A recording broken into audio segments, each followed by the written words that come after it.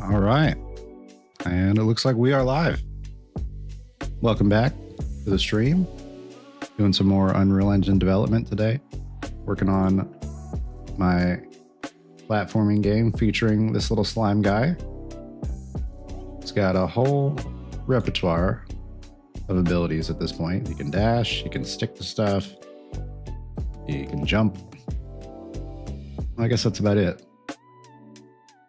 He jiggles. He does that a lot. He jiggles. Currently, just been doing what I can to try to work out the logic for his mechanics. Just really refining what I want the mechanics of the game to be before I start tackling level design. Already got a decent idea of what I want the layout of the game to be, like the structure of the game to be. Want you to want you to be able to start out on a little hub island where you can like roam around, practice your jumping and dashing. Maybe have like a little playground or something, or a little mock like platform set to jump up on.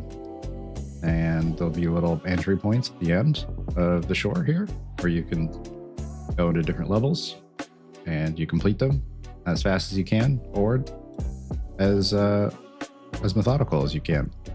There'll be a score for like completing a level quickly, and there'll also be like little collectibles that you can collect while in the level, which, I mean, you can try to do that while getting a fast score as well, but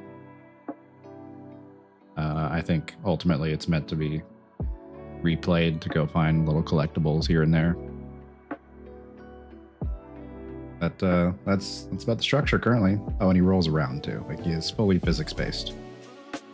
So he's going to roll around like a ball would. If you want to stop, you can just stick onto something. Oh my gosh, he is really just, his face is going crazy.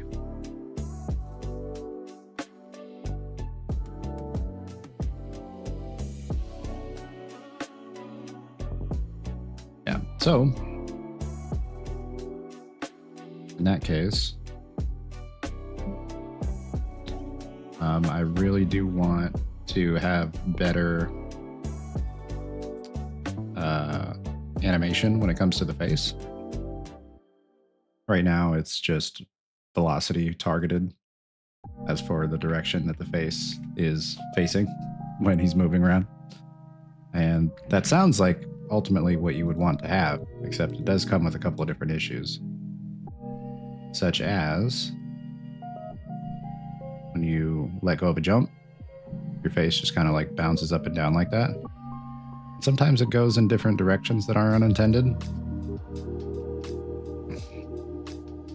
Sometimes if the velocity's weird, it'll go like point whatever.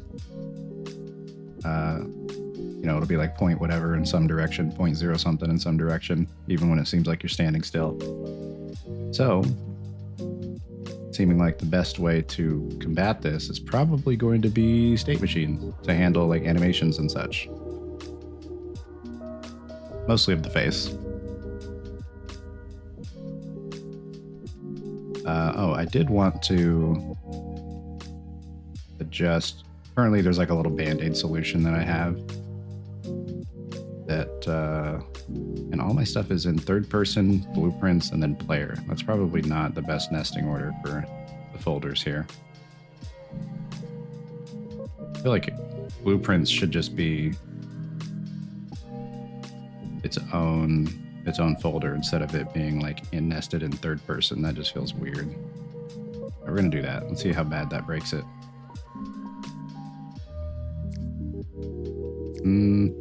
Leave it as it is for right now. I'll set that as like a final change that I do at the end if I need to, in case I need to pull something.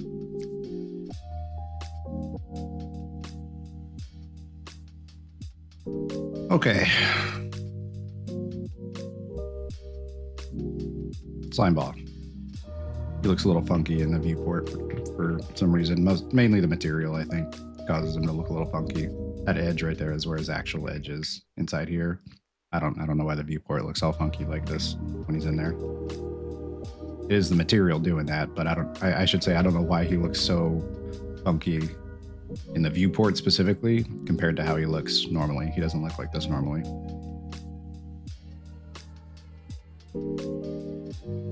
Okay, vent graph, face.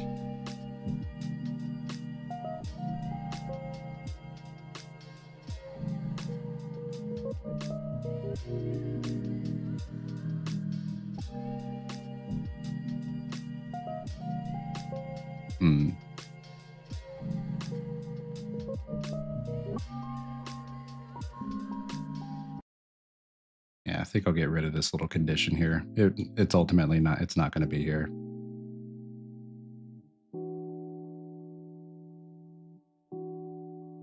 Just put that back in. That was more of just a band-aid solution, but it's not going to be like the final solution that I have.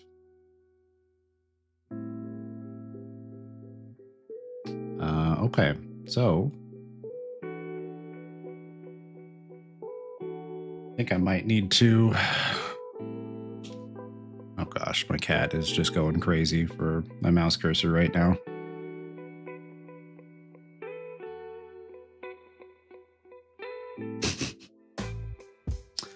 I can't see, girl. You're in the way.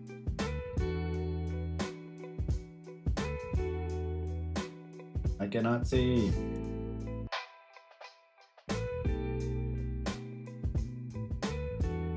I need to read my screen. All right, I'll just put it on the main monitor for now, I guess. But I wanted to read up more on state machines and how they work. There we go.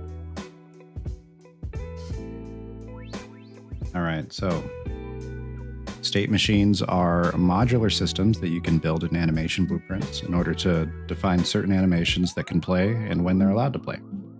Primarily, this type of system is used to correlate animations to movement states on your character, such as idling, walking, running, and jumping. With state machines, you'll be able to create states, define animations to play those states, and create various types of transitions to control when to switch to other states. Is it only for animation? I could have swore you could, maybe not an Unreal Engine, but I've certainly heard about people creating solutions for like their logic based off of what state the character's in. It's not just solely tied to animation, but it seems like in Unreal it's based on branching animation. It seems like it's almost entirely in relation to animations.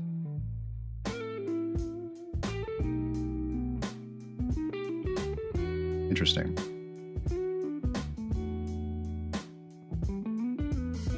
All right, this documentation provides an overview of how to create and use state machine states and transition in animation blueprints.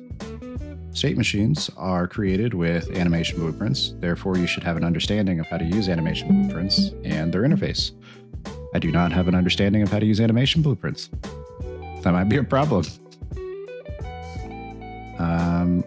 Can I...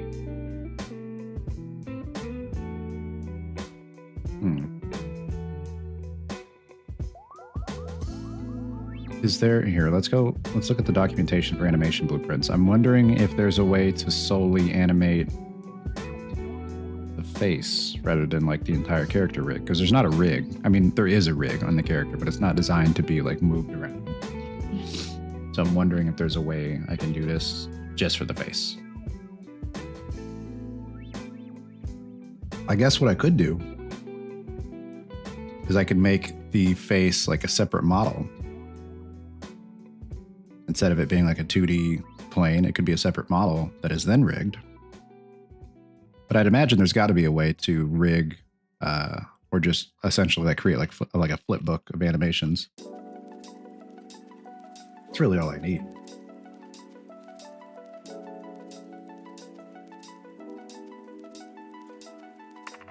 Okay. And I really only want these animations to play at certain times. Like, essentially, if I'm not just like moving around like this, you know, then that's when I want the animation to play. So it's going to be most of the time that the animation is not playing on the face. Well, that's not true either, because I don't want the face to just always look like this. You know, I want it to be a little bit more lively.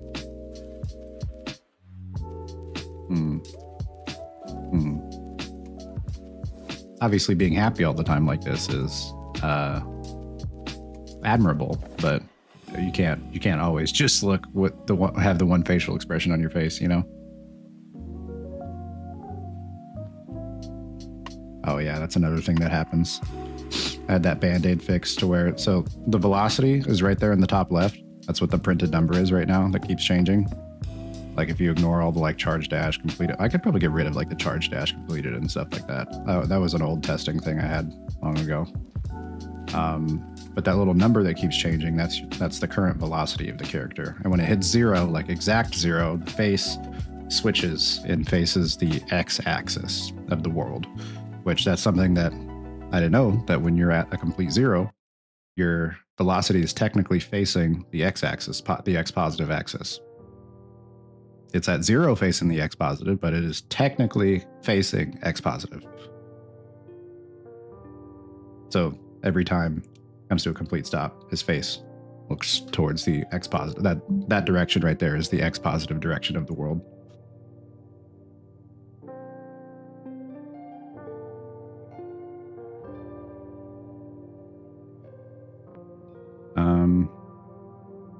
What was I doing? Oh yeah, I was going to disable those messages. I don't need those messages popping up. That was on the input actions. Should be on the charge dashes. Charge dash. I don't need the charging dash. Can't see, girl.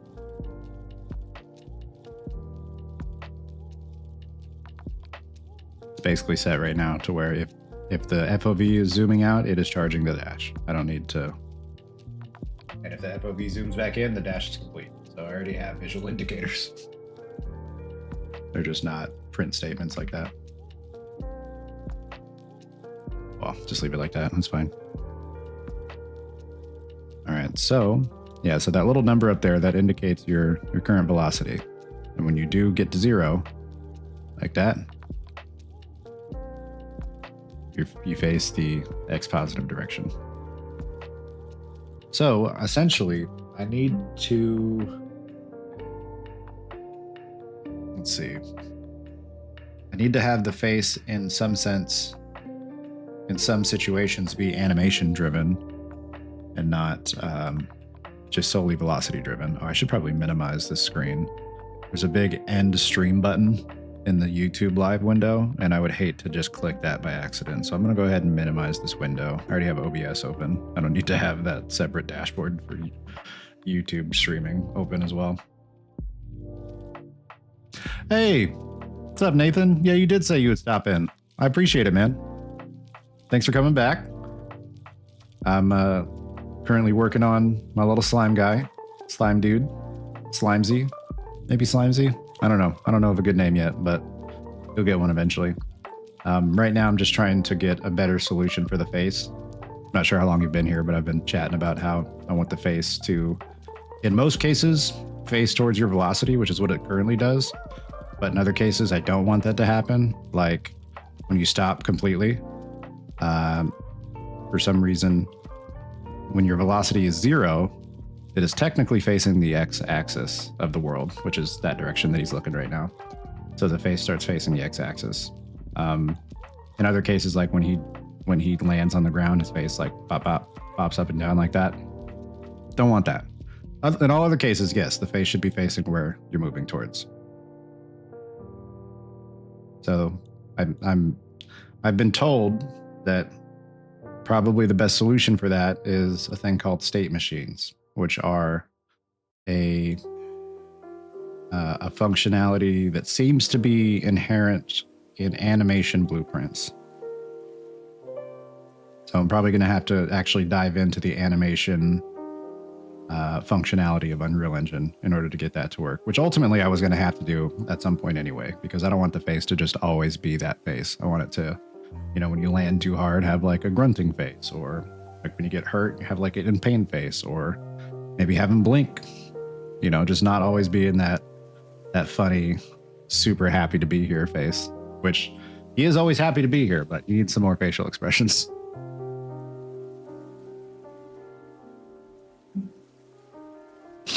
So, just reading more into it. Where was I at? Oh, actually, I'd already started reading through the State Machine documentation. Now I'm on to the Animation Blueprints documentation. How's your day been, Nathan? Anything crazy happened today?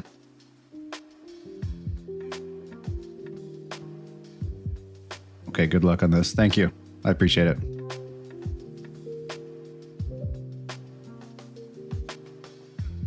Animation Blueprint creation, the content browser. I already know this. Controls the animation of a skeletal mesh. Okay, so that's what I was worried about, is that it's not a skeletal mesh that I'm going to be animating, it's just the face. The slime guy does have a skeletal mesh, but it's not meant to be animated. It's just to keep him jiggling as he moves around. Nah, nothing crazy. Pretty good though. Good. Good to hear.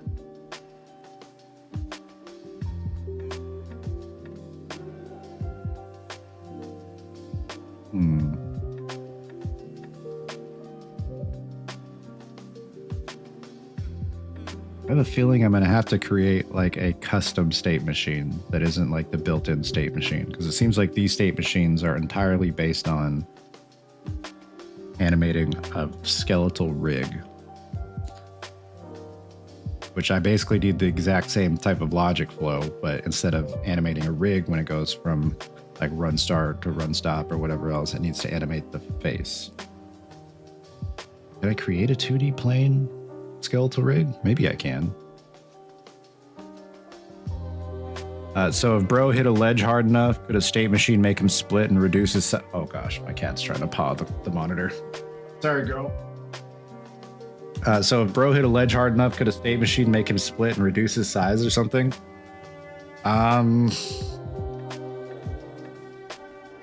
I don't think a state machine would do that, but you could. That is definitely a thing that you could do. I think state machines are more for like adjusting your animations or changing your animations based off of certain logic. Like if your character is not moving at all, then play this state, like you're in the idle state. You know, like idle state is based off of your velocity being 0 or whatever. And then the run start would be either based off your velocity changing or based off of like you pressing a keystroke or a button or moving the stick. It like listens for some type of condition, and then based on that condition being met, it then changes the state. And while it's in that state, it starts to play an animation. So the reason your character will go from standing still to like looking like he's running is usually based on state machine conditions being met, so that it can go into the running state. Or like stopping, you know, like basically like if you were just running and then you're not like moving the stick, then now your run has just stopped. And it's also about these transitions. So there's like transition animations as well too. So it has to know that you were just running in order for like run stop to play, or run cycle. Actually, in this case, it goes from run start to run cycle and to run stop. And there's like usually in betweens here as well. But as far as having the character split and reduce his size if he hits a ledge, that's definitely possible. It would probably be done in just like a regular blueprint, or yeah, just like probably a regular character blueprint. That'd be kind of complicated too, because I wonder, like, would you control both of the split slimes or just one of them? Because if you just control one of them, then you would basically just spawn like a little thing that looks like part of your slime off of you, and then your size just gets like reduced and you can move around like that. But splitting into two, you'd have to have two separate control schemes, whether it's like one controller controlling both of them, or like one half of the controller controlling one and one half of the other controlling the other. That's like that'd probably be a whole different mechanic to implement. But state machines, I don't think would be able to just determine if you can split like that or not, but you would then use state machines to drive the animation of each of the characters when they've split. So in some cases, yeah, the state machine would come into play. But that's only if those characters are really even animated. Like my character here, he's not technically animated in any way. It's all just like positioning. So basically, like depending on your velocity, that's where your face is pointing. And this character is not even like, he's not animated at all. It's all like physics jiggling. It's basically just jiggle physics. This character is just a ball of jiggle physics. This right here, this is just like turning a, what's it called? A parameter, turning a parameter on and off on a material that tells it that like the bottom of him has to be stretched out like that. So it's kind of like a state machine. It's almost like a custom state machine that was made for that specific case. But like the built-in Unreal state machine, I have not delved into yet. Like there's an actual state machine system part of the Unreal Engine that I have not touched or dabbled with at all. And I thought I'd be able to in some way,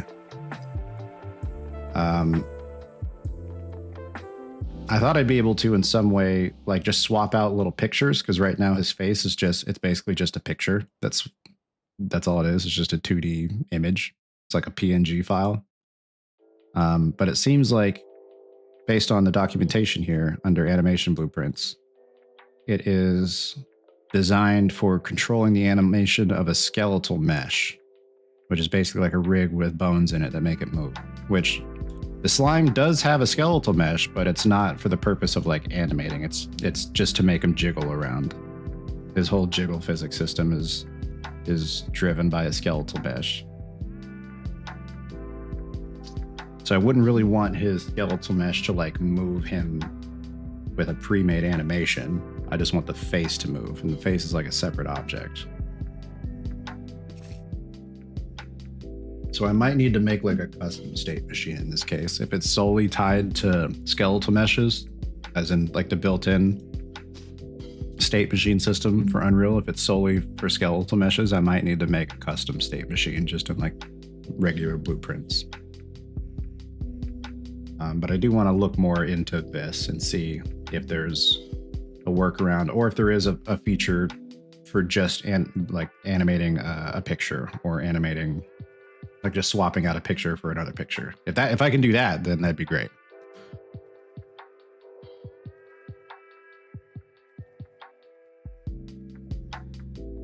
Graphs are edited inside the animation blueprint editor, where you can blend animation, control the bones of a skeleton, or create logic that will define the final animation pose for a skeletal mesh to use per frame.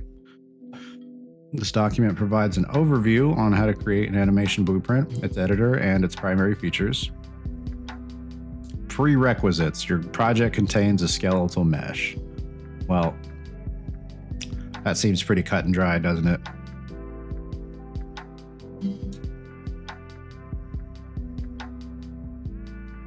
Making your own state machine with whatever functionality you want seems pretty simple.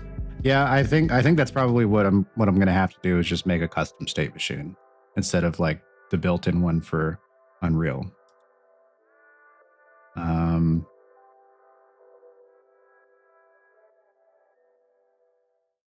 Bro, hi. Cat is going crazy right now.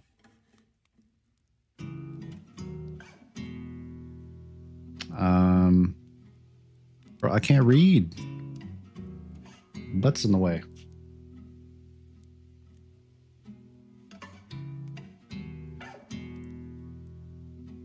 It's created, open your new animation. Yeah. Yeah, it's, oh my gosh, girl. Lay in your bed.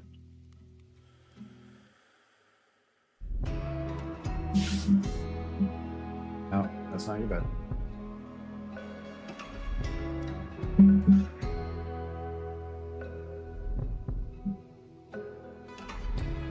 Yeah. Okay. Well, if that's the case, it's not too far off from what I'm already doing.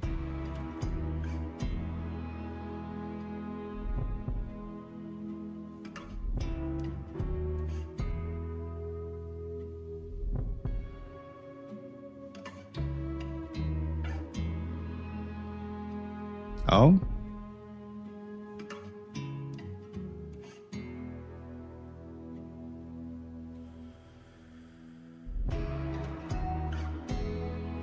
There is, well, I'm not using Paper 2D, but it seems like there is a separate, just like animation state machine documentation.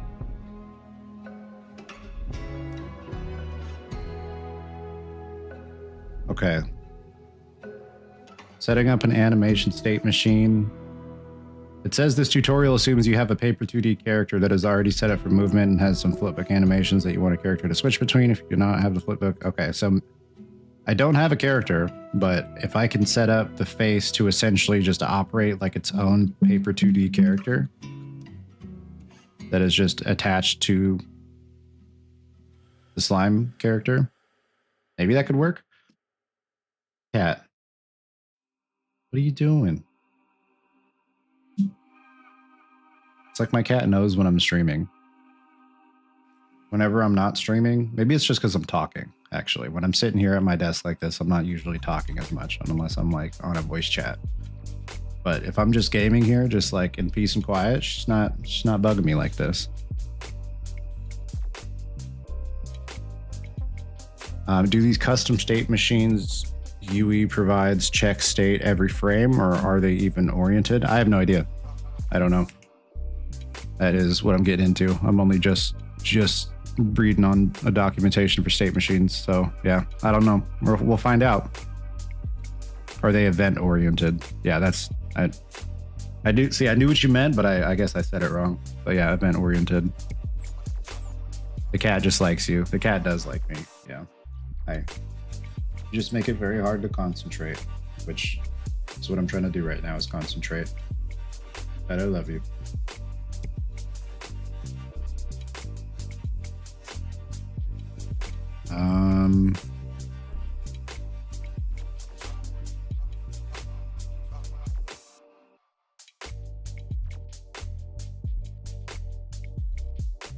Open Paper 2D character blueprint. Okay, that's, so it seems like it has to be its own blueprint type that is a Paper 2D character.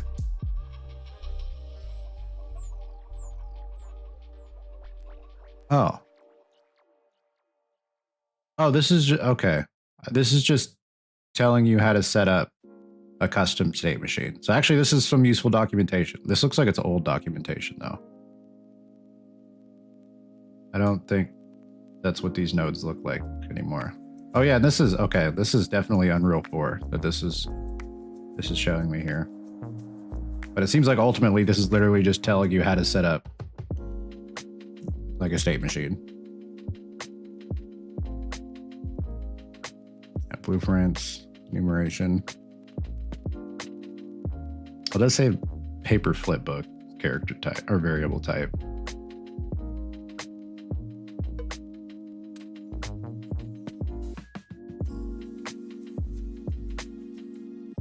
So there is a set animation state node.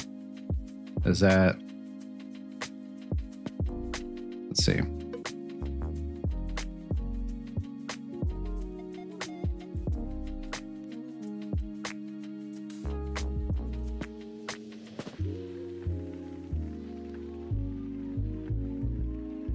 Set animation. Oh, but that's for the skeletal mesh.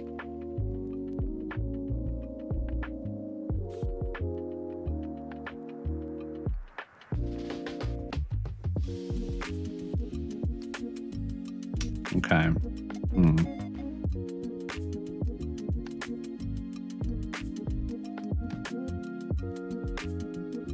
What if, is there a separate, it's just a regular static mesh component.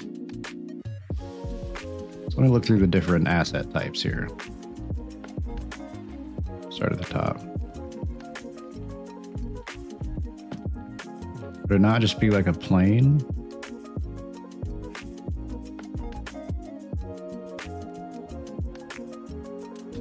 Yeah, the static mesh is already just a plane, but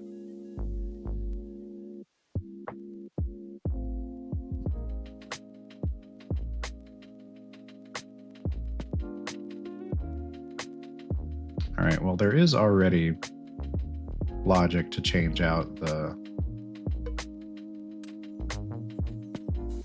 face texture here.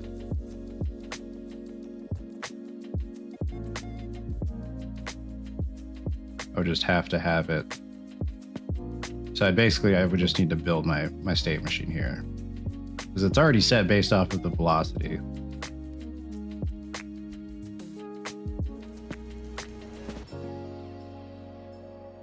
So we'd have to, do I have to do like I wonder if I'd have to do like a series of select nodes.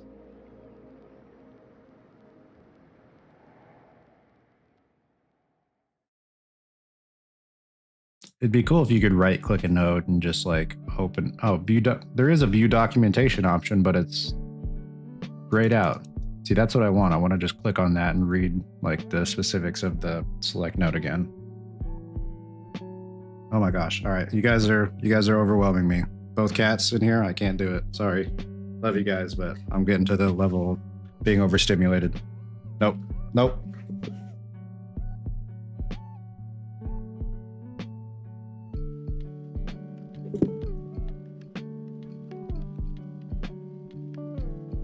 All right.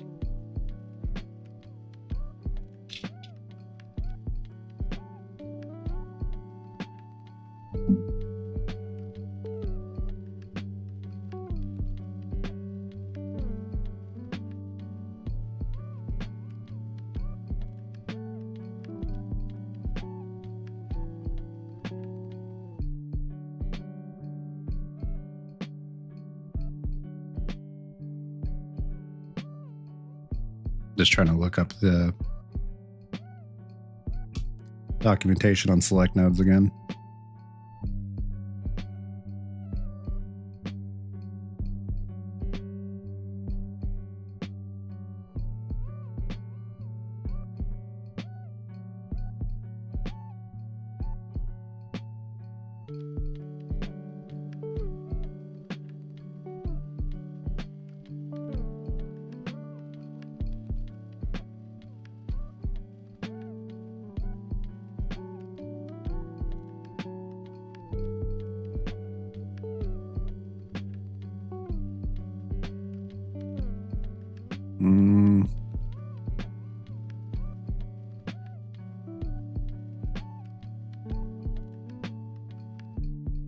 There's no official documentation on select nodes. That can't be right.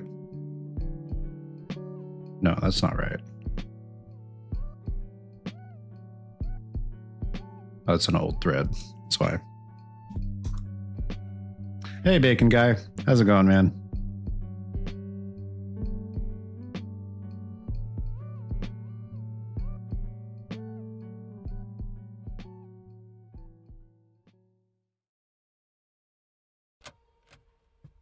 So I was looking into state machines before you got here, and it seems like we're probably going to have to do some type of custom state machine to achieve the facial animation or like the facial behavior that we want. Just because, I mean, from everything I'm reading, the built-in state machine for Unreal is tied to skeletal animation.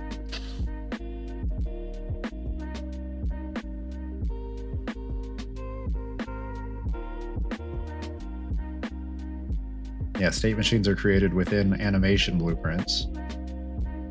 And a prerequisite for an animation blueprint is your project contains a skeletal mesh. The face is not a skeletal mesh. Yes, we'd have to build a custom one. That's what I was assuming.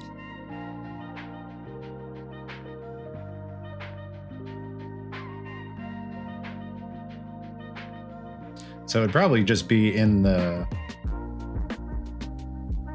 That's why I was iffy about starting that last week, right? Which that's probably what we're just gonna have to do here on the updated update face texture function. Maybe instead of having like a single Boolean index here, can the input here, can that be like an array? well, not an array, but I think it would be an array.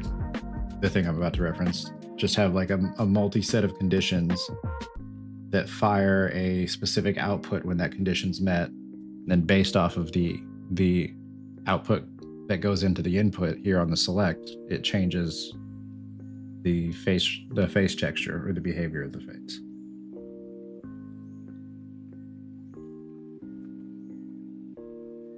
But right when you got in here, I was looking up additional documentation for the select node. That's what I'm looking at right now.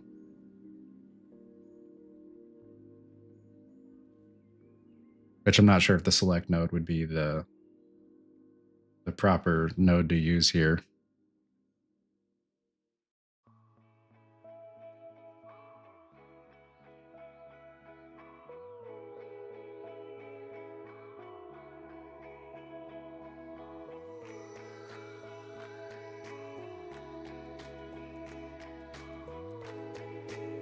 Is this specifically like a select Boolean node? There may be.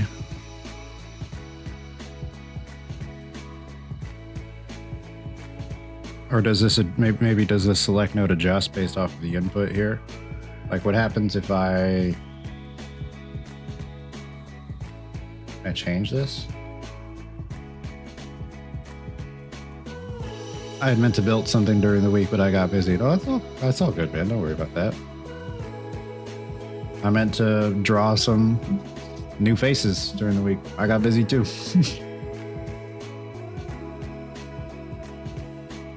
By I got busy, I mean I mostly forgot.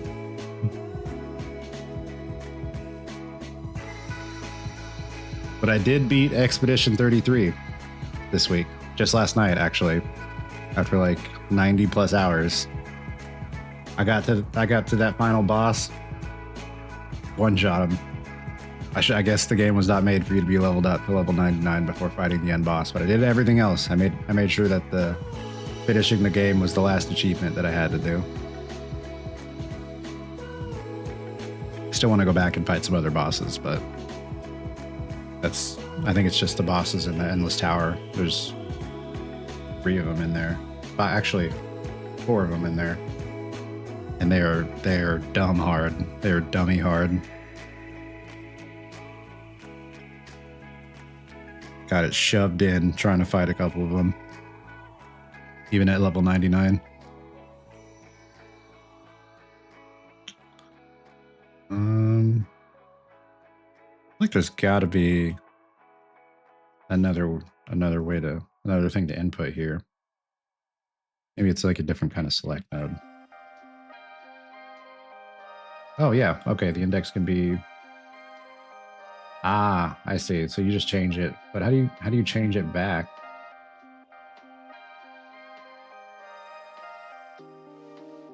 How do you change it back after changing it again? I don't think there is any way to do that. Interesting. Oh, wait, no, change pin type. There is, right there. Look at that. Okay. Do an enumerator? Oh my gosh, there's so many kinds of enumerators. Oh my gosh.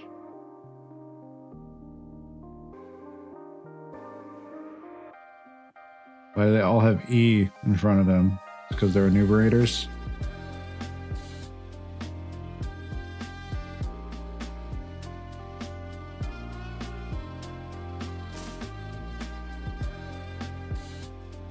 I feel like if the 90% of these variables have an E in front of them, or if these 90% of these variable types have an E in front of them, you probably don't need an E to be in front of any of them. If anything, you should probably be specifying the ones that don't have an E in front of them as standouts.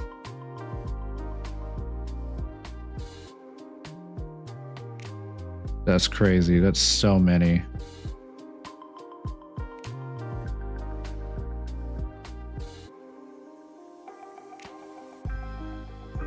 I'm just gonna pick on a random one just to. What's E skeletal data? Oh my gosh.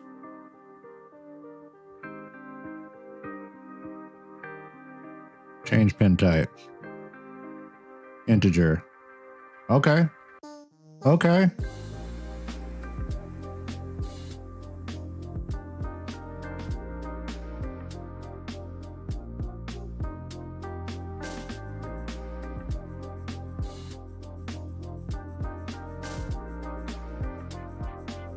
Enumerators are basically named integers.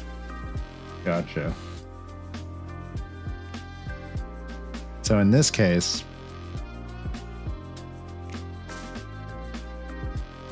this is essentially what I was talking about, how maybe having a condition output a value, and then based off of that returned value,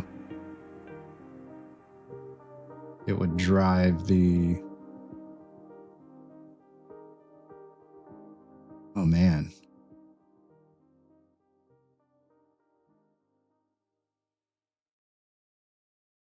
I basically need this, like almost like I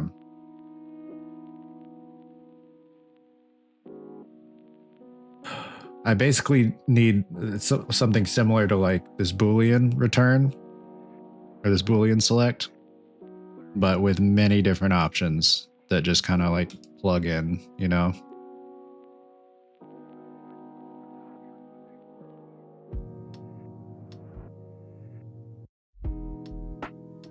And I'm wondering if it's best to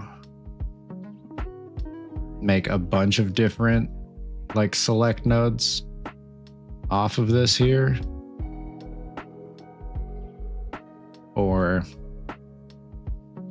there's got to be one that just has all the options there. So let's go. There's so many different options. Girl, I cannot see. I'm sorry. I love you, but I can't. I got stuff to do right now.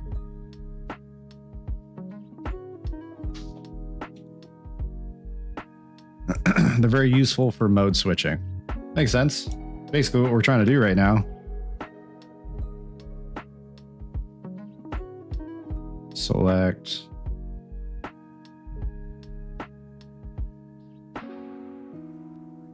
What's the definition of a wildcard again? And oh my gosh.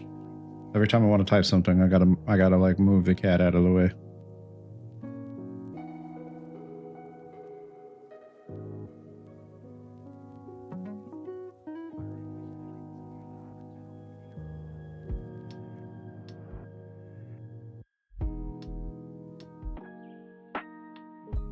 Flexible data type they can accept and adapt to any data type like a float, integer, string, or object reference connected to it. Okay.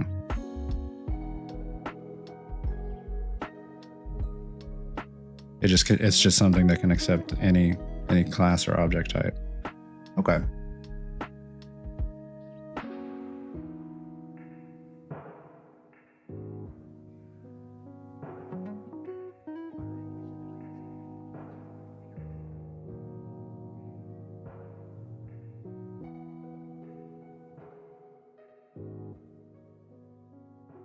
So I would probably need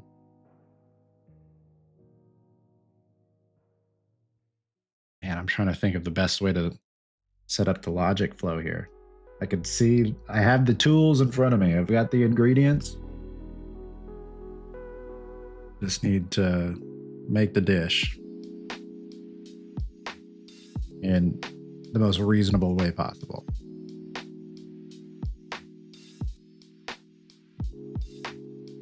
State, event, condition, transition, state. Yes.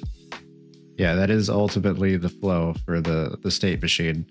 Just trying to determine the best way to determine the state and then trigger the event based off like, so I know the conditions, like setting up the conditions for the state is not really going to be that hard.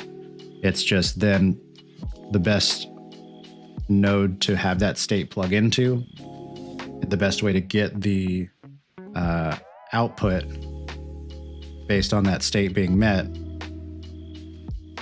in order for it to change the value of the, oh my gosh, I can't talk right now. You can make this pretty easy. Just got to figure out which nodes are best to have it plug into so that it can output if that condition's been met, so it can then change the state based on that condition. I feel like the select node is going to be best, but I'm just trying to visualize better how to more efficiently have it use the select node to transition into the next state instead of just having like a bajillion select nodes.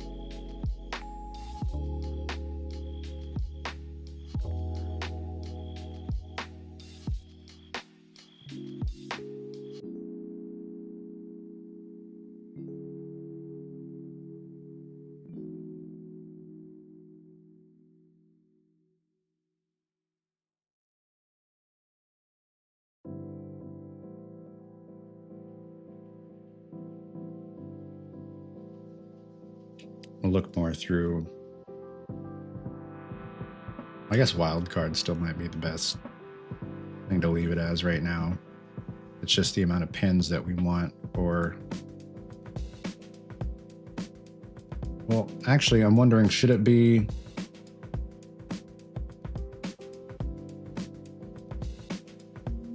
use an array? Like a Boolean array? Can I make a Boolean array?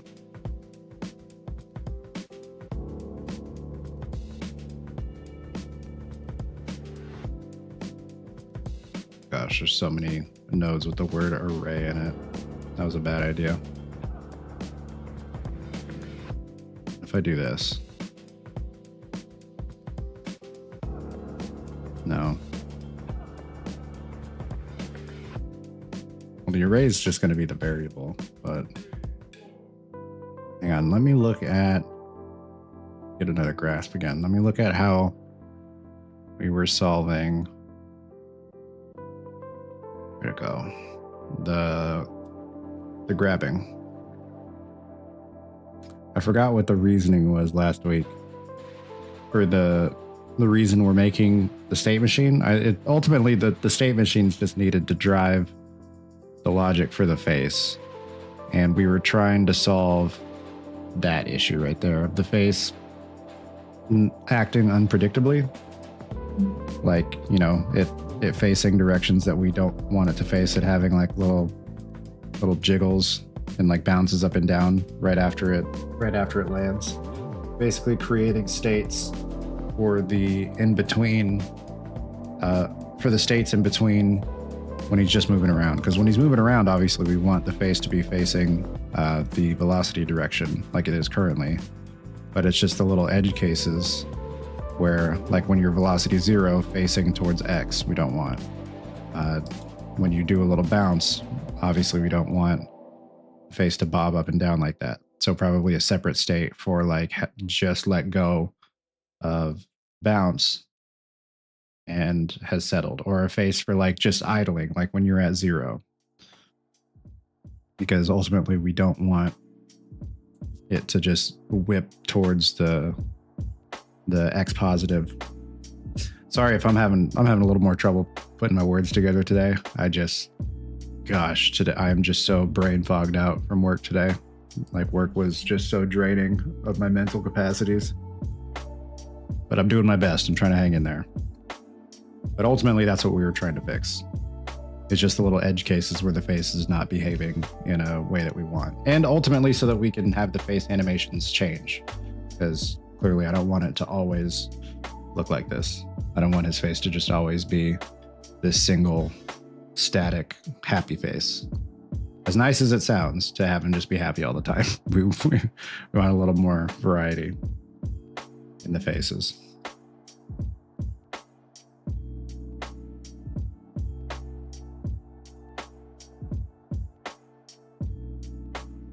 Okay. Because right now we do basically have that, but it's just based on swapping the face on the velocity, which it's not even actually doing right now. It's swapping it between the same face texture, because I wasn't able to come up with a smear face I was happy with, so I just left it on the same face for right now.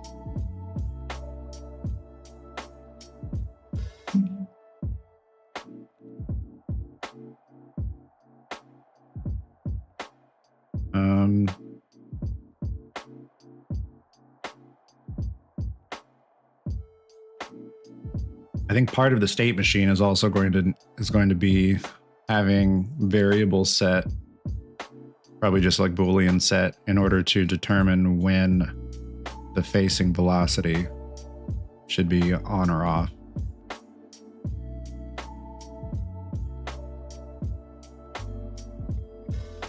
Because I did have the branch that determined if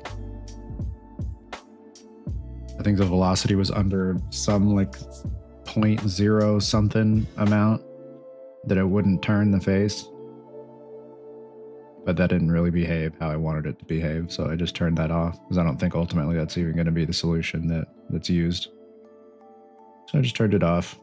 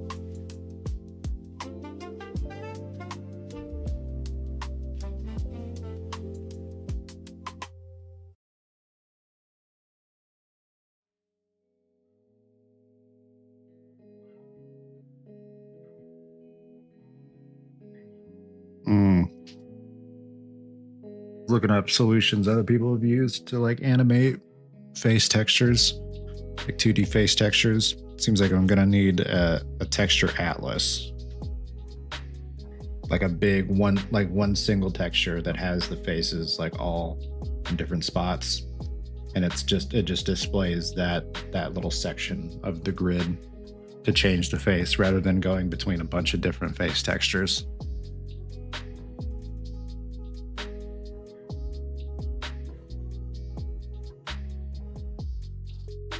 Which that does sound like an efficient solution, but it doesn't really give me much room for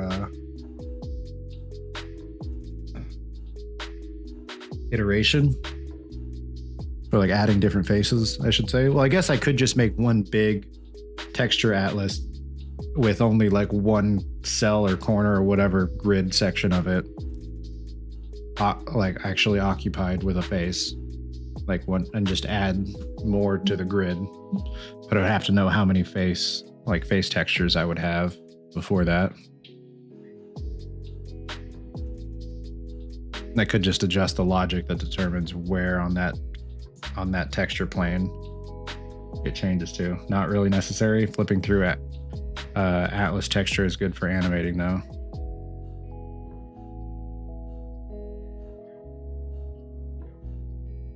Is the Atlas texture different?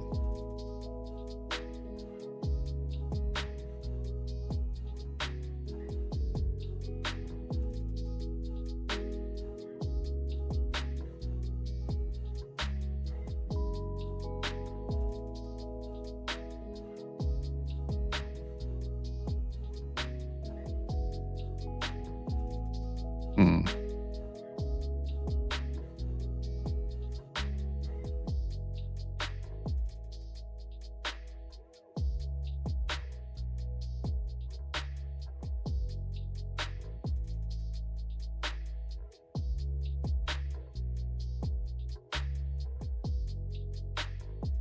For static faces, I'd use what you have now. Oh, I see.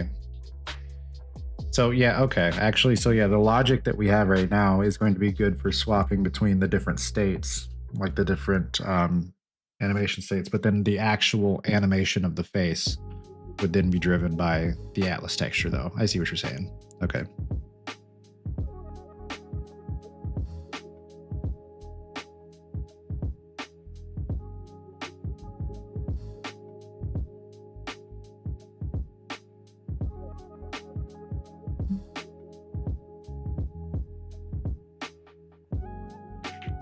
Oh my gosh.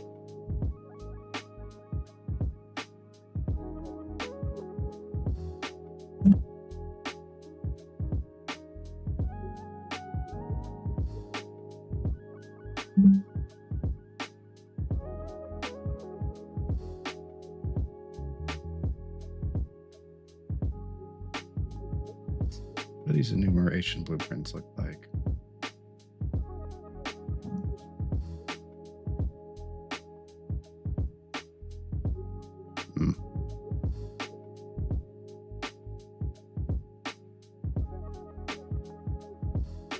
Okay, so it's literally just its own like list.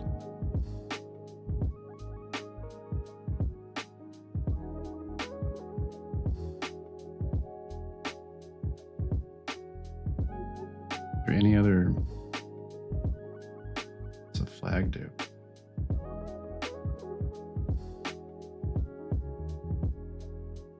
Got a key, string table.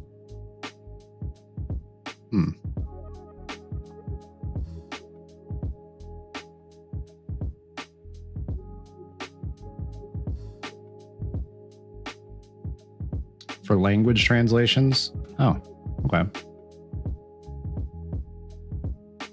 I guess that makes sense.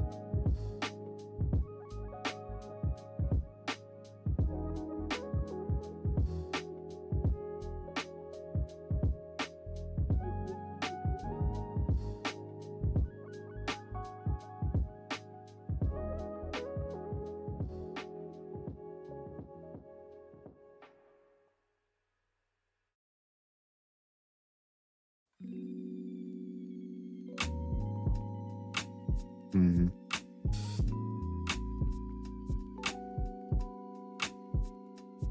I'm wondering how many different states we'd need.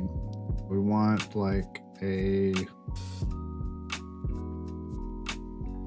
idle state, a moving state,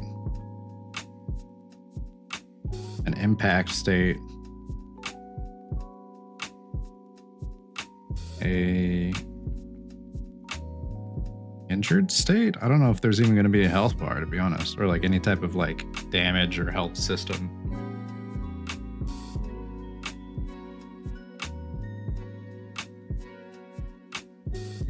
But I was thinking I'll just make like for all the different states we need currently, just make like a face for each one, just as like more of a visual indicator, like I can see that it is in that state, and then later on plug in animations for them.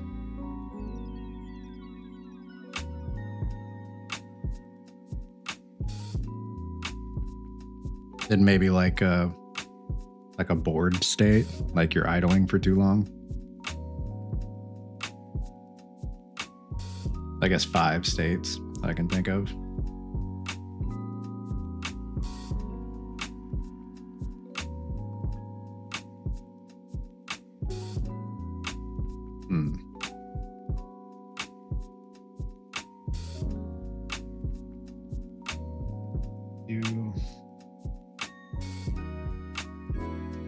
idle, moving, jumping, grab ceiling to start.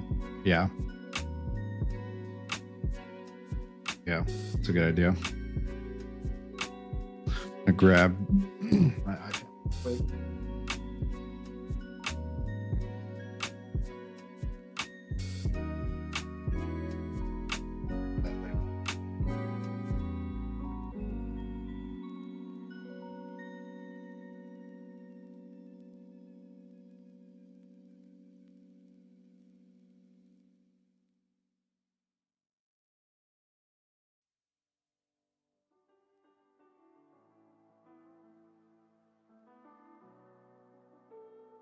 Not dead. Yeah, sorry, girl. That means you got to skedaddle. There's no room for you up here. I'm doing this.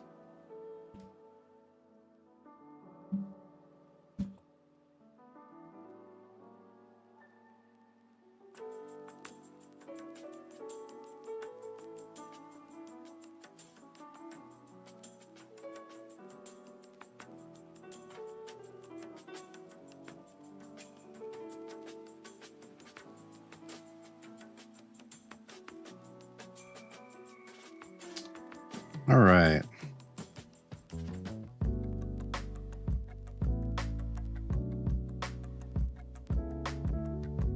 I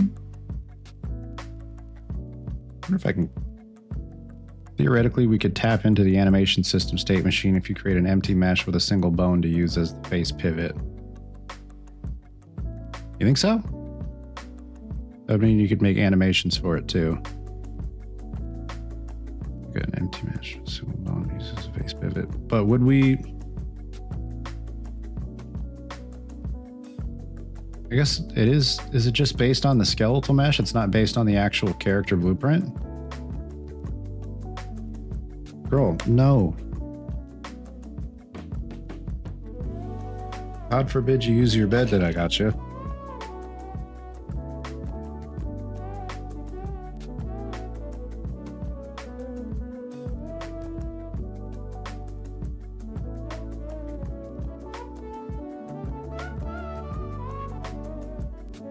Let's see.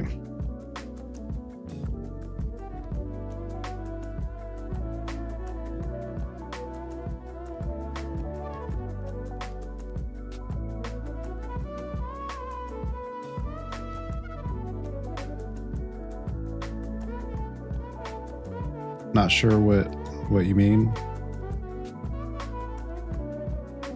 What did I just say? I'm gonna be honest, I don't even remember what I just said. It was right in the middle of me having to move my cat out of the way. I don't remember. Gosh, I am probably the lowest mental function that I've had in a fat minute right now. All right, let's open up. Might not even need to open up Blender. Probably just do it all in Unreal.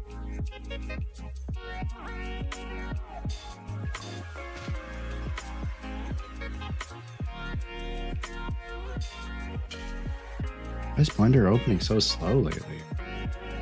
We need to update it.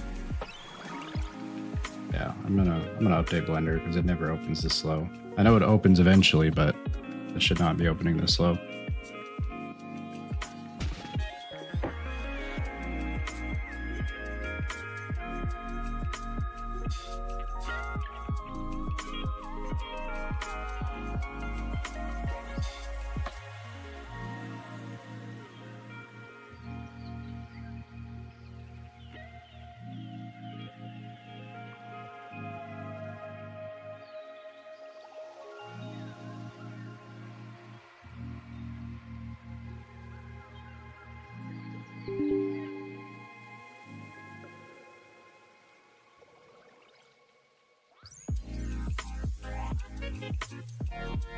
Oh, I remember what I was saying now. The animation for the, like an animation blueprint, it's tied to a specific skeletal mesh. It's not tied to like the actual character blueprint itself.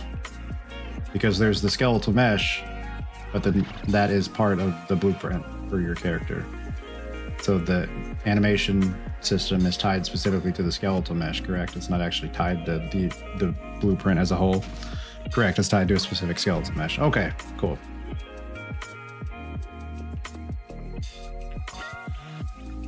I'm gonna pin that to start.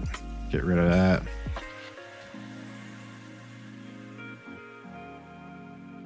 .4, that's crazy. Yeah, let's go ahead and uninstall 4.4.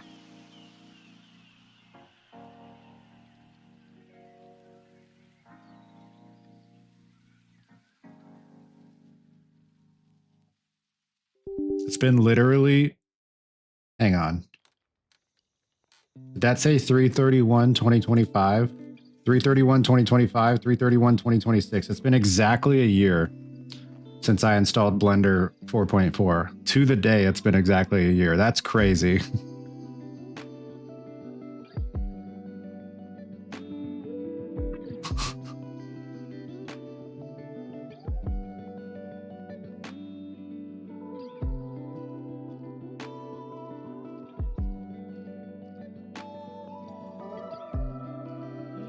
It's launching slow again. That's so weird. I feel like every time I've opened Blender before, like before the past couple of months, it is just like instantly opened.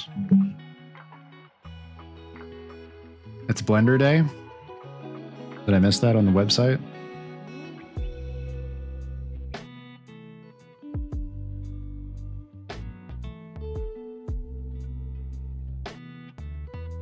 Huh. That's pretty neat. No, it was JK. Oh, gotcha. Oh, Blend. I see what you're saying. Took that literally. It's a habit. Save new preferences. What? Is that not already the import 4.4? Yeah, just do that. I don't want to change anything.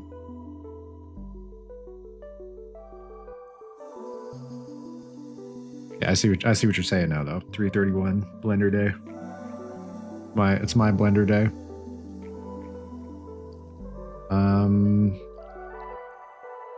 Oh yeah, I don't think I need to even actually use Blender. I can just create bones or create a skeletal mesh in Unreal though.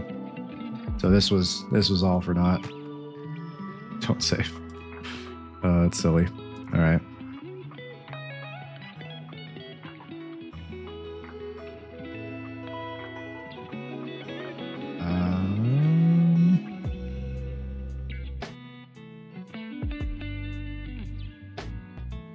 Can't create a skelly?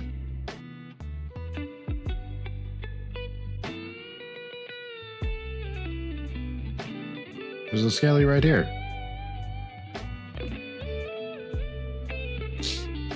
Maybe I need a mesh first in order to make the skelly.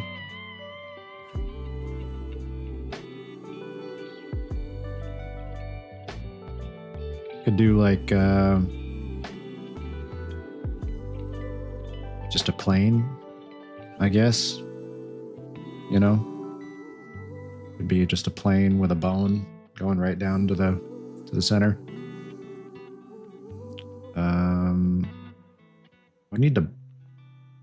Would still need to attach the mesh to the bone though. Can I do that in Unreal? I feel like it might just be easier. It might just be easier to go ahead and make it in Blender real quick. I at least know how to do that. At least I think I do. Shoot, I don't even remember the frickin' the shortcuts anymore. Every time I come in here, I can never remember the shortcuts. Let's just go Shift A, plane.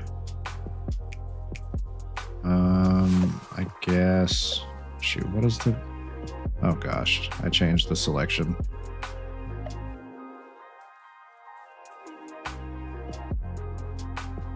I don't even remember what I pressed. Okay, there we go. think it's G. Yeah. GZ1. 2. Oh gosh, why is 2 so high? GZ1. Oh, that's because it's 12. I see. 2. It's not 1, it's 12. Then I'd have to know exactly how big the mesh needs to be for the face.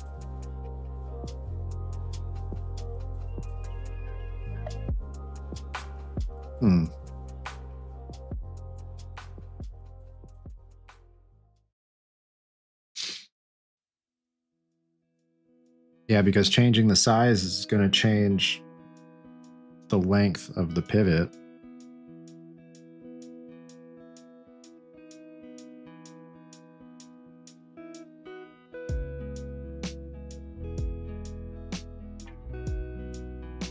I could just drag in that sphere that I made.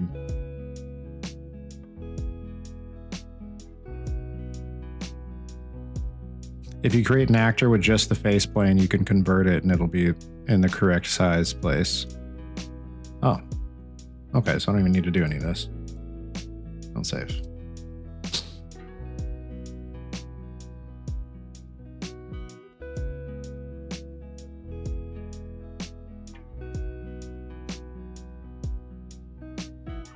Okay.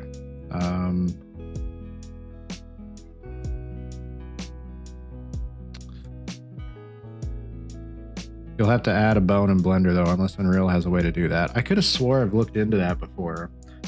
And the reason that I didn't do it in Blender, or sorry, didn't do it in Unreal, was because Unreal didn't have the same like snapping functionality of like having a bone just stick straight up on the Z-axis, or like using addition of subtraction of the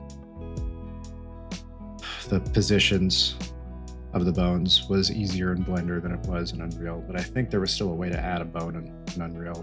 Gosh, I just don't remember how to do that.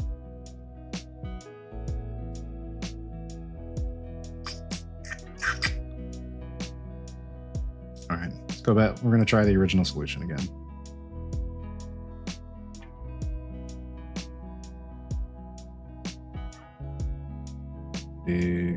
But I want to drag in.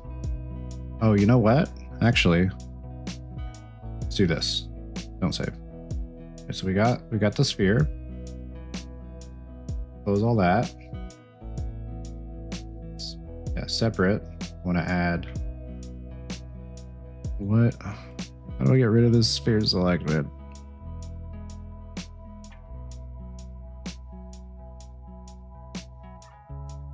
W? W. Okay, W. Shift A. Shift A. No, not add bone. In the scene. Shift A. Add bone. What? And like armature mode? Oh, object mode. Okay, Shift A. Plane. Gotta hit W again.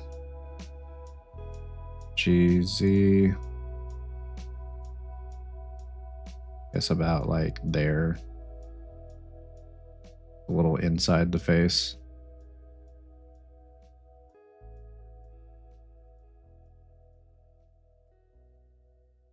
That's about the size of the face, maybe?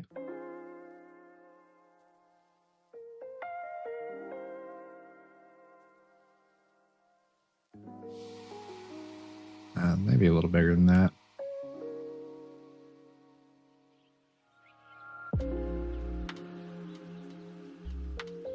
Like that, maybe? Make it a little bigger. Do a bigger face. That's probably good.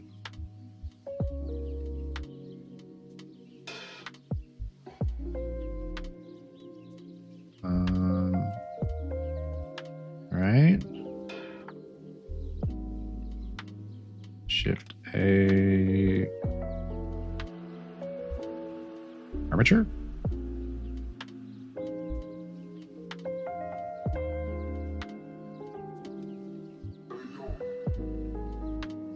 Bone. The edit mode? Edit mode. Armature. Shift A. Add Bone.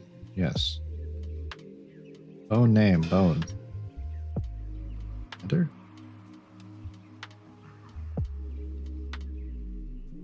I can push it if you want. I made the face mesh static. I can push it if you want. Sure.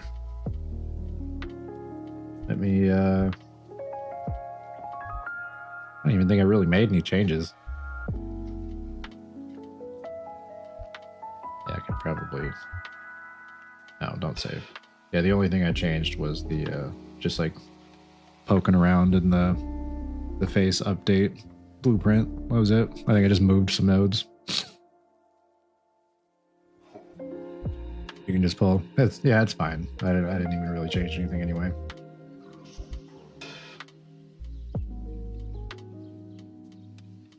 All right.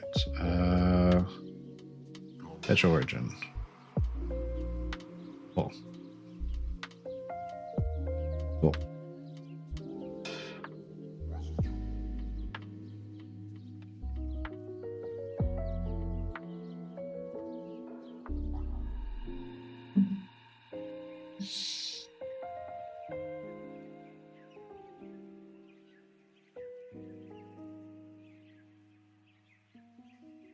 It's in the root content directory. All right. Take a look.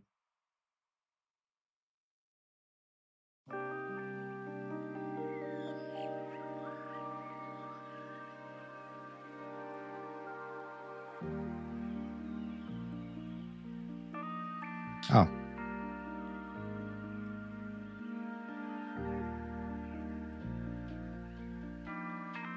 Cool.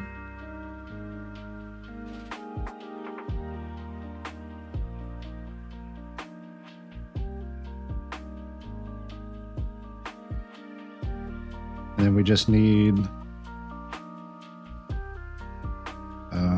let's see.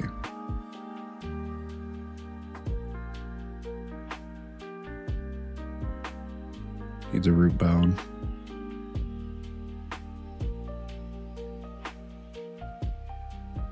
Girl.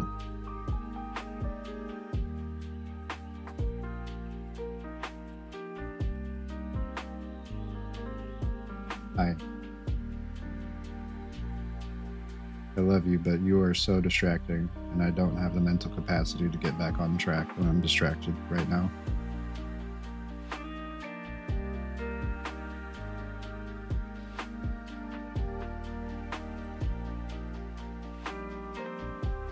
Okay.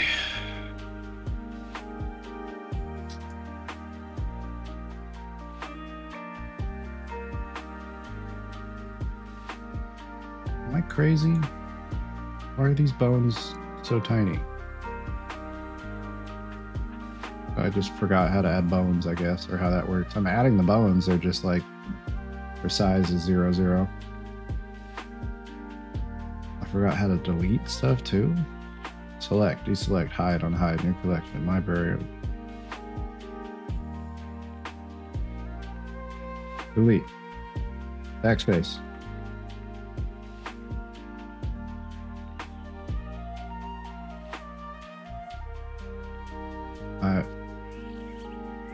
Well, I guess this bone is just here to stay.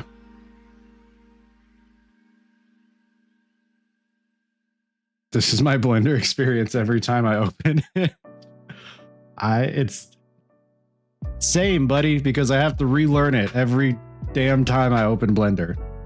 I feel like I got some good like motion going of what I'm supposed to be doing. Close it for a couple months.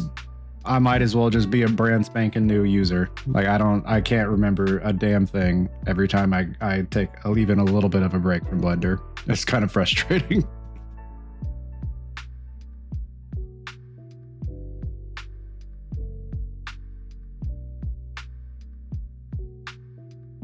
The object mode, I gotta delete that stuff. It just deleted the whole armature. Okay. I don't have the capacity for this today. Bones. But what about bone? I see bone 1. I want it gone. Backspace. Delete. It's the whole armature. Okay.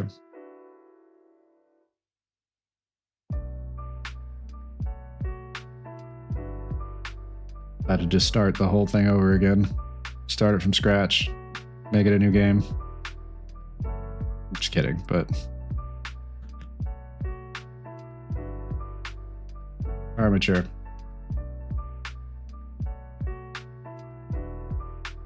Edit.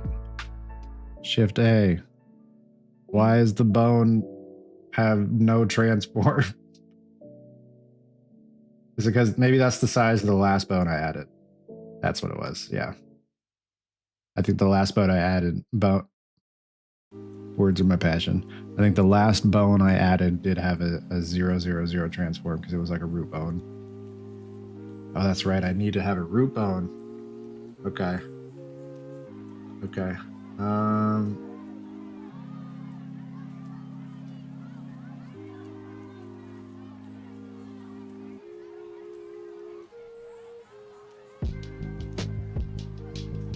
Does it need... Oh boy. Okay. Does it need a root bone if it's the only bone? Because it is the root bone. And can I... Cat, you're gonna make me lose it right now. I had a train of thought going.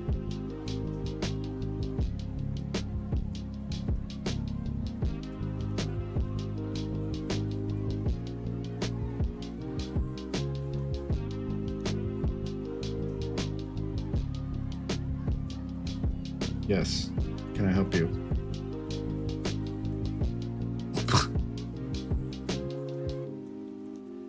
We don't need Blender. Literally just right click the static mesh in the content browser. Fuck my life.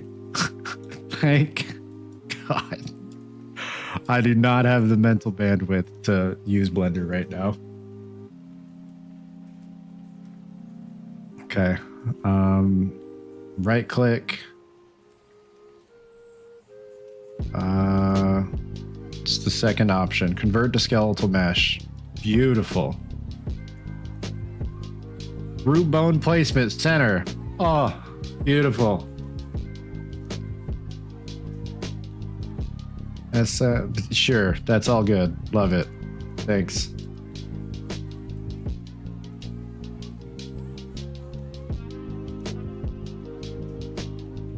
We want origin, not center. Dope. Delete. Yep. Bye. Convert. Origin. Okay. There we go. Beautiful.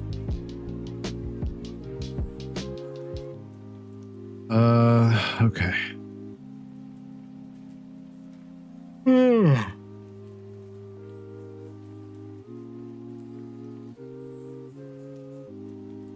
Man, I just need to take like a day off work and just sleep the whole day. I need a hard reset.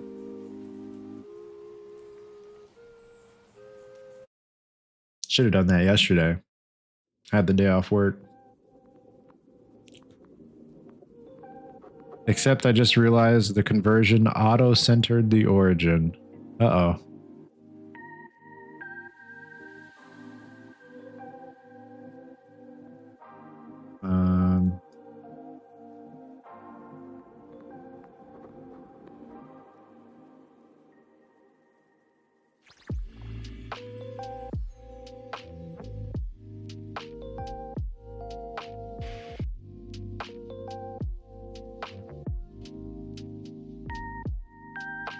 Is that bad? Explain to me why that's bad in terms that a guy whose brain isn't working can understand. What we want, yeah. Okay. Yeah, because we don't want, okay, so we don't want the origin to be here. We want it to be like where the center of the sphere would be. That makes sense. We want animation to the origin. Okay.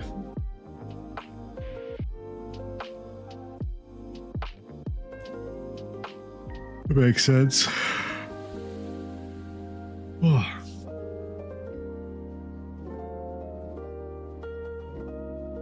I got this. Hold on, I got you. Appreciate it. Let's close that. Close that. Close that.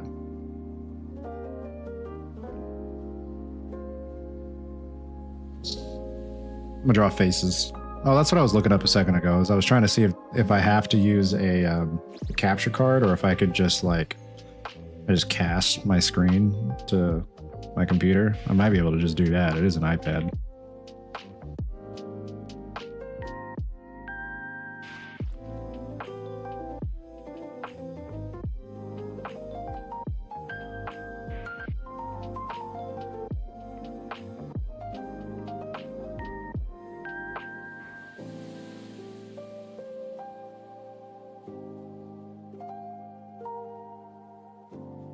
Use AirPlay screen mirroring receiver from the Windows Store. It's free and stays connected for the entirety of my hours-long art stream.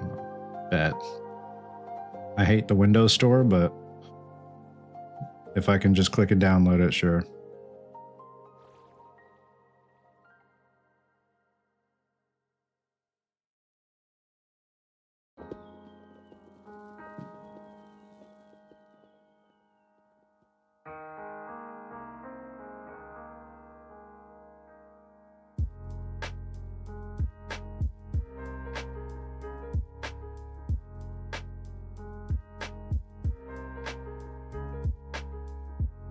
Costs money now. What kind of bullshit?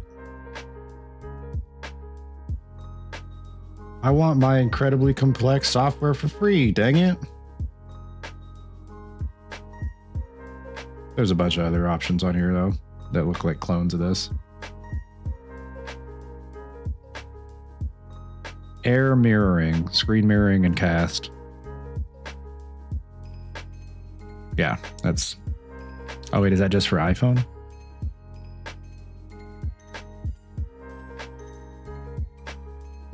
Oh, iPad or Mac too.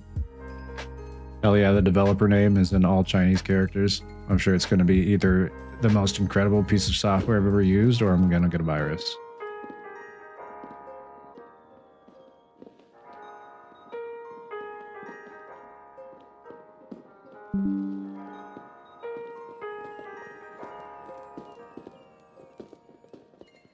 Windows firewalls block some of the features of air mirroring on all public and private networks. Oh. That's probably fine.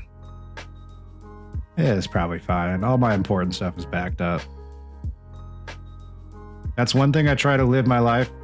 I try to live my digital computer life, PC life in a way to where at any point I just need to wipe my computer and I can do it. So I like having everything backed up. And I can just log into all my stuff again.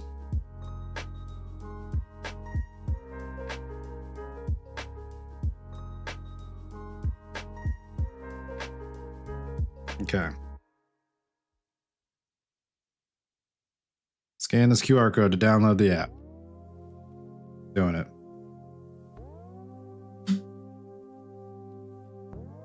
Oh my gosh. Why did you change how QR codes work? There we go.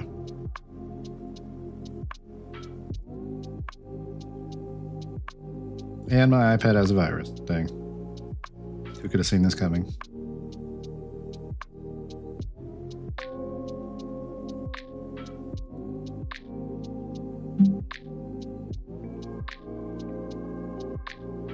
This is a different...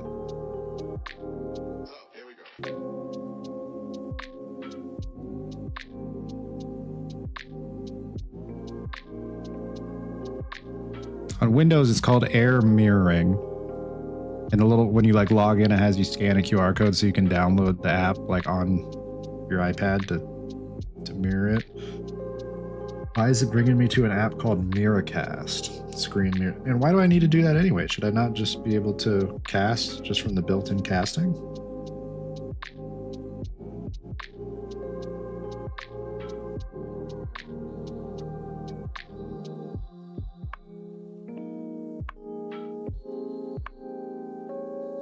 There's already an air mirroring option.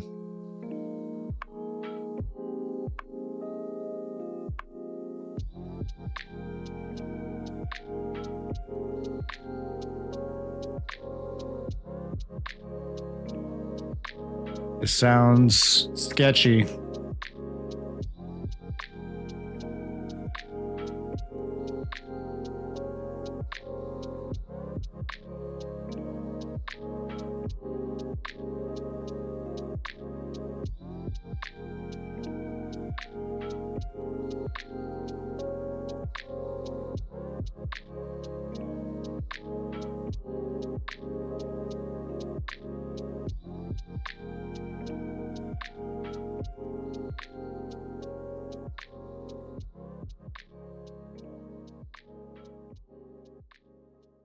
And it's got 4.6, a 4.6 rating out of 2000.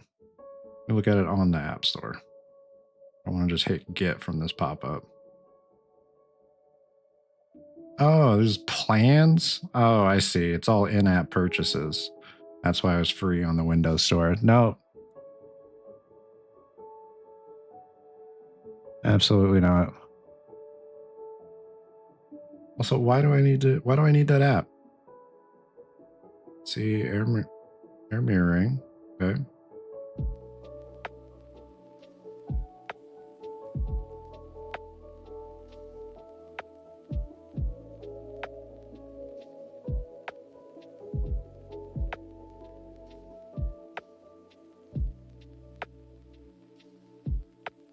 All right, I'm gonna try mess with this again in a little bit. Close this. Yeah, don't save. You already did all that. Fetch origin. Cool.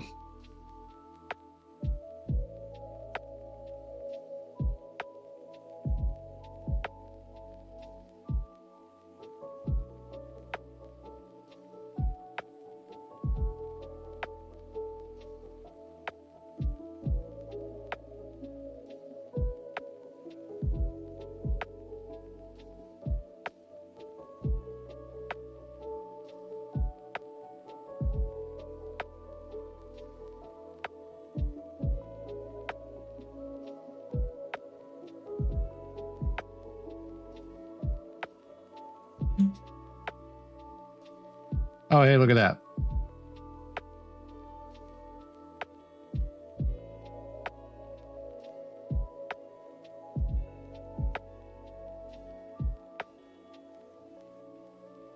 Seems about right.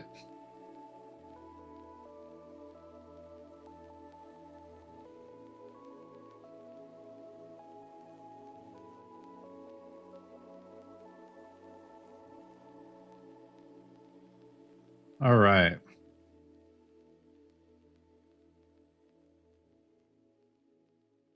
And I really need to mess with this like file structure. Probably shouldn't have a third person into blueprints into everything I need. It should probably just be blueprints instead of like third person. I don't think this will mess with anything, right?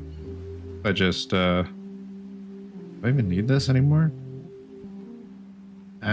Game, third person, parent, game level prototyping material. Oh, this is an instance. Oh, I just delete that.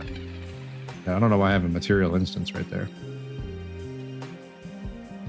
I was dragging blueprints into content. I don't need a whole third person folder as well.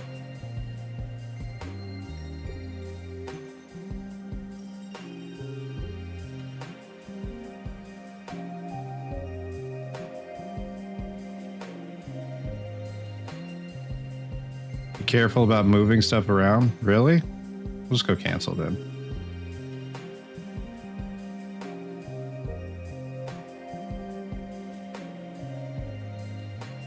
Is Unreal like really specific about hard set file structure paths? It doesn't like dynamically update them.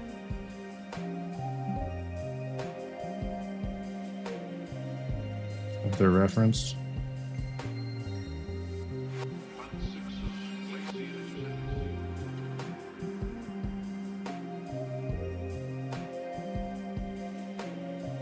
Everything references other stuff by file location, so it has to update every file or create redirectors.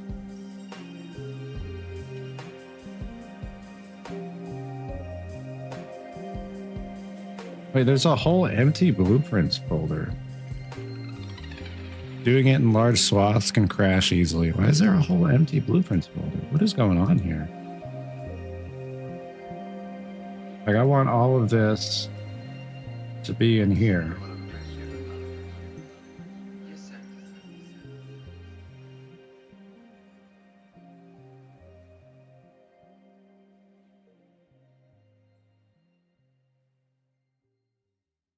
This is copies, not moves. I want to copy stuff. Or moving anything, right-click right-click content and click update redirectors.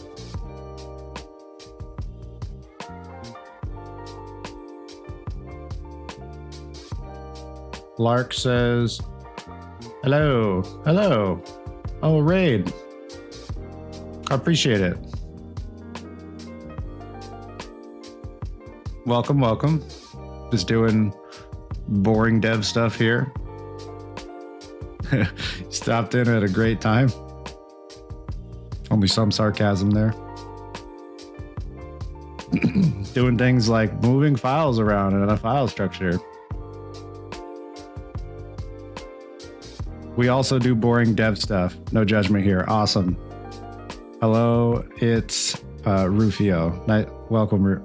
Hello, it's Rufio. Welcome, S1 Oop Sloop. Sorry if I'm mispronouncing your username there. Thanks for joining us.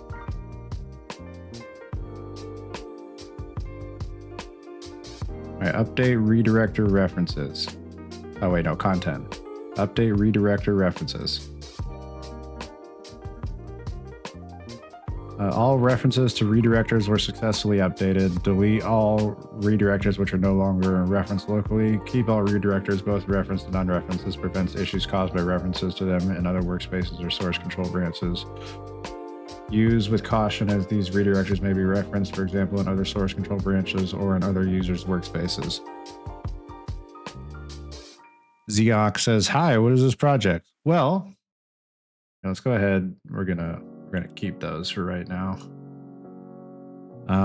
So this project is an in-progress slime ball platformer where you play as a slime ball.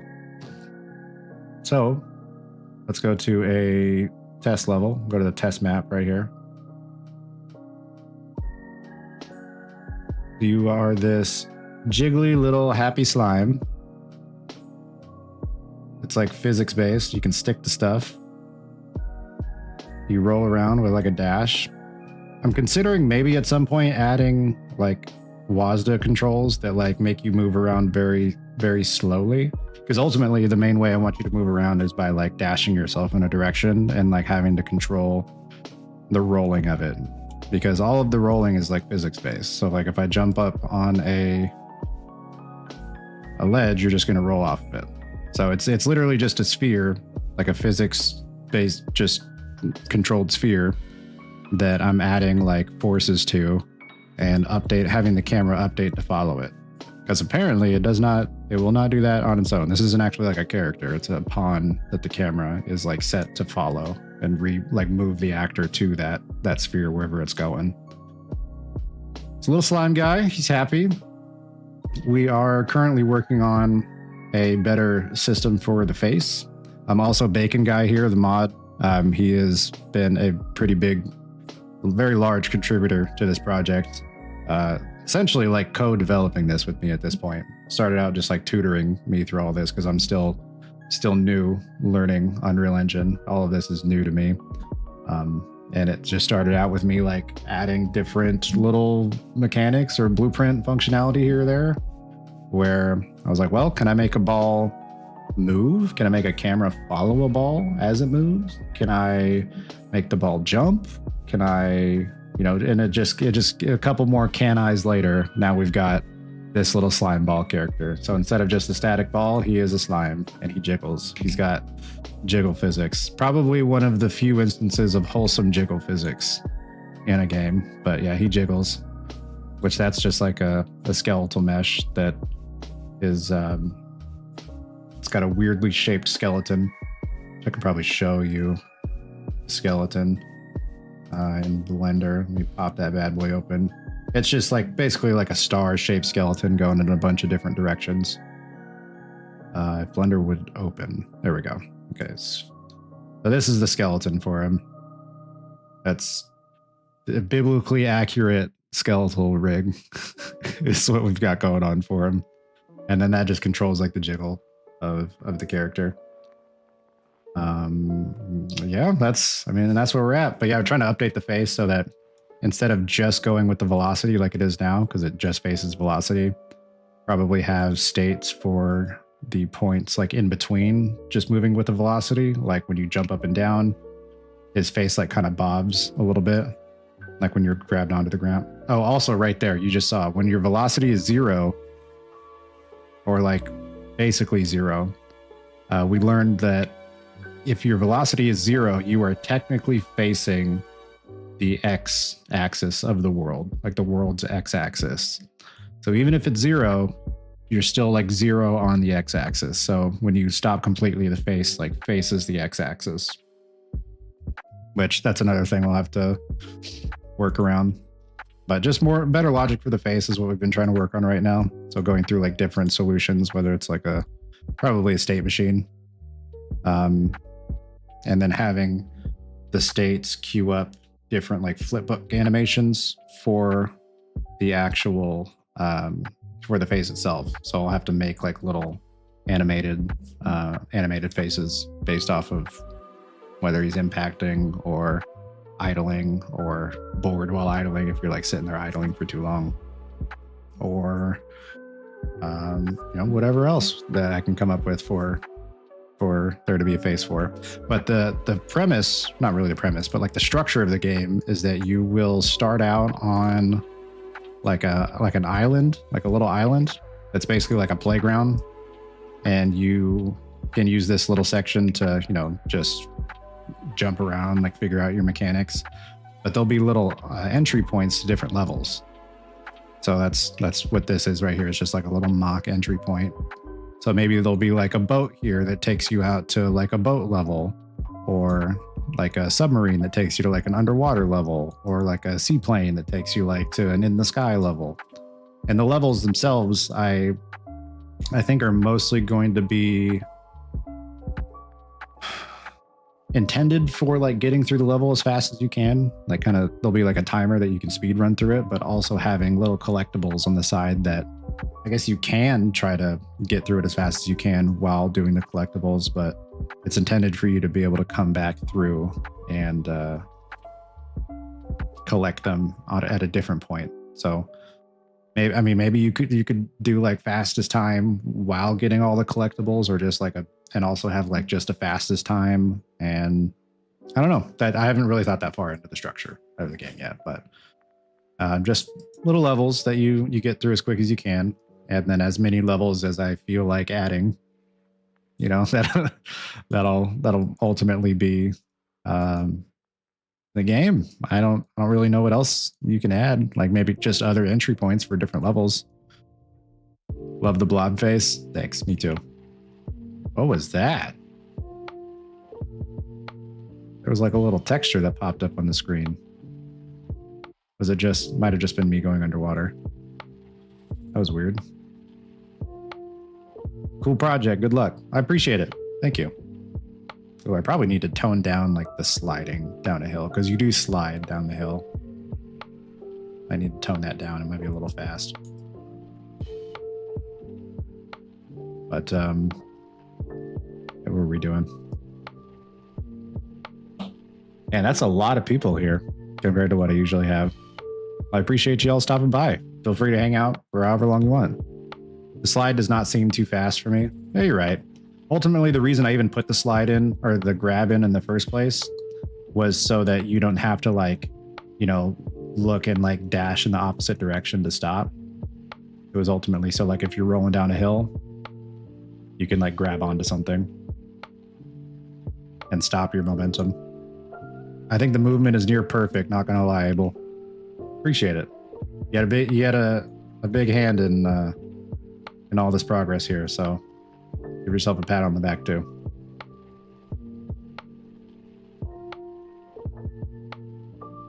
Ball looks cool, nice, very pleased by the blorb. Me too, also pleased by the blorb. Walk is nice, great progress, biblically accurate skeletal rig. Yeah, that's, there was a name for the shape. I can't remember what the name is. It's like a, I saved it, hang on. There is a name for that shape. Let me see if I can look it up real quick. It was a, save. Where are you?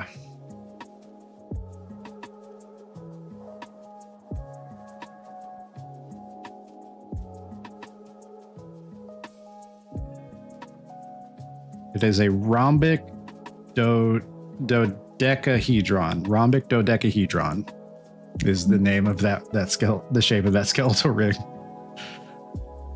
The bloblinian shape. It is a bloblinian shape. That's what we're calling it now. It is officially renamed the bloblinian shape.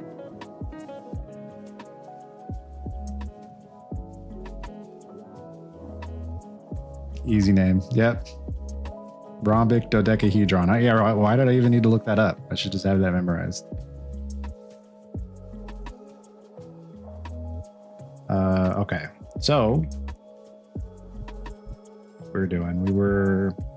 Okay, so we're exploring like maybe implementing a state machine for the face to determine like when the animations come up. So we have like a little rig for just the face right now, which could make a custom state machine, but figured you might as well try to tap into the built-in state machine in Unreal by essentially just adding a root bone, because the state machine and the animation blueprints require a skeletal mesh. So technically this is a skeletal mesh.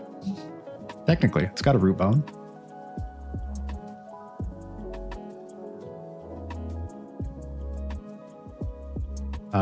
But yeah, aside from that, I don't really know anything else about animation blueprints or state machines as far as like Unreal's built-in state machines yet. So that's what we've been working on, getting figured out here.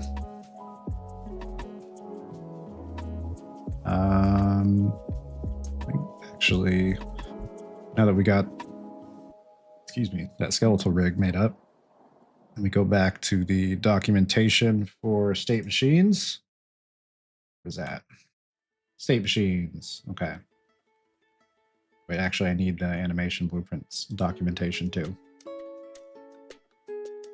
Okay. Animation. So you just, okay, select the, all right, so I'm going to have to make a blueprint for the animation. Go back to, oh, that's right. I was trying to figure out the best way to move files around because I don't really like the file structure right now. I can do that later, right? It's not going to break anything, right? Game engines love when you move files around to different places that they were not before, right? I'm sure it'll be fine later. Blueprints, and then player, and then all this mess. I do need some organization in my life here. Everything's just kind of thrown in. Got a whole kitchen sink of assets right here. Okay. Player. I definitely don't need this bubble texture anymore. That was what I was trying to experiment with, adding like, oh, it's in the Niagara system. You can delete that. Just trying to add bubbles to the character, like inside the slime. But I was having this weird issue where I couldn't get, can I actually undo that? Probably not, because I just deleted it. Well, depending on the angle, like the bubbles would look like they're inside the character, and sometimes they would not look like they're occluded by the character. It was weird, just depending on the angle. Like they were always technically like on a transform basis, they were inside the character, but just depending on how you had the camera angled, it would like remove all of the visual obstruction from the bubbles. So it was weird. It was bugging out. Ultimately, I probably need a different solution for that. I can delete that. Yep, delete that. And now I can delete that. Yeah, I don't need that anymore.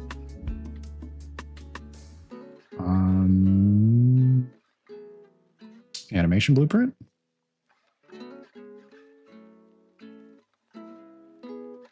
Scale face mesh. That's the only one. Okay, scale face mesh. Great. Face. I know, we'll do A, B, face.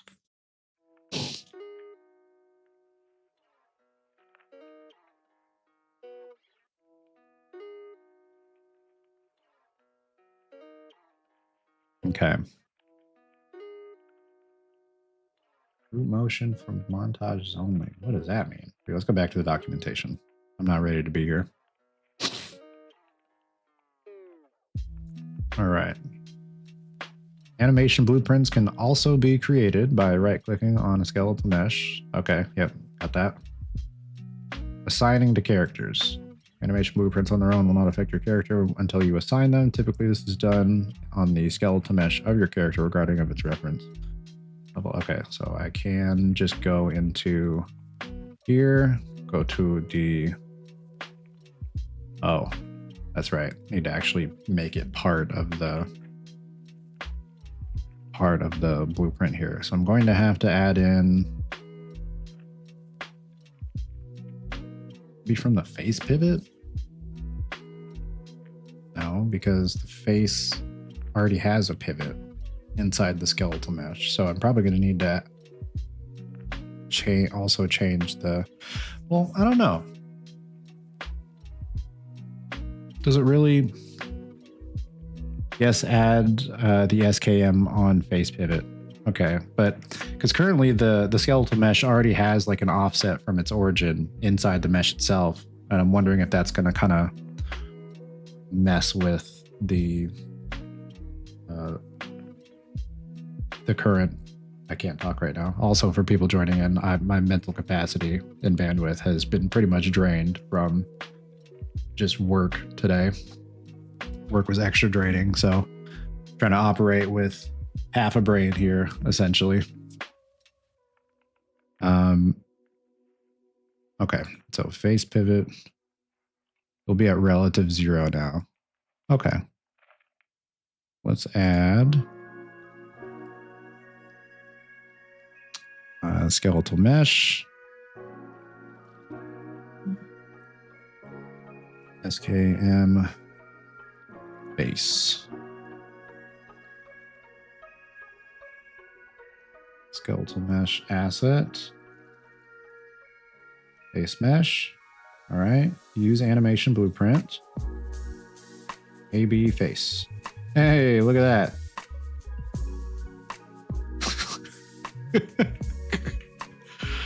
Oh, that's definitely not what we're going for. That's funny though.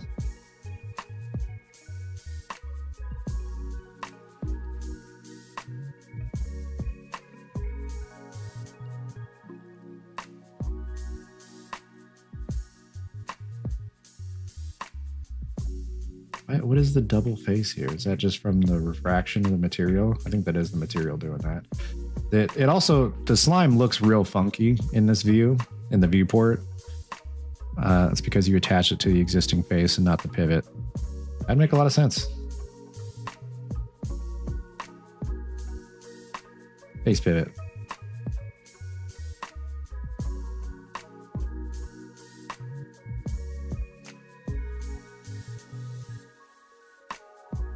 Hey, look at that. It's exactly where it was before. Beautiful. It's the best we can ask for. So this face probably just make invisible, right? For now. Okay. And I think because it's attached to the pivot, it should still move around. Since it's the pivot that's moving, it's not the face. Yeah, look at that. All right. Making some progress here. Gotta love it.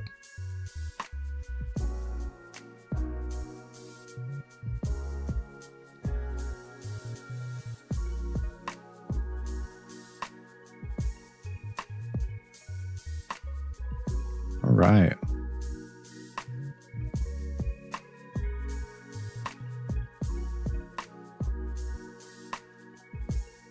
Yeah, where'd that go?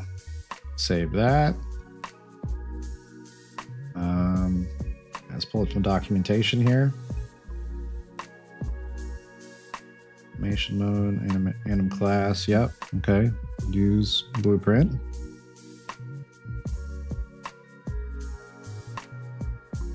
Okay. Yeah. So this is just working with the animation blueprint editor, graphing, and animation blueprint and state machines. Let's go take a look at state machines. I feel like I am skipping a couple steps though. Animation blueprint editor, an overview of the animation blueprint editor. Its user interface. Sure. Why not? Take a gander. Shares more functionality than blueprint editor, but contains different features, tools, blah, blah, blah. Windows, aid. Okay. Yeah. Create an animation blueprint. You have basic understanding of blueprint visual scripting. Undo at the very basic level. How basic can basic be? Yes. Toolbar, which contains buttons for the animation blueprint manager and editor type switching. Viewport, yeah, blueprint, graph, details. All right. Toolbar is where you compile your blueprint, save, locate, and the animation blueprint asset in the content browser. Okay.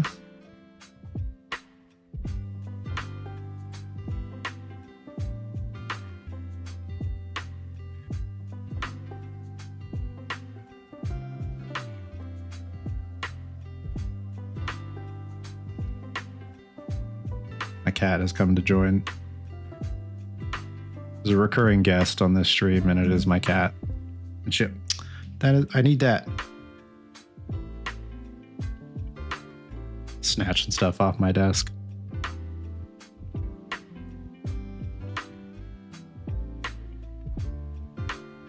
Okay.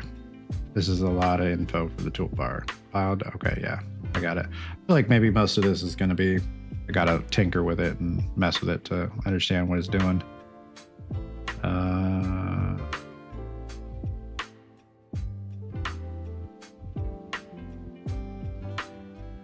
Oh, you know, since there's people here, something I probably should do, which I'm really bad at, is inviting people to the Discord, which is not really even a special Discord. It is just a Discord server that you can just post whatever really you want in it, as long as it's not anything inappropriate.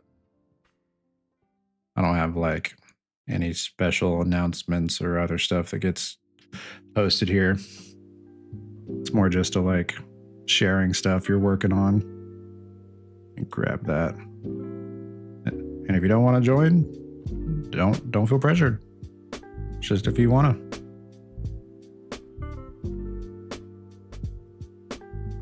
Copy. All right.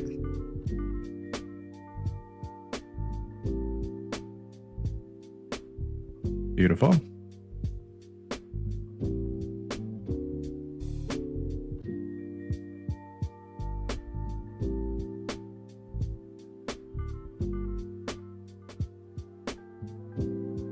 There you go.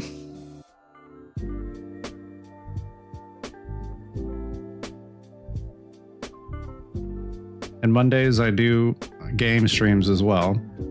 The past couple of weeks, Bacon Guy and I have been playing Through a Hat in Time. Well, I played Through a Hat in Time, and in the past couple of weeks, Bacon Guy and I have been doing co-op on the DLC stuff. But open to some other games too. Monday streams are actually new for me. Been mostly streaming. It just started out just Tuesdays. That was the only time I streamed, but started doing it on Mondays as well, just to like play through A Hat in Time. And then once I'm done with that, probably play something else, or maybe just make it like an extra dev stream. I don't know yet. Mondays are my canvas. It could be anything. It could even be another dev stream.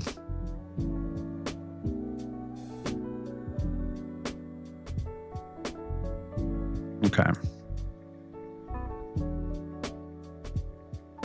But if we ever do any like larger groups or whatever other games,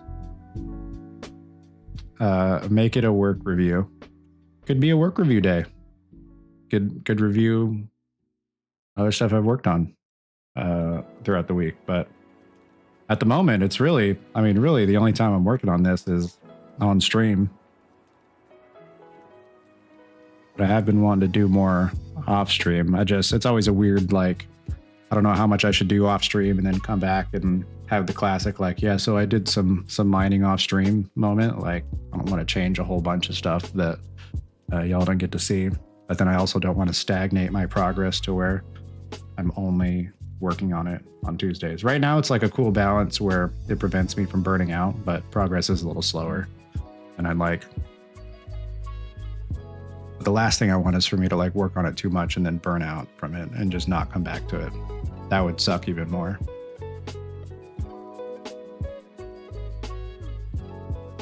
Okay.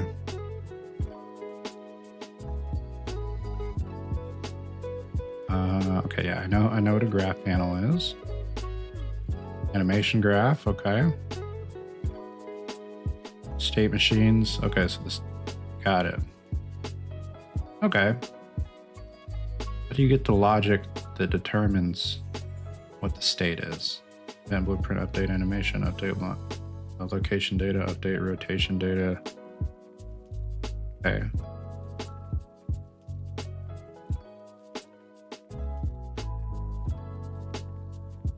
I guess just here, just in the regular event graph, that's where you would set up the conditional logic for when to actually fire off an animation or when to switch to a state that fires off a different animation. Okay.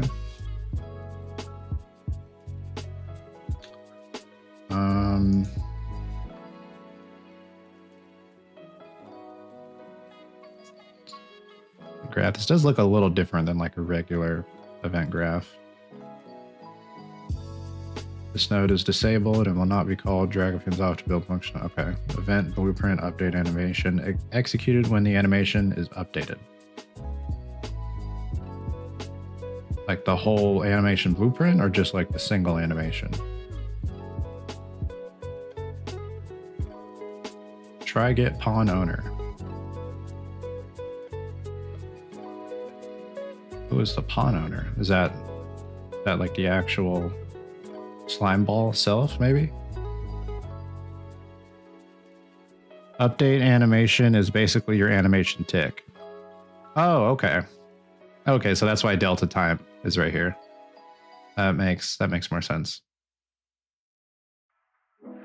So this is essentially where I would want to have, well, maybe not. I was going to say it feels like this is where I'm supposed to build out the logic for when it calls the animation. Or maybe this might be where we build most of the logic. I think really all we need is the state machine going into different states, because obviously we're not going to change poses of the face at all. This animation graph is, from what I can tell, not relevant to the use case currently. Really going to do most of that in the event graph, as far as like going from one animation, like a flip book or whatever, to another animation. I think. I could be wrong, but that's how I'm understanding it currently.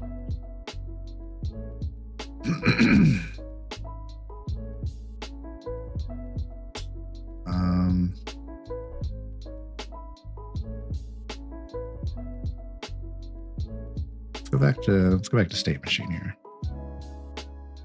The choosing the state will happen inside the character. Animation update will We'll pull that data from the character. Animation graph chooses how to use it. Okay. Let's take another look here.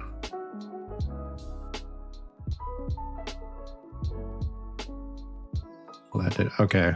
Okay. So the condition will be done inside the character. This will pull the variable, or maybe reference the variable that is changed based on that condition. And then that will. Okay. Okay. I think I understand better now.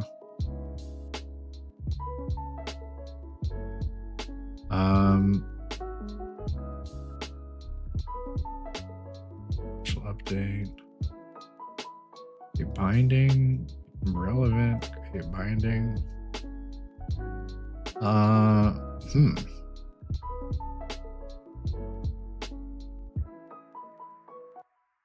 Where did these state machines come into play? I just got to add it. Okay. Oh, okay.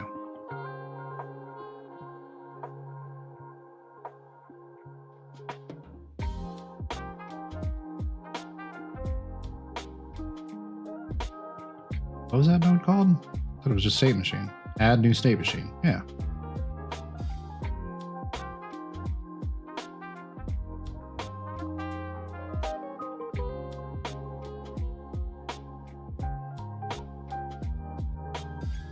New state machine. Okay.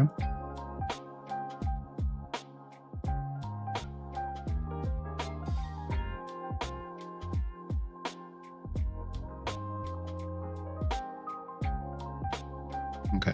The state should still be built out in the state machine. It's just switching to that new state we're going to do from inside the character. I believe, if I'm understanding this correctly.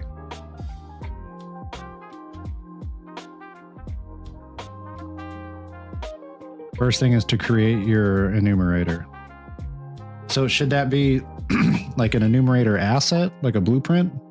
Or should that be just an enumerator like node inside the Slimeball event graph? Like here. Wait, are we even going to really even use this function anymore? Yes, an enumerator asset that you can use it as a variable in your character. Okay. So in that case, just going to add to the pile blueprints. Enumeration would be state, maybe just face state machine, character state machine, just states, probably states.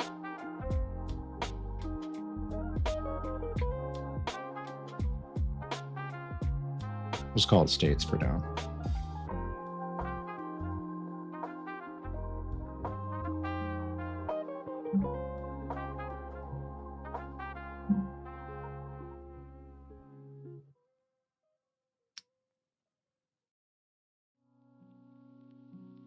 And the display name, I assume, is just the name of the state then.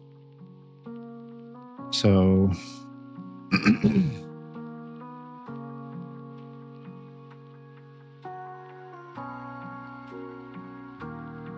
idle.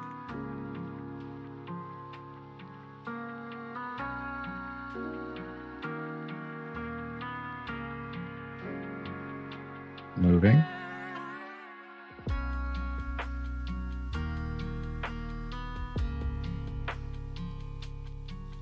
I'd go with Slimeball state so it doesn't get lost in the sea of enums. That's right. I forgot there's a bajillion different enumerator options.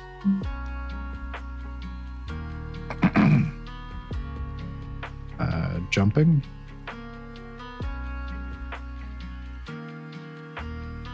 Grabbing.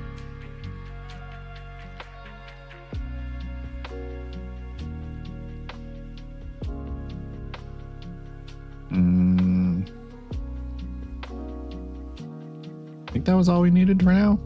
Idle, moving, jumping, grabbing, and then like impact.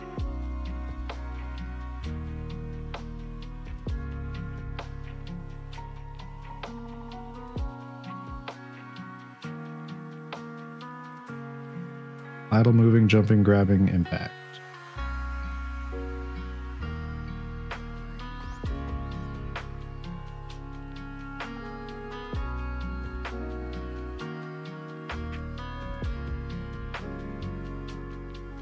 Slime states. Okay. Grab ceiling, probably. Okay. Or probably so we can target the issue that comes up with the face just like spazzing out while it's on the ceiling.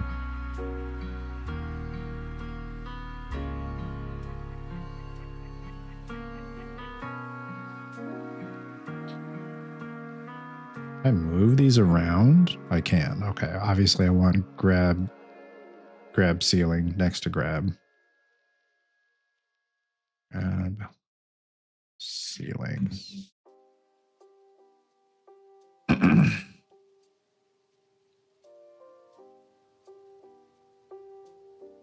Okay.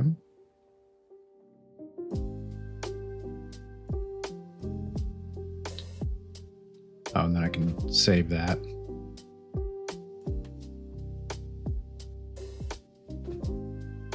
Bit mask flags. Oh, that is some advanced stuff that I'm not ready for. What does that mean? When enabled, this enumeration can be used as a set of explicitly named bit mask flags. Each enumerator's value will correspond to the index of the bit flag in the mask. That information just going right over my head. I don't know what that means. I don't have the brain bandwidth to understand what it's talking about right there. I'm sure in context it'd make more sense, but I don't have any context.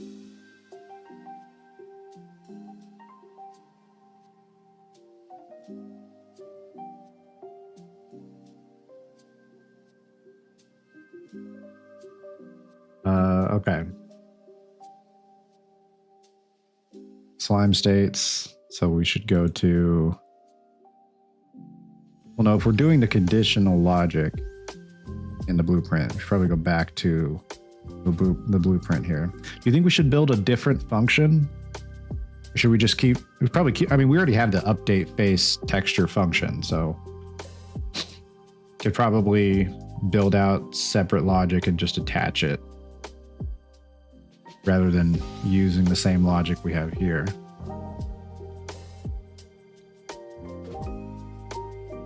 Because we wouldn't be updating the texture parameter currently. It'd be, oh, I mean, maybe. Actually, hang on.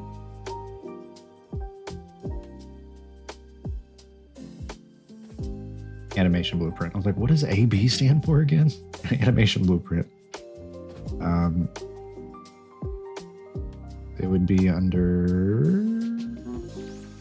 My gosh.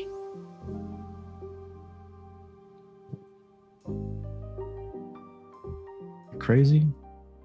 Oh, is it in the root? Oh my gosh. I have to drag all this. I know it's gonna love that.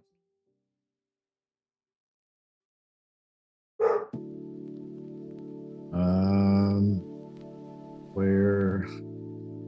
All right. Choosing the state doesn't need to be tied to the texture. It can probably... It can and probably will be used for a lot of stuff going forward. Okay. So in this case, where'd that go?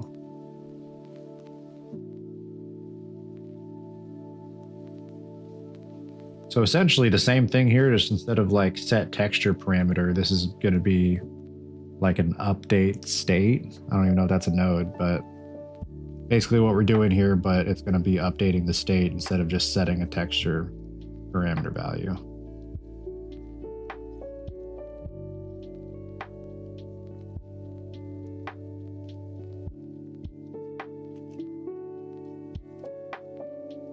Okay.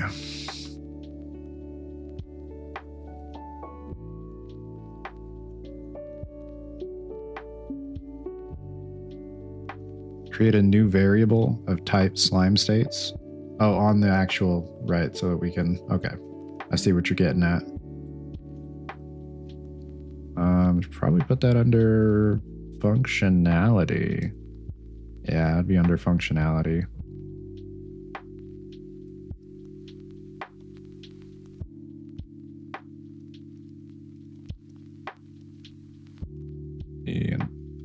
Enum.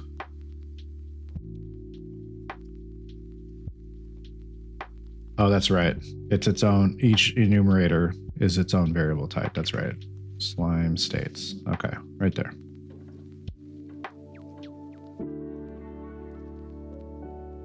Slime states. Cool. I would put that under functionality, I guess. Yeah.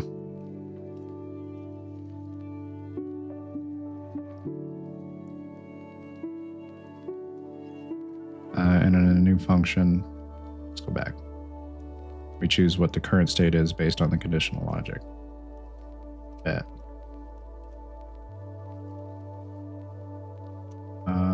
I don't think I need this anymore. It's also a very simple.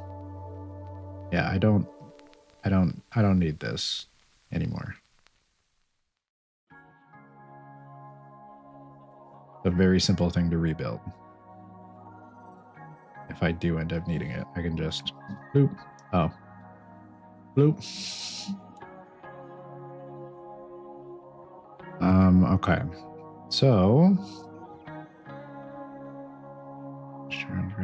I mean, it doesn't really matter. I just drag it off of here.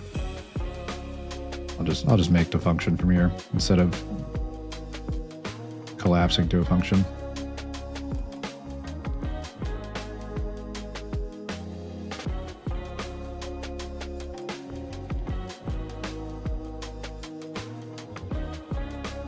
Determine state.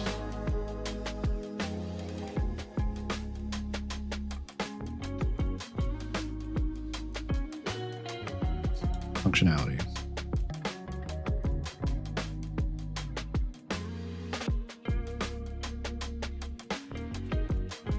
Okay. And in this case, I'm gonna need get, and that's gonna have to be the select node. Yeah. Look at that.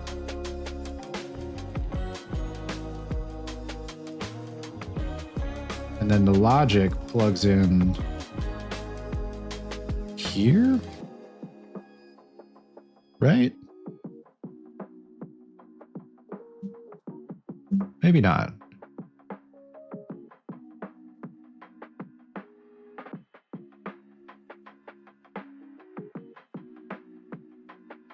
It's a wild card, but is that...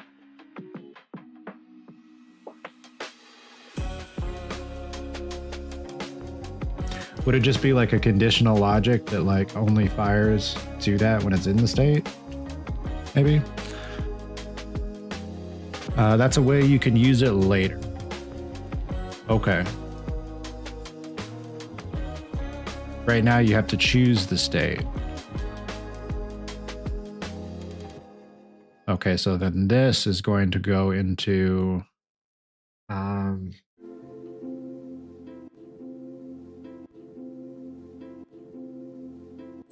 node would need the value? I guess just like setting I would set a variable then, right? For the state, like current state would be the variable.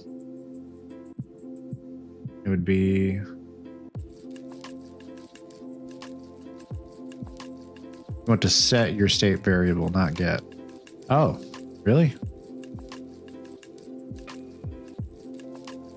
Oh, I guess that makes more sense. Okay. Set.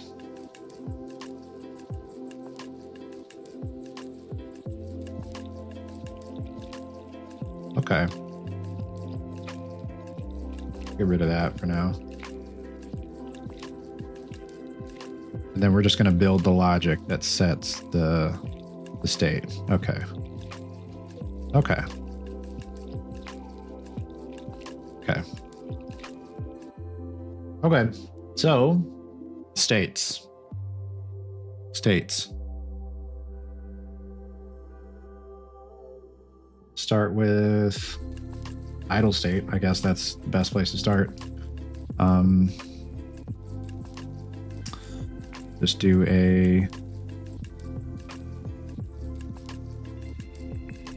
Well, I guess we probably shouldn't use branches then. We should probably use like Boolean selects.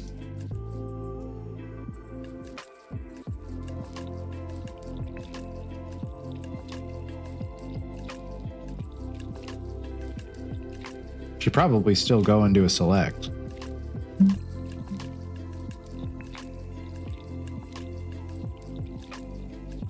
No, that's right. We got to do... I think I already have... I'd start with jump probably, since you already have the convenience function for it. Okay. Jumping. Where's that function?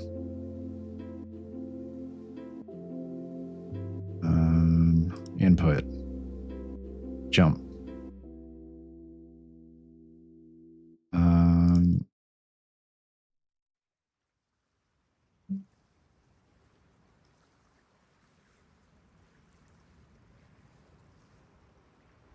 So I guess just last jump time. We'll grab like last jump time.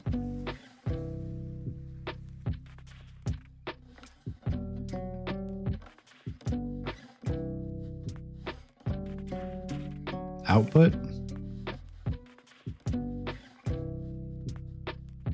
I should probably close these for right now. I don't need that. I don't need this clogging up my mental bandwidth. Don't need that. Output.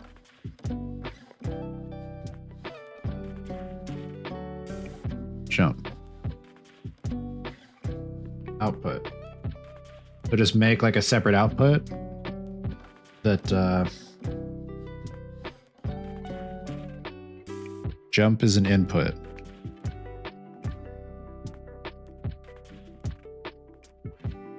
Sorry, I'm lagging behind the curve here. You have an output function already.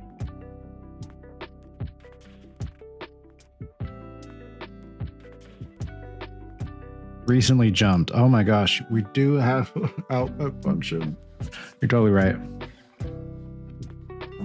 I forgot that that was even there, to be quite honest. Okay. Yeah, recently jumps. Okay. Got it.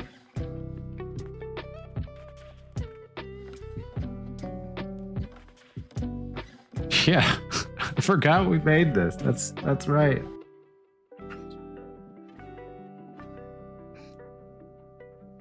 Okay. All right. So recently jumped. Set jumping. Cool. Just go into a branch.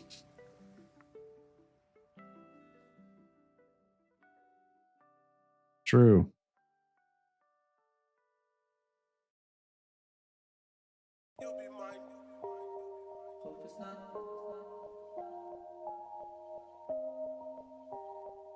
Is there...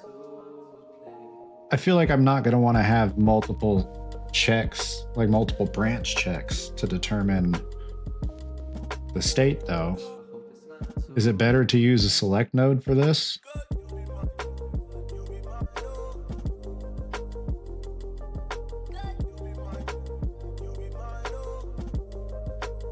I don't really have much other experience with the select nodes other than when we were doing that for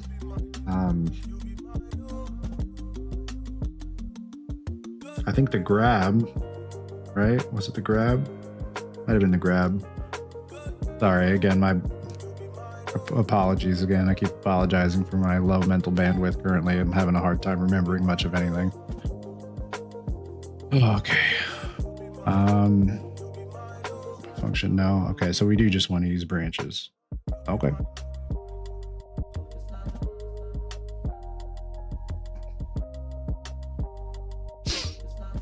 then just if you're not jumping, let's go into idle, I guess. Maybe we should do everything but idle. Maybe idle should be last because it needs to check all that before you check if you're idling. It's like you need to check if you're doing other things before you check if you want to idle. If you want to branch on enum, use switch on.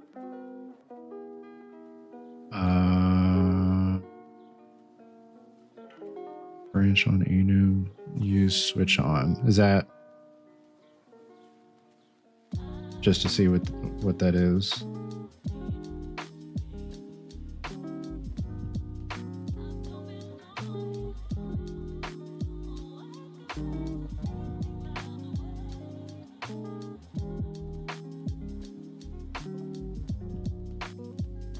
I don't think that's part of the kit here, right? No.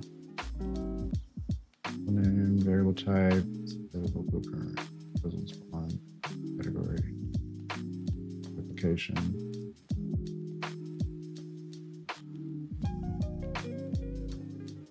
If you wanted an alternative to a lot of branch from the variable pin, green dark, switch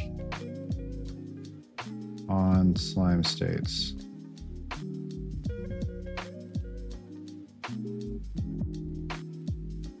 Oh.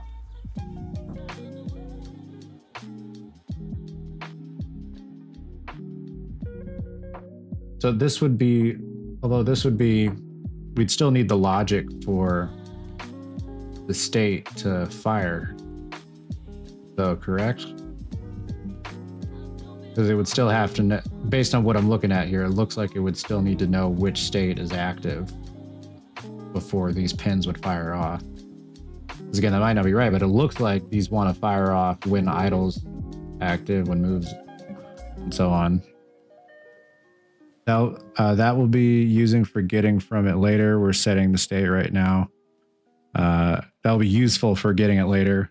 Setting the state right now just saves a lot of branch. Okay, yeah. Oh yeah. So yeah, that is right then. It seems like we are going to want to do that. That'll come after we determine like which state we're in. So that's cool though. We can just from here, once you know what state you're in, then we can do stuff with it from here. Okay. I was actually looking for this earlier. Trying to figure out, I think it was a select node I was looking at, but that was one of the stages of like trying to figure out how to get the state machine set up. Obviously we need to determine the state, but then you need to do something when that state's active. So this will be great. That just saves a lot of branch. You can take a look at how Unreal does it in character movement component in C++ if you can read it.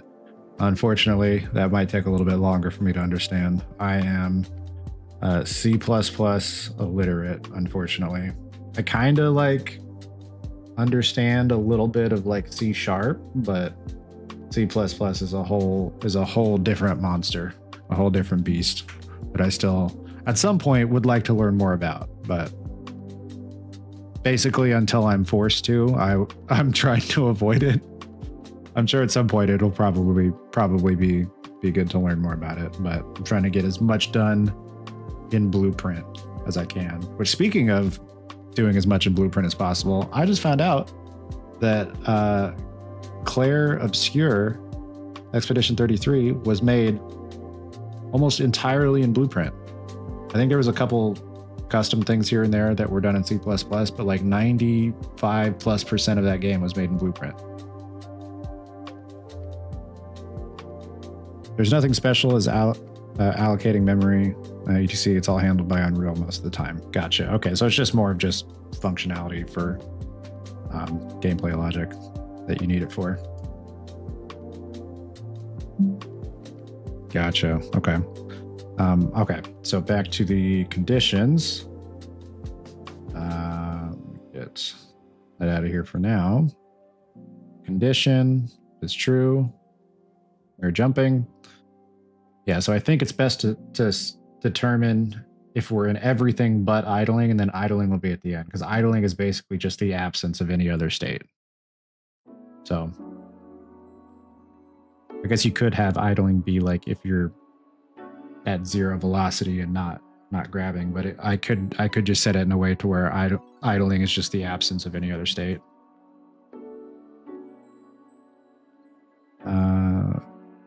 You have API and use it. If you can read TypeScript Java, normally you can read it. Okay. I'll have to look into that.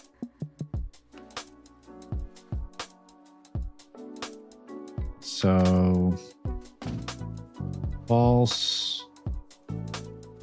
What is going to be the logic for moving?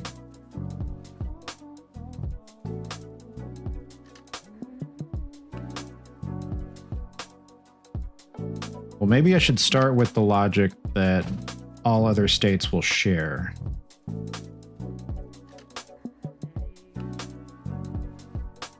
And then kind of branch off of that. Because if you're jumping, you're moving technically. Right? Like you. So basically jumping should probably be the same thing as moving, just with the recently jumped added into it.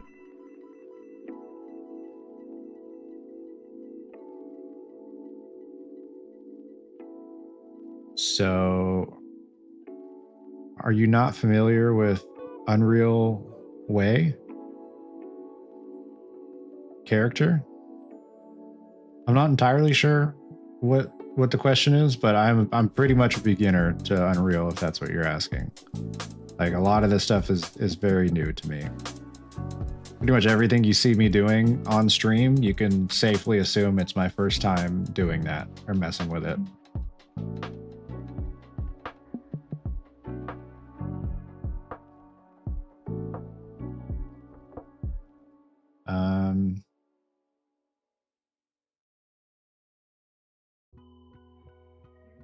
Why you don't want to use vanilla stuff? If you're talking about like the vanilla state machine, it's because my character is not. Yeah, it's not a character class. It's a pawn. Because it's just a ball that rolls around. It's just a pawn. The actor itself is just being updated based, like the location is being updated based off where the ball is rolling, because it's pretty much all physics driven, the movement currently.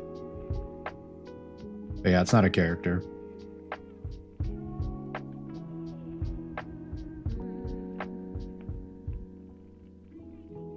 That would be why. Sometimes I do kind of maybe regret not having it as a character, because like it'd be nice to have the, like for example, is on ground. I know that's a thing with characters, and like there's a lot of other built-in detection functionality that'd be nice to have, but don't have that since it's a pawn. It's fun to, it's also kind of neat to figure out not doing it the vanilla way.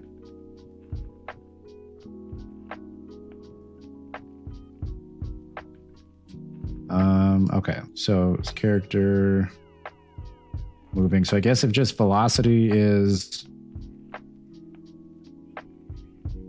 not 0,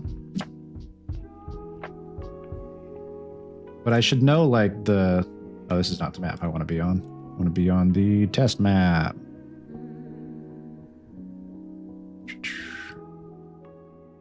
Oh wait, where am I going? Levels, test map.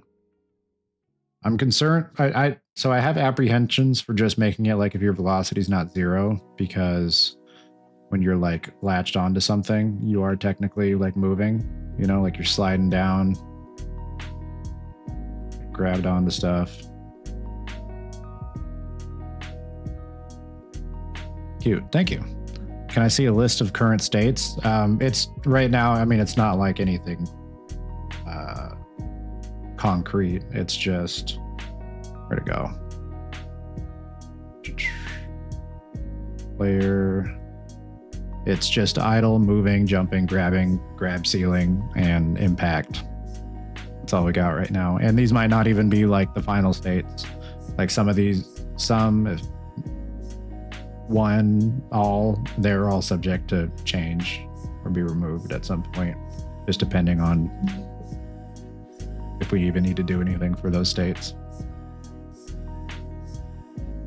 But we basically just made this enumerator class like a little bit ago.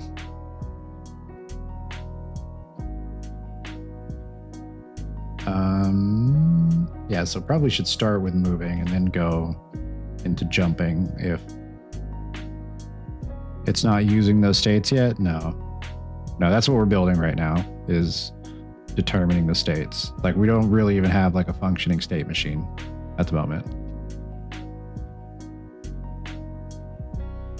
That jump is just like an add force. Same with like the dashing. We're just like adding force to it. The grab, this is just on when the grab command is fired, it just changes a parameter in the material from 0 to 1 for the what was it called again? I can't even remember what it was called. Open the material. The distance field. There we go. So like adjust the distance field.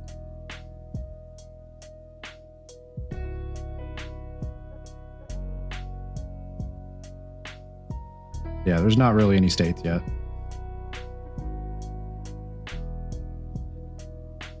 I can close that out. Don't need that. I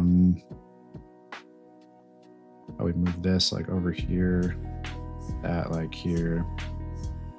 So moving is the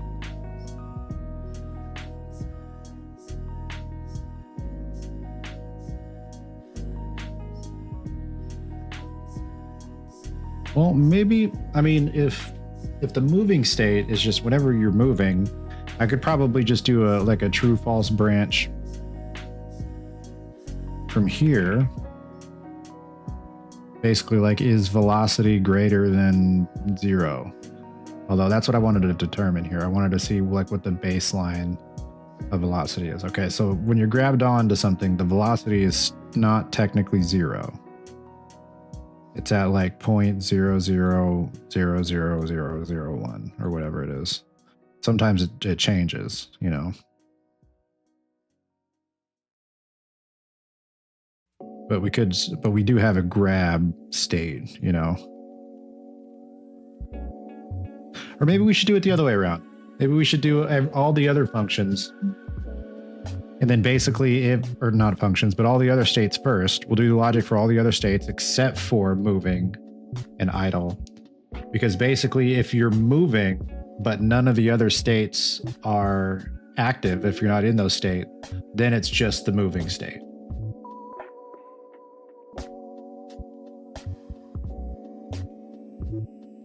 Because grabbing, I don't want the state to be moving when you're grabbing onto something. Same with jumping. Obviously, that needs to be the jumping state. Yeah, maybe it should actually be at the end instead.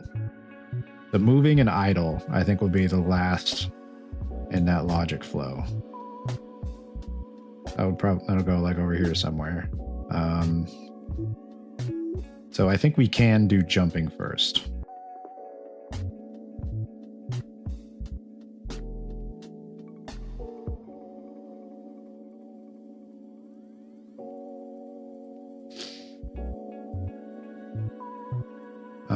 Okay, so go from jumping to next we can check for grabbing. We can do, I think I already have a variable for that. I think it's literally just an is grabbing. Is it under functionality? No, is grabbing. Yeah, is grab. Excuse me. Oh my gosh. Yeah, is grabbing.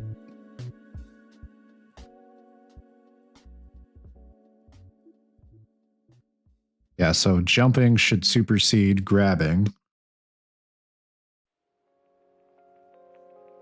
Well, hang on. Is the jumped function, or is the jumping function? No, maybe grabbing should supersede jumping.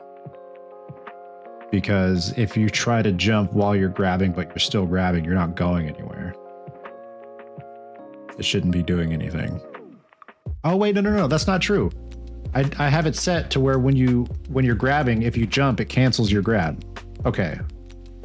Yeah, no, so grabbing should be in front of jumping. Or other way, sorry. Jumping should be in front of grabbing.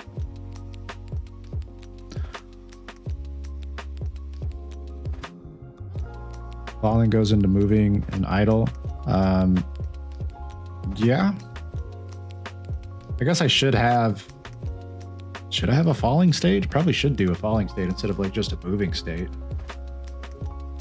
And that can just be determined like if you're moving and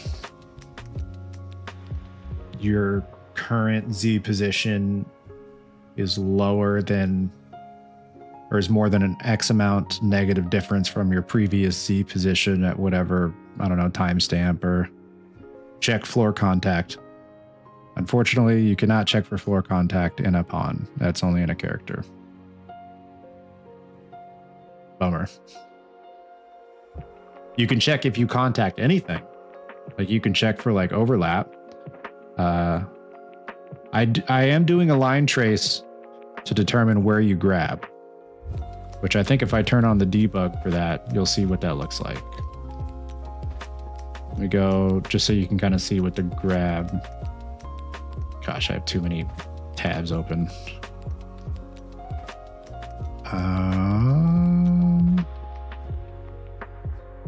Where is my grab?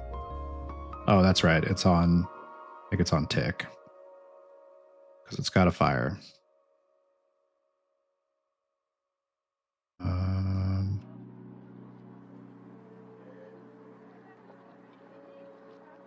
Oh, where's my line trace?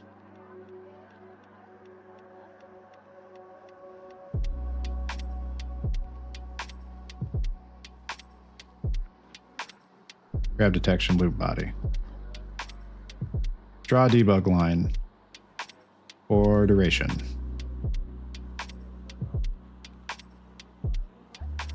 Yeah, so that's the grab detection. That's how it determines like where to grab onto something.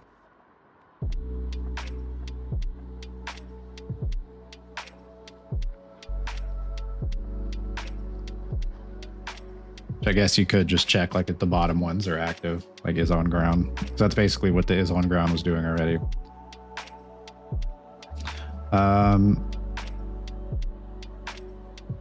Oh, sorry, Bacon Guy. I didn't even see your message there. I built a branch tree from the most important to least. So check for impact, is grabbing, recently jumped, is moving, idle. Okay. I check for impact. I guess if your velocity suddenly drops by X amount, maybe.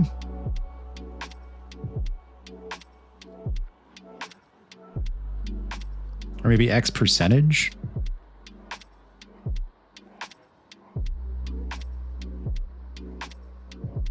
Then how would you differentiate that from grabbing? Oh, just it and is grabbing, not act. Okay, that would actually be pretty easy. You have on hit already. I do have on hit already. You're totally right. You're totally right.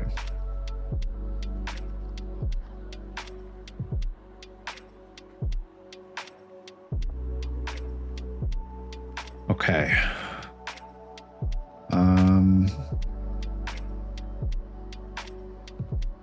Yeah, on hit. Okay. Yeah, that's probably a good idea.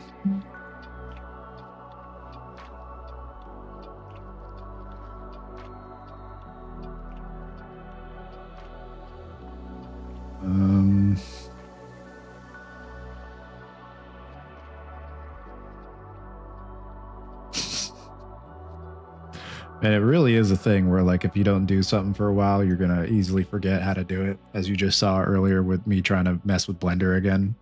I can't remember how to call the dang on hit because it's not just on hit. That's not a thing. I think it was from the collision. And then down here, right? On component hit. I already have an on component hit. So I just need to set the on hit component. Okay. Yeah, okay. No, I get it now. I need to set the variable based on hit. All right.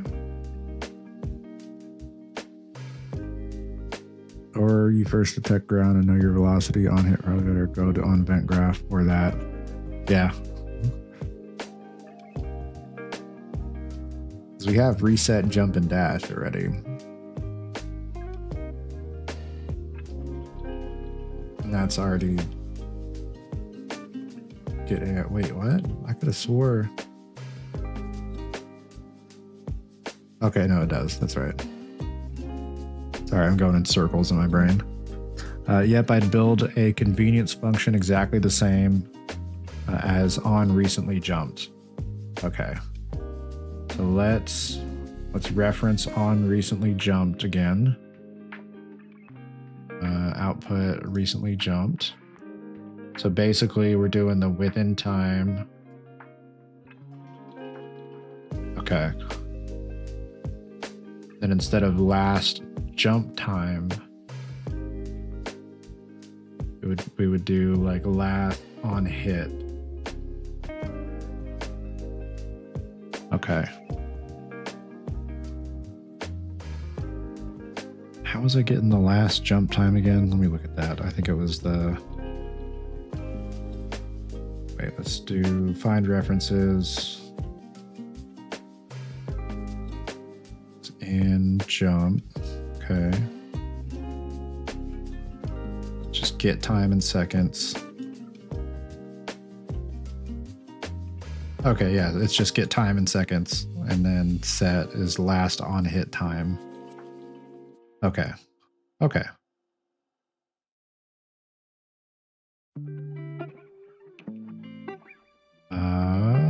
I have so many tabs open right now. Let's close that. Close that. Leave that open. I need to reference it. Might need to reference that. Need that open. Close that. Close that. Close that. Close that. Close that. Okay. Okay.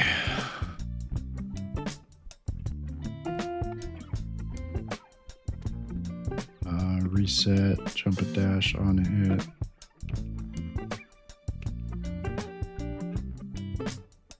Probably just... Maybe it should be in front of this. Because all that was, it was just, yeah. Just get time in seconds slash jump time. So last one. Should I just do that in here? No, because that's going to have to be... I'm going to have to set that first.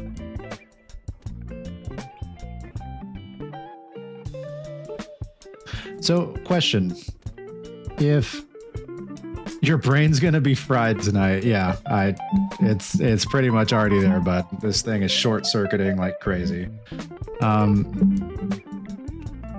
Question, though. In order for this to fire off of here, this execution pin coming off of reset, jump, and dash, does the signal need to make it to the end of here? Is it basically like I'm just plugging it in right here? So for example, if this came off of true, would that just not, it wouldn't fire off of the end of the function? Is that correct? Okay, it does not. So I'm going to need to put that ahead of this then.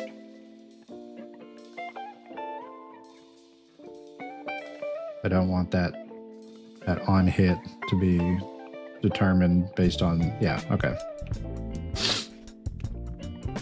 So it would just be get time.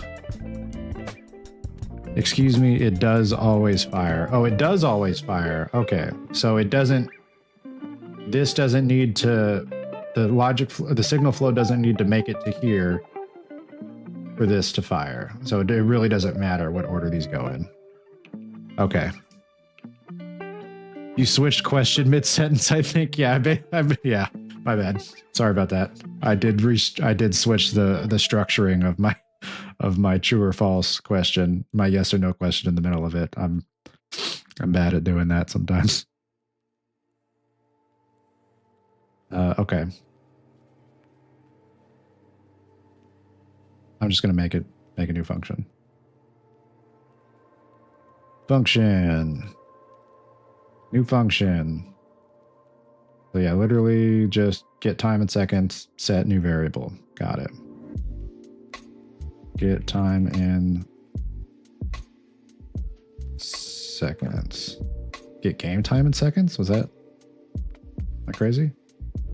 Get time. Oh, get time seconds, not get time in seconds.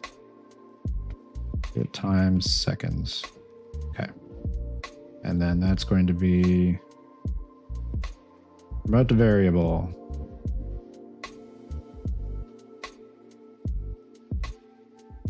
New variable. How did I name the other one? It was last jump time. Okay, so we'll just do last impact time. Last impact time. Cool.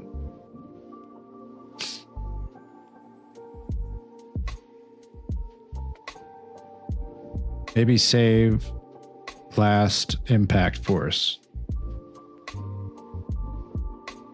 Yeah.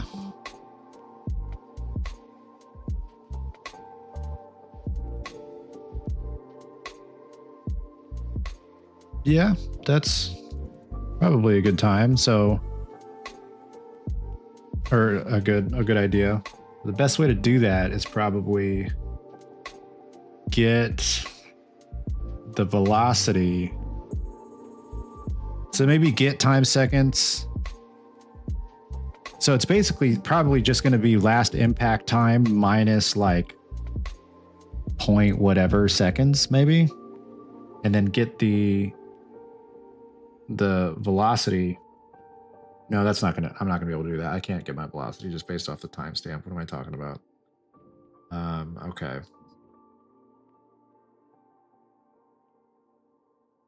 Yeah, I don't know where I was going with that. That didn't make any sense.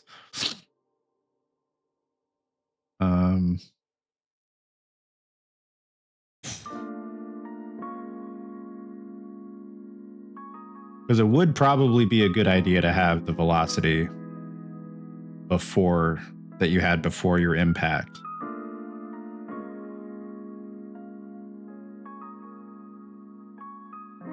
On hit, it needs to save the time and the force at this time, I guess. Well, isn't your force on hit technically like, I guess not zero, but I'm wanting to know what your impact force was right, or what your velocity was right before you impact. And that's going to be tough. Because if it's at impact, then your velocity is currently impacted by the impact. Check if on hit if you have the last velocity. Right. That's what I'm trying to figure out how to do, is how to get your last velocity before the hit. Is that a thing? Can I just get last velocity? No. Let's get last known location. That's probably like multiplayer stuff. On the on hit function. Isn't that what we're... Oh, we haven't plugged that in yet. I'm silly. I was like, isn't that what we're doing? We're making a function off of that? I haven't plugged it in. Is it still going to give me that? Get last. Get velocity. To drive? No.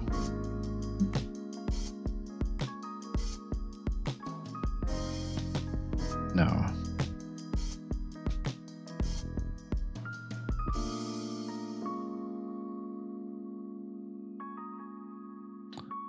At that time, I think you should have the current before the physical hit. Right. But I would have to be saving my velocity at all times. in order to know what my velocity is right before the hit. I can't think of any other way to get my velocity right before I hit. I guess maybe I could use the trace. Like when the trace overlaps, like save the velocity. Like if it overlaps at all, just save a lot. Well, no, because then it's always going to be saving. Because unless you're like mid-air, it would just always be saving. So that wouldn't work.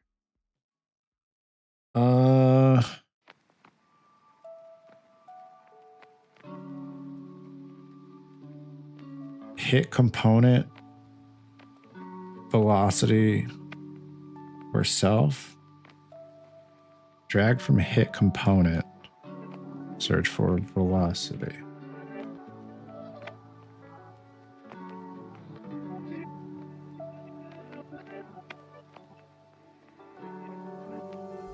Oh, hit component, I see.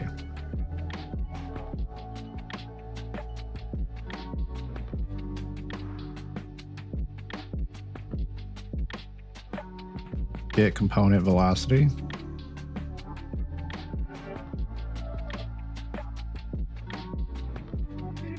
I guess so. I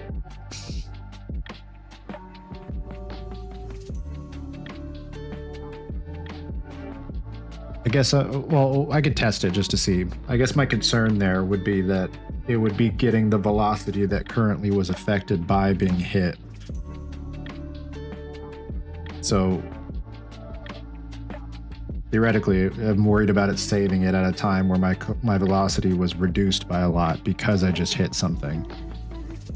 You can print it and see if it's non-zero. Okay, we can try that. Print string. Plug that in there.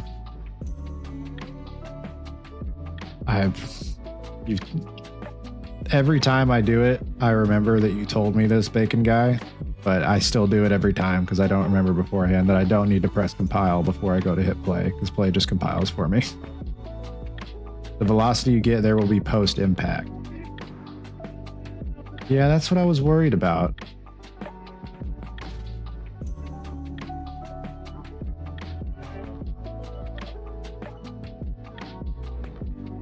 Yeah.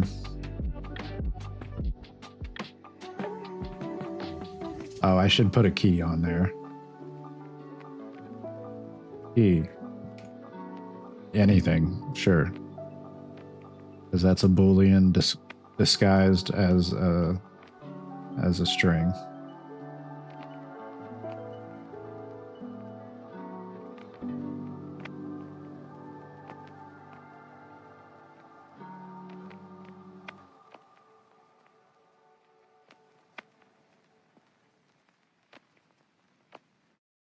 Well, I guess,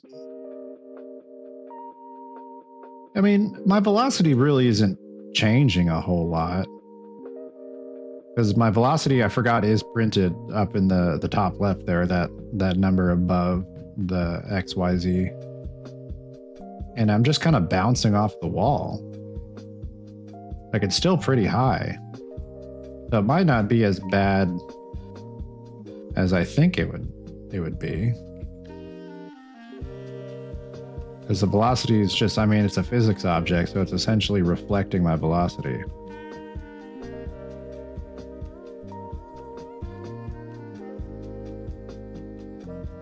But I think it was a different, the velocity you get there will be post-impact. This is a rabbit hole for something you don't need yet.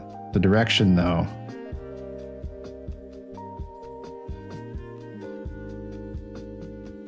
Like, we want to know the direction of the impact, you're saying? Or like the angle of the impact?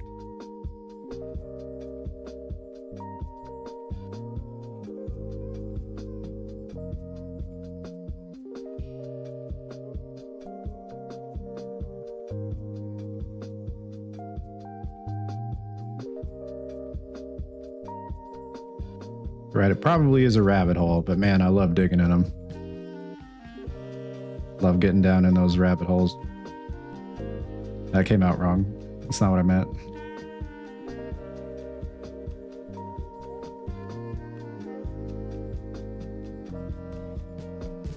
Depending on what it's used for, we could. That could probably be another rabbit hole. I'm not sure what we would use it for currently.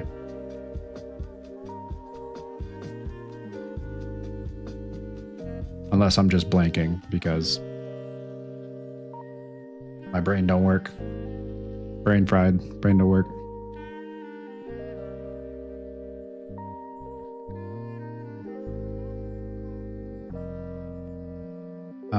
But let's start out with the basics that we were trying to work on before. Let's go back to my new function. Rename.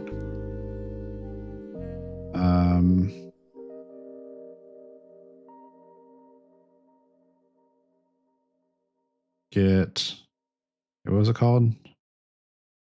I think recently impacted, right? No. Maybe just impact? Probably just call it impact. I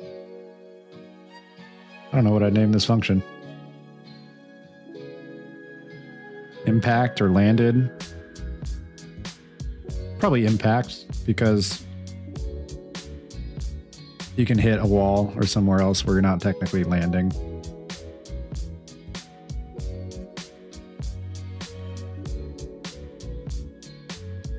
Okay, last impact time, get time in seconds. And then if I need to add other stuff to impact, I can do that. But I think impact is good for now. And then recently jumped, basically just getting all the logic from this, save for the last jump time. To add function recently impacted.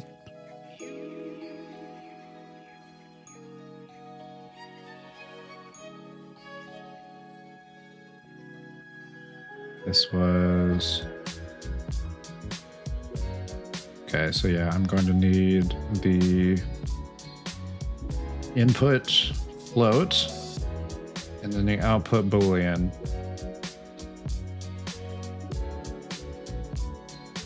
Float and the output Boolean is just within time and recently impacted. Okay. Within. I still have my iPad sitting in front of me and I have not used it since I pulled it out. I could probably stop reaching around it.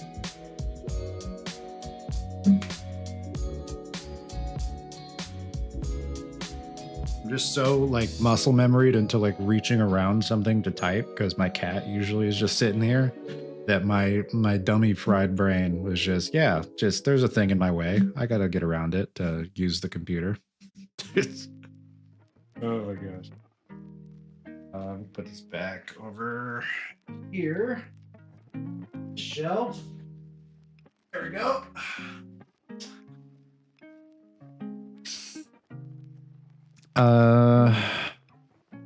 You can duplicate functions.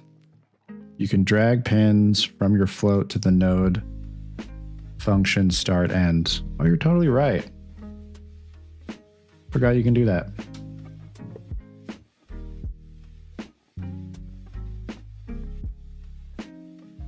With it, did I stop mid naming of this input to put the iPad away? That's hilarious. With it, that is such that's a great like representation of how I do my tasks sometimes. It's the ADHD, I already know, but sometimes I'll start a task, not finish it because there's another thing that I gotta look at or do or fix, or then it's a chain reaction. It's that scene from A Malcolm in the Middle of Hal like needing to like starts a repair, then he keeps going from other task to other task. When someone comes in and asks him what he's doing, it's like, I was doing the repair, but he's not doing something completely different.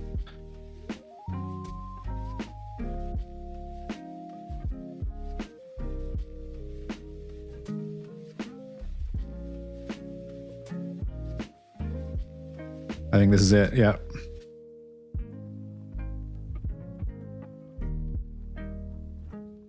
Oh, I gotta change the audio input. That would be media. Okay. That work? Yep. Cool. Also, the fact that me doing this is the same thing that is being represented in this clip, but I'll just throw one of these on.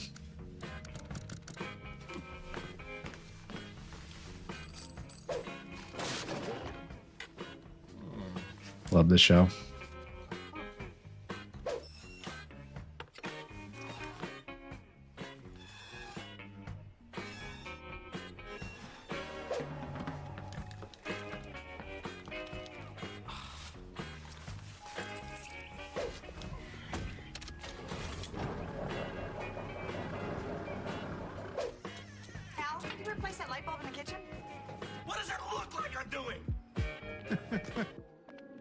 What does it look like I'm doing?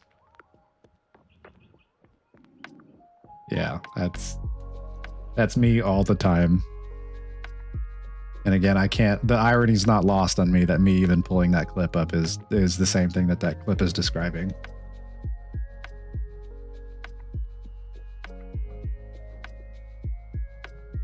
Within time, then recently impacted. Okay. You can drag pins from float to the node to the start. Oh, you already said that. Life is unfair. Oh, yeah. I thought you were trying to vent right now, but I see what you're doing.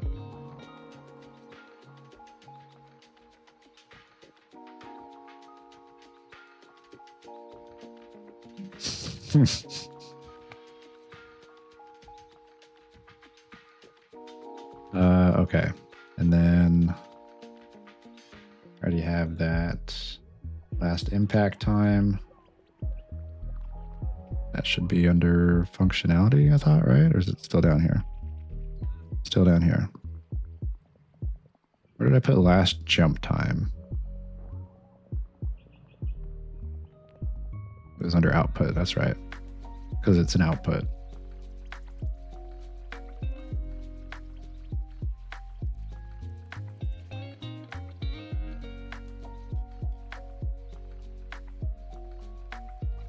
Okay.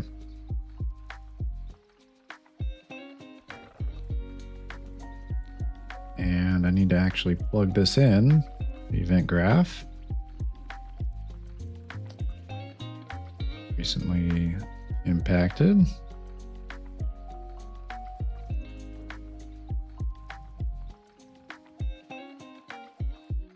No.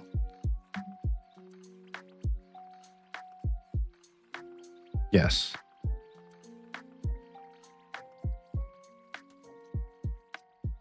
No. No, that's not right. No, that's not right at all. This isn't even supposed to be. Yeah, no, this is just supposed to be the. What is it? There's not supposed to be an output on this thing.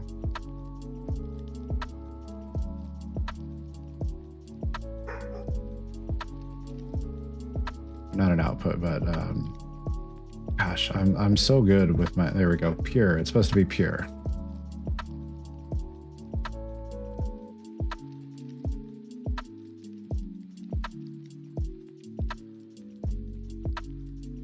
And then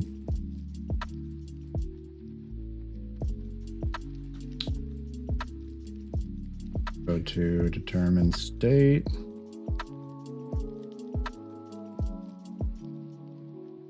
Wait, we need the impact plugged into. Yeah, I need impact plugged in here. What am I doing, brother? Trying to drag it down from the tab, like that's how. Oh my gosh. Okay.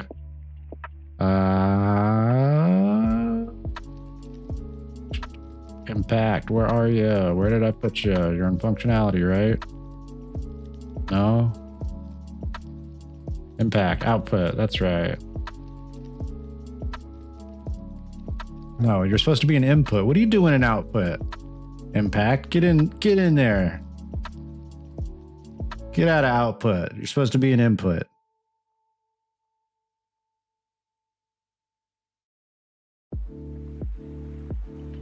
All right, and then that.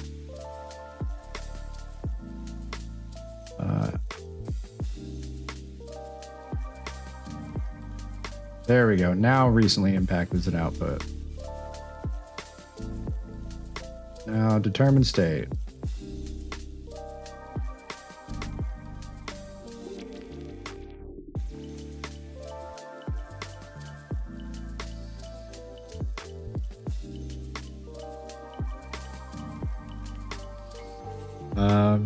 Okay. We want to do a branch into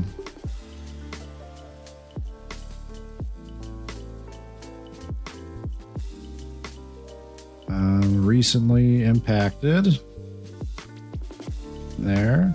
Oh, I need to set a default time. That's right. I guess 0.2 is fine. Oh my gosh. Oh my gosh. I'm gonna crash out. Okay.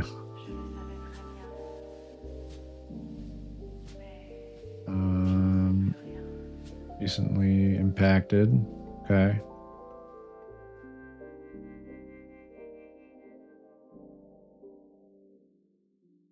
Recently jumped. What? Oh, where's the? I swear I set a default at some point. Yeah, default. Okay, right there.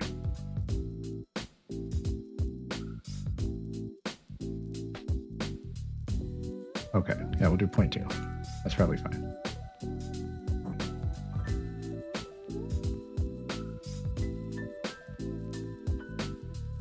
Oh, you know, it'd be a great idea. So off topic. I got a light bulb to fix apparently.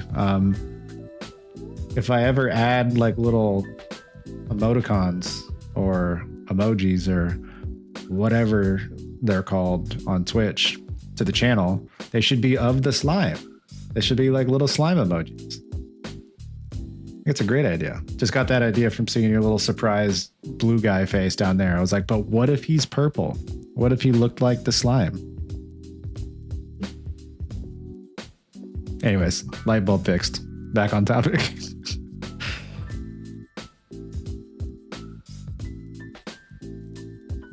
Okay, so I don't need the impact function open anymore. I don't need reset jump and dash open. I don't need recently impacted open. I don't need recently jumped open. I don't need jump open. I need determined state open. That's what I need open.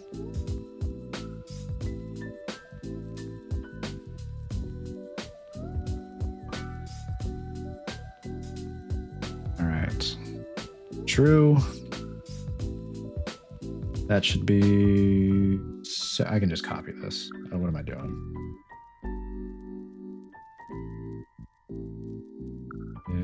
Is impact. And then false should go into, what was the order again that we decided? It's impact, grabbing, recently jumped, is moving, idle. Okay. And then basically false.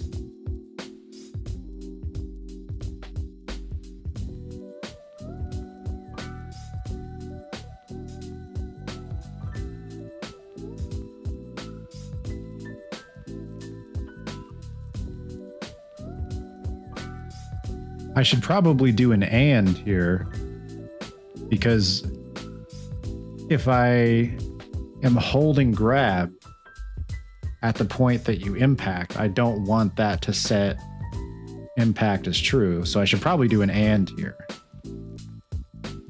And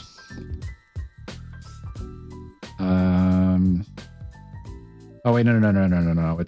It's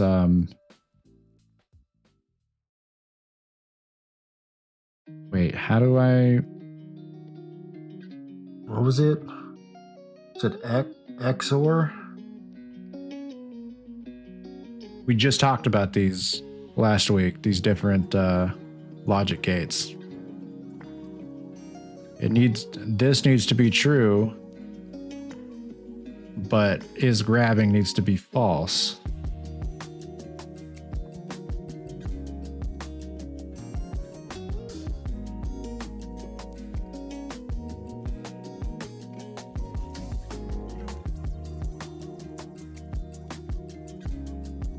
But I don't want to do it. No, because XOR, that would still fire if I'm grabbing but not impacted.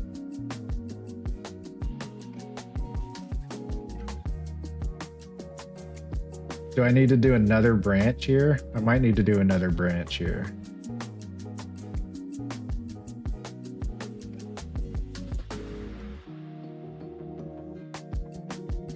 Do and?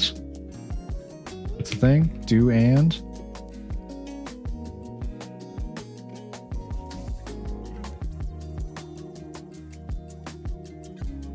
And should work.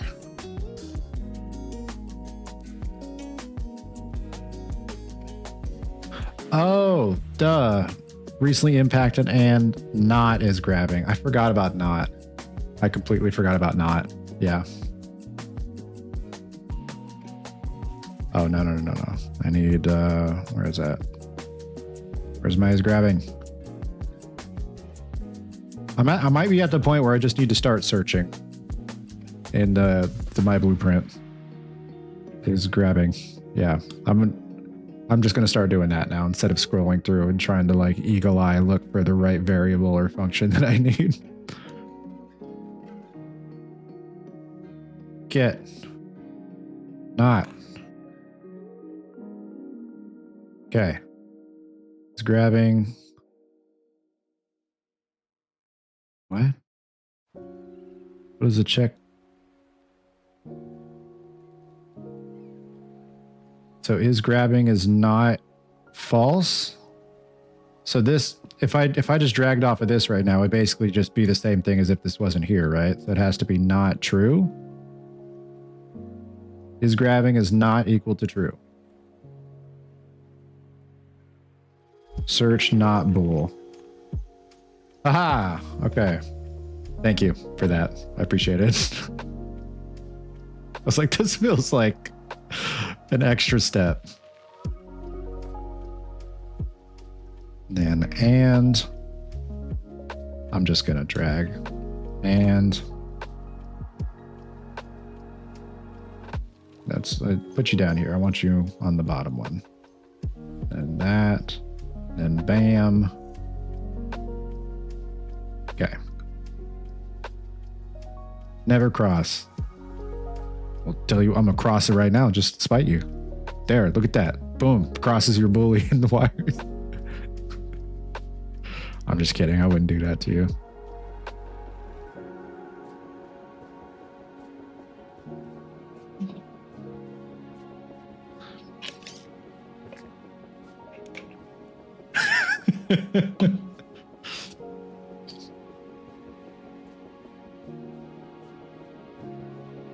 Okay. Is not grabbing and recently impacted. Boom. Impact. And the next will be... Wait, no. We're not going off of that. We're going false. So we're going... I don't know why I keep trying to search for it there. Just go to... Copy and paste. I swear my brain works sometimes. I promise. Don't forget to set it to Wumbo. That, you're right. You're right. I think that was an important step that I've been forgetting here. That's the sauce that we're missing, is the Wumbo sauce. I won't forget it.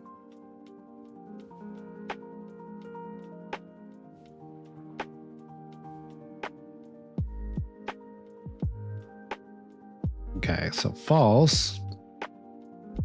No. That's like over here.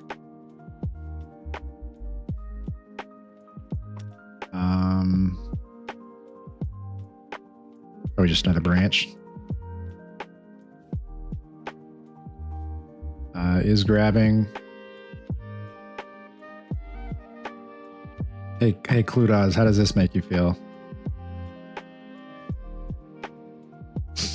How about that one? Is this also illegal? This feels illegal. I'm fine. I don't believe you. Don't worry, for everyone's sanity here. He's lying. For everyone's sanity here, I'm just gonna do one of these. He's traumatized. Actually, you thought I was gonna do that, but what I'm doing instead is I'm going over here, then I'm taking this and I'm coming back over here. Ha ha!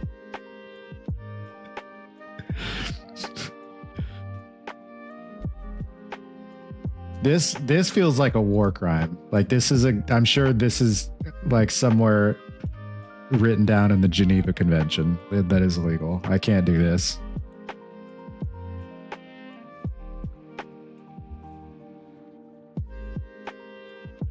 We're going back. I no longer have those problems. I use a plugin that auto arranges nodes for me. That sounds incredible, actually. That's a thing. Might have to look into that because that sounds incredible. What is that plugin called? Blueprint Assist. Oh, is that the one that makes your lines like you can choose between like angled lines or like diagonal lines, just like 90-degree lines, something like that? I think I've seen that before. No? Oh, that's electronic nodes. Oh no, Blueprint Assist is the one where... No, that's another... Yeah, I was getting that confused with another one. Blueprint Assist is the one that you can just like type your nodes instead of having to like drag off of each one. I think you hit like enter or space or something and you can type it. I saw a short about that at some point, or like a TikTok about it.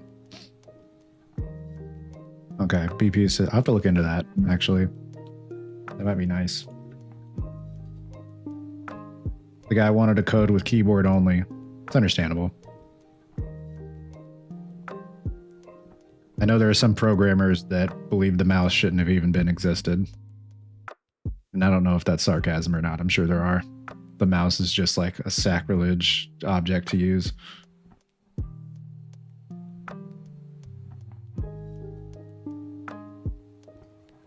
Messy blueprint? Oh my gosh. Cruel, let the mouse alive. I agree. Let the mouse alive.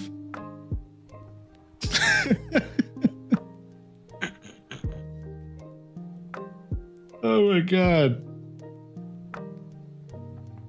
Yeah, someone's got to be put on trial. This type of blueprint node I don't even know what to call this.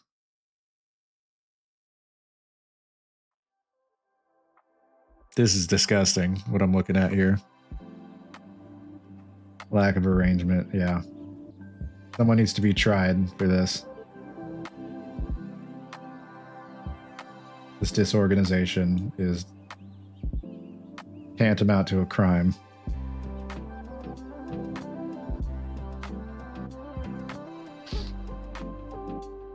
Okay. Okay, so is grabbing true? Just grabbing then, I guess.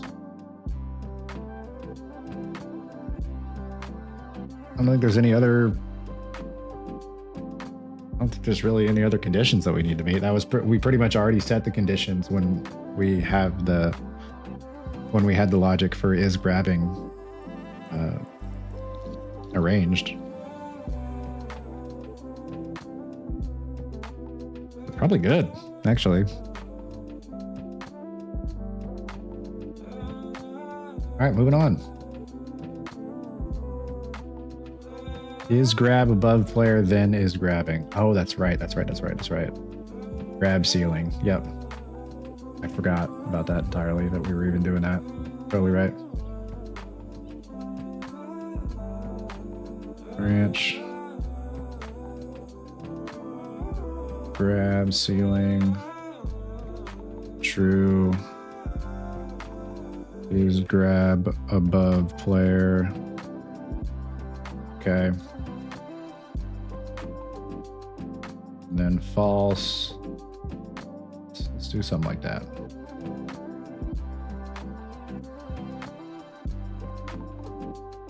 Organize this a little better. We're going to be doing a lot of branching here, so.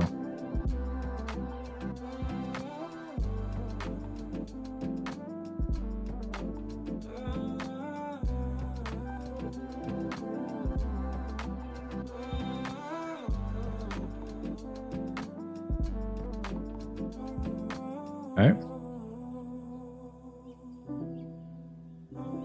Okay.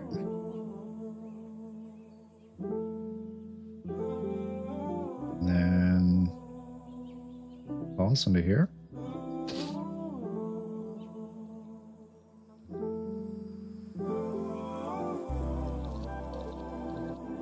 I don't like that as much. I like it down like that.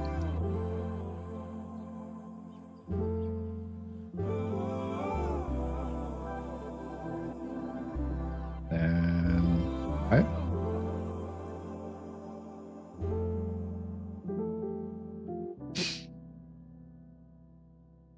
Maybe I should put it like a but. Oh no, I don't like that. I don't like that at all. Mm-mm. Mm-mm. Did not like that. I also don't like it sitting above like this.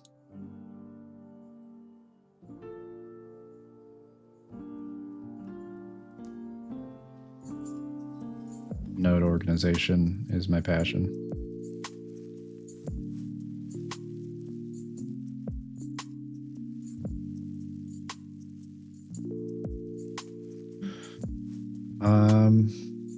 Probably is above and is grabbing to be safe.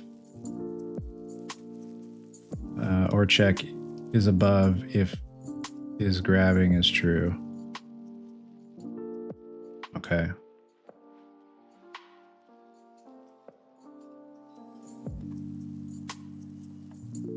Is grab above player. Well, I think is grabbing is already true when is grab above player.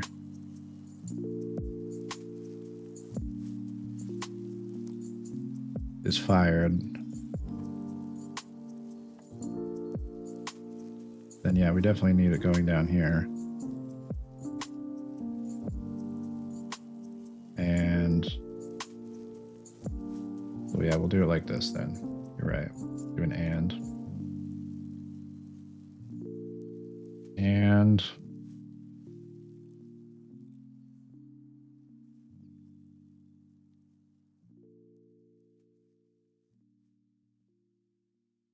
oh wait, no.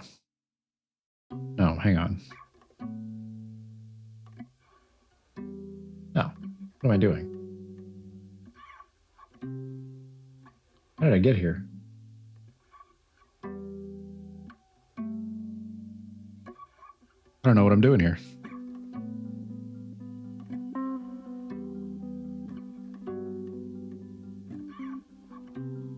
I think this is fine.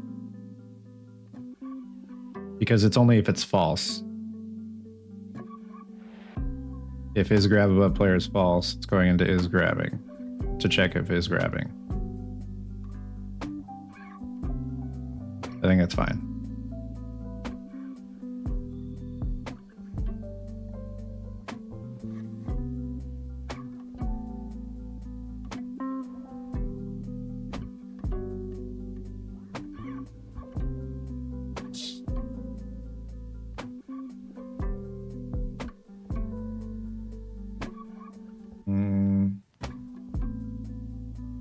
Okay, and then next, to recently jumped and is moving in idle. If is above gets accidentally left true, it will steal the state even if not grabbing. Isn't it? I think it might already be doing that, unless I'm mistaken.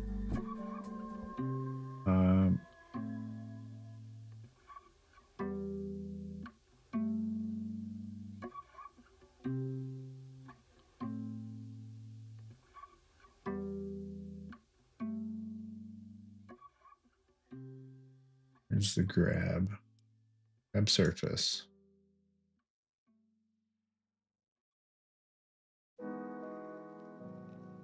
Grab is above player.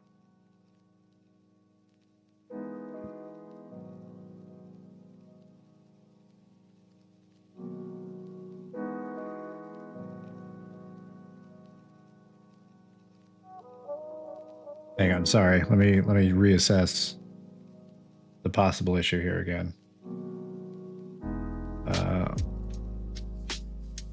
If is above gets accidentally left true, it will steal the state even if not grabbing. But I don't think it gets accidentally left true, does it?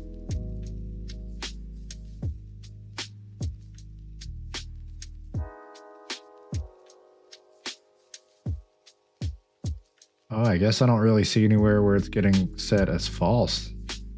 Huh.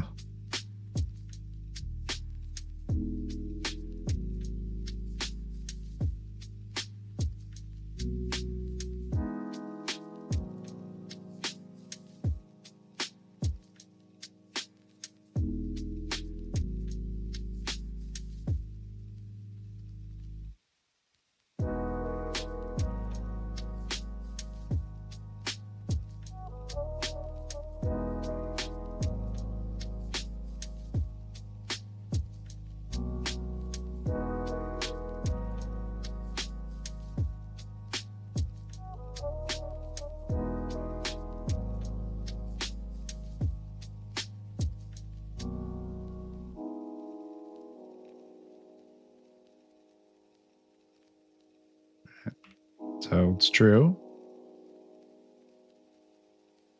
It's still true. It doesn't get reset until it grabs the surface again.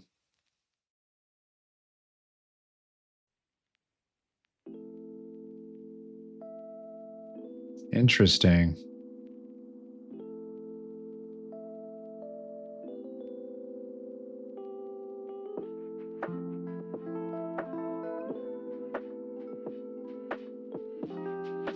And then maybe do like a branch here. Just check like if is grabbing. But you should always assume is grabbing is true when evaluating it.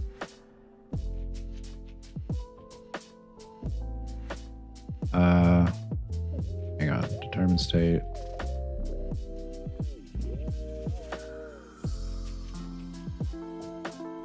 So we're talking about is grab above, right? You should always assume is grabbing is true when evaluating it. But if we do something like this where we just do like is grabbing false, then set is grab above player to false, right? Is that a possibility here?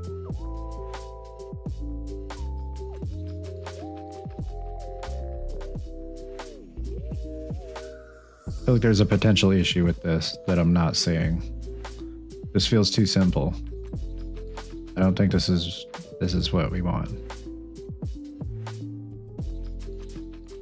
It is, but it's safer to assume it could be stale.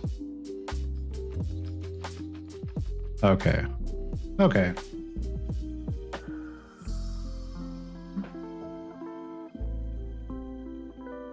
I see what you're saying now.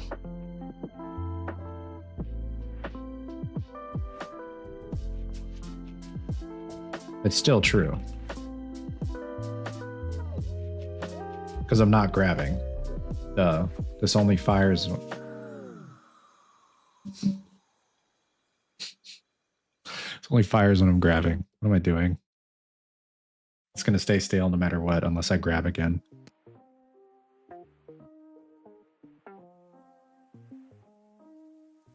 All right, so is grab above player.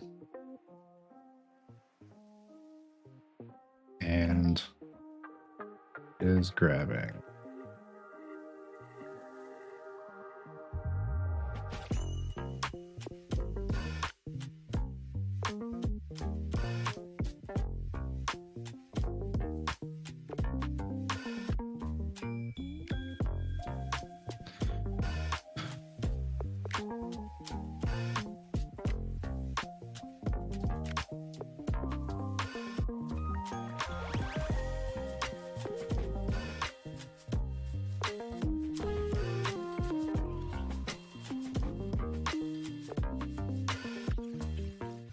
Okay. Yeah, that's good from there.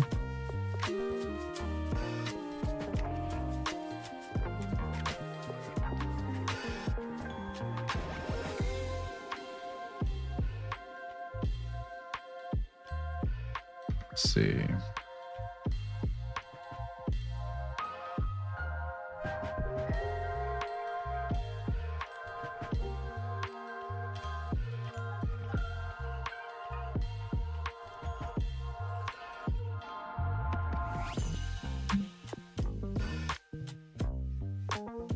Just going to jumping now.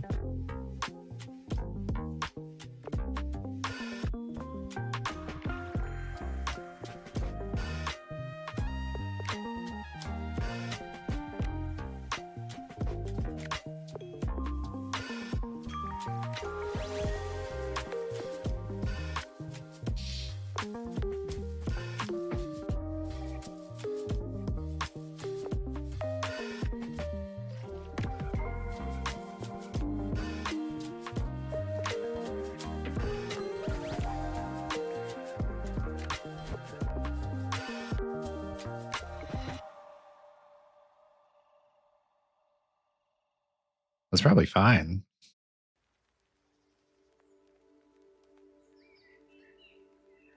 Basically, I just need to determine how long I want the jump state to last for.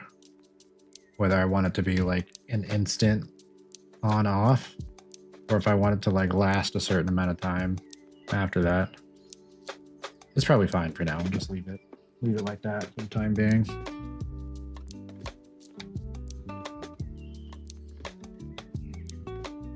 Okay. And then moving, and then idle.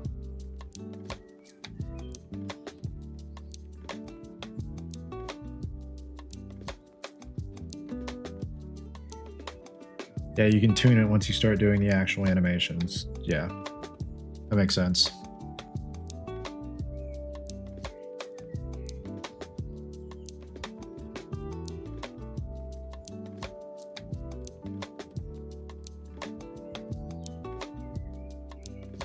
Okay. I don't know why I have this grabbing here.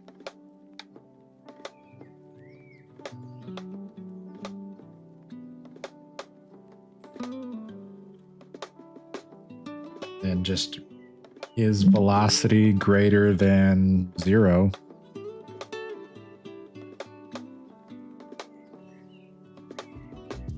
What was the value I was getting before? Because it's not just straight velocity. It was, oh, where were we doing that? I think it was in the rotate face to velocity, right? It was the component velocity vector length. That's what it was. The vector length is like greater than 0. So I'll just do one of these, I guess. Just do that, copy that. Copy that. What am I doing over here? Grab surface. No, turn that off. Or get out of that. Frame state. And then if this is greater than 0, That works.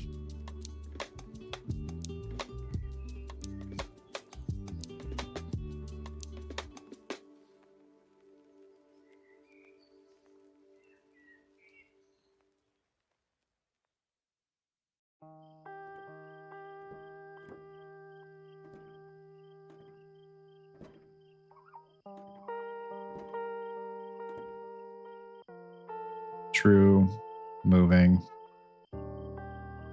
And if not, how do I keep doing that? Idle. That up here. Idle.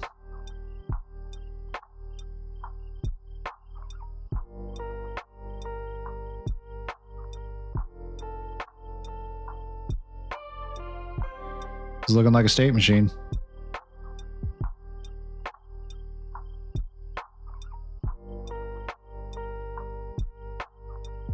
It's getting there.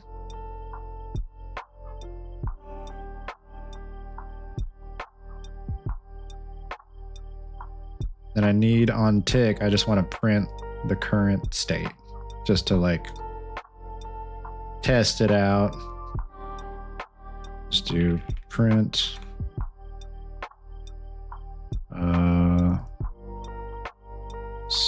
state, slime states, print that. Numerator to string. Key. Yes, please. I would like a key. I want to do anything in life with the same confidence that the key field does in saying that it's not a Boolean.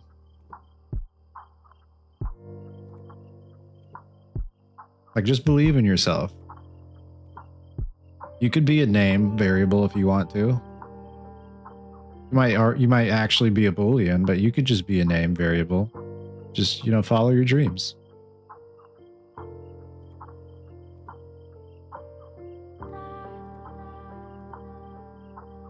Name has uses. I guess I'm trying to, I don't, maybe it's just because I don't know of the other use cases you would use for the key that aren't just basically having this be a checkbox for. So it's if it like outputs that exact same key, it doesn't overwrite it, correct? Like it doesn't make a new one. It just leaves it blank.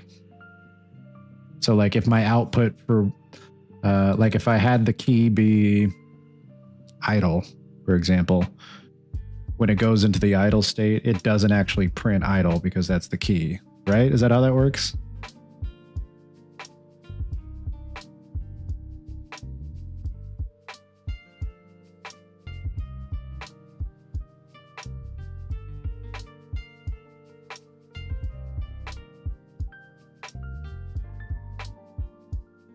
Or if like the thing that's being printed has the same word and a bunch of different options, like state, you know, for if the states actually had the word state at the end of it, like idle state, moving state, or whatever else, and I put the word state in there, it would just say idle, moving. It would like omit the state part of it. Because other than that, I don't know what else it's used for or what it's even used for in that case.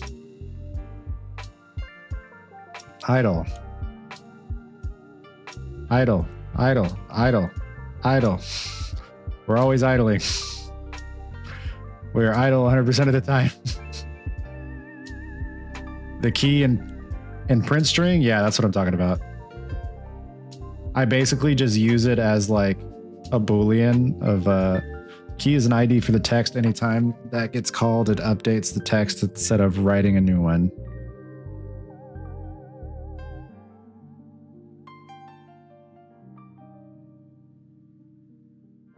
So if you had variables mapping to your states, for example, you could have it print one for each enumerator.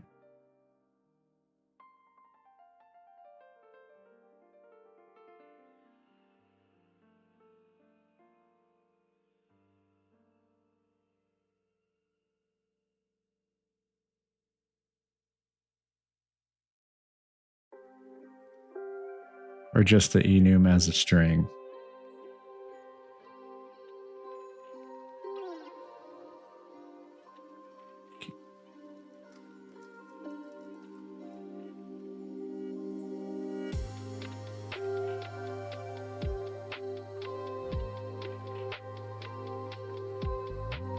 I think my brain might be a little too fried to understand this explanation. I'm sorry.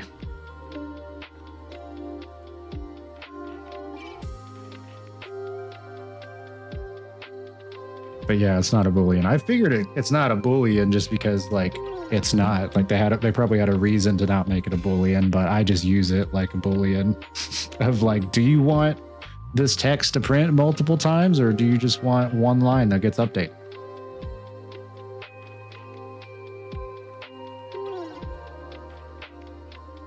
That's where it, but the use case you're explaining, I apologize. I just don't have the mental bandwidth apparently for that to stick.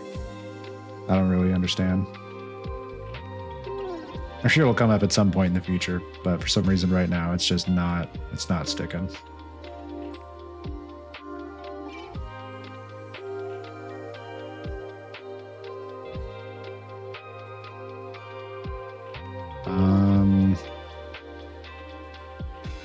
Yeah, it is not. Unless that's what's happening here. Is this literally the use case where it needs to be something different? Probably not, right?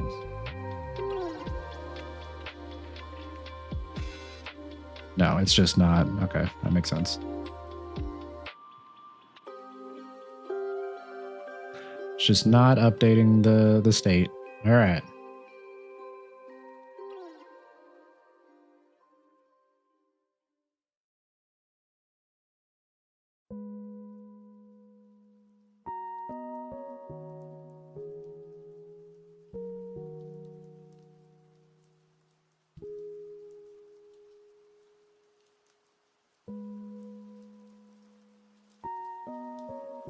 Did I not plug in determine state? Is that it? I didn't plug in determine state.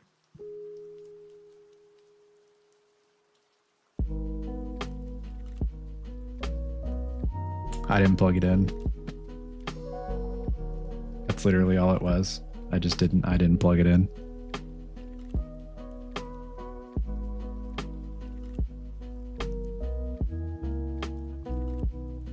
I made a whole function and didn't plug it in. You didn't plug any of the functions in. Yeah.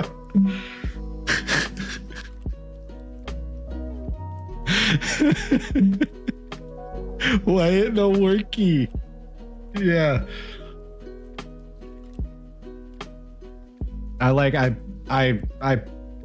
assembled a whole light fixture, like put in the bulb, got all the ornamentals set up on the light fixture and switched the flip the switch on the light.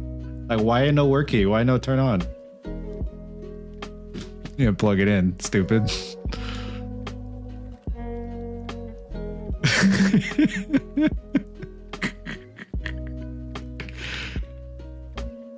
That's hilarious.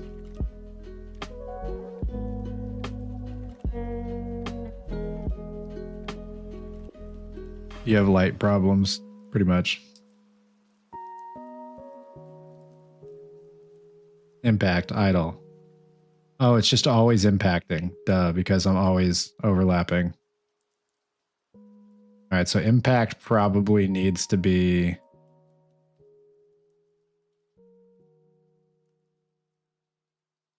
Oh, yeah, so the logic for impact needs to be a little different.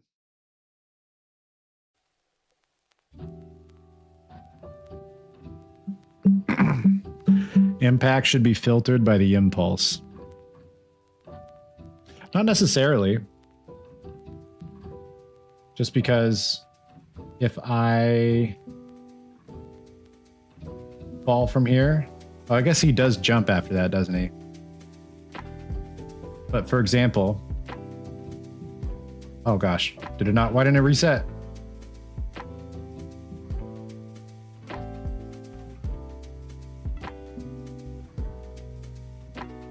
Oh my gosh, can I get up on top of here? I'm bad at my own game. Okay, so for example, let's say he just like rolls off of this. You know, like, rolling, boom. That should still be an impact right there at the bottom.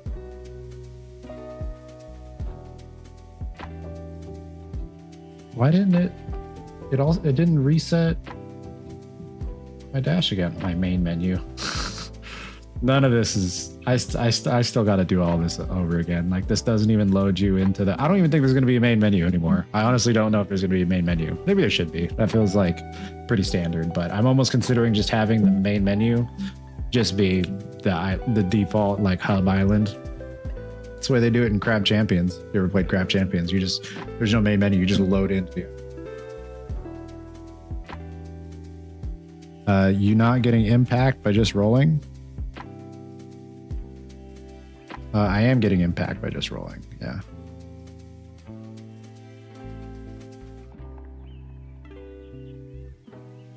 But I don't want the impact to be happening right here.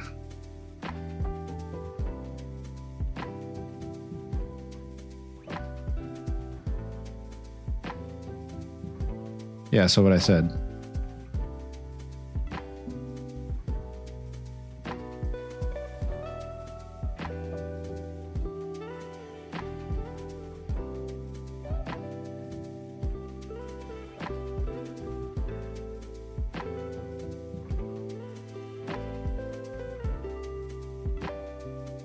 Should be filtered. So when I impulse, it should not impact.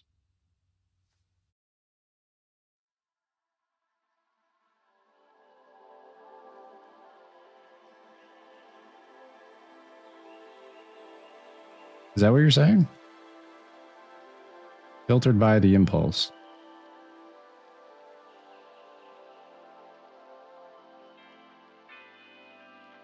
Print the vector length of the impulse, and I think you'll understand.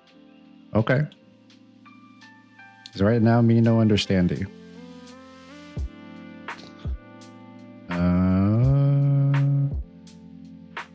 Dash. Apply dash.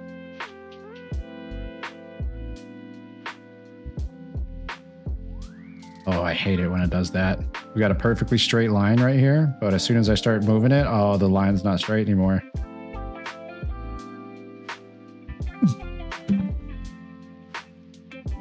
It's such a non-issue, but I hate it.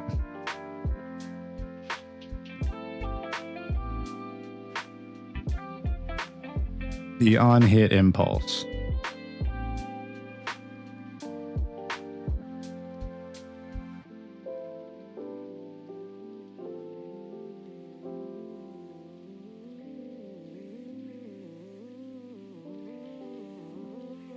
Normal impulse.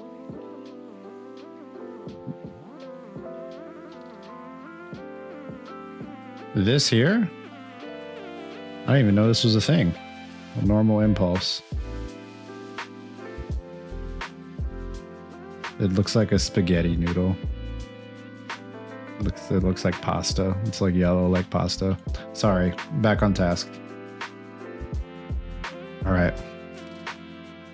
Vector length.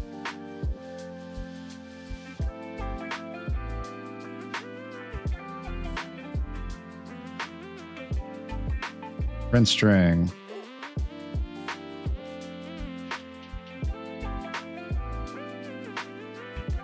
No. Plug into there.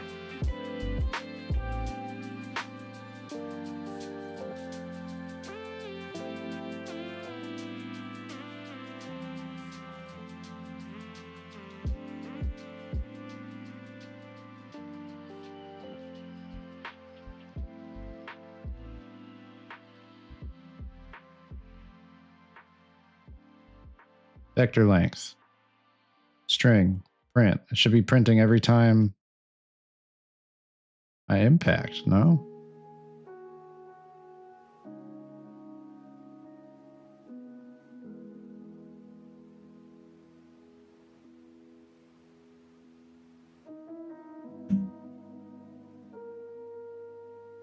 Oh. Now I understand how key works. Cool. See, cool. Okay.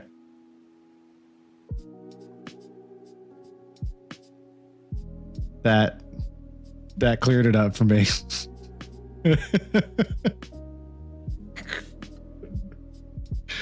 Oh, that's hilarious. All right. Yeah, I don't know. Normal impulse. I totally get it now.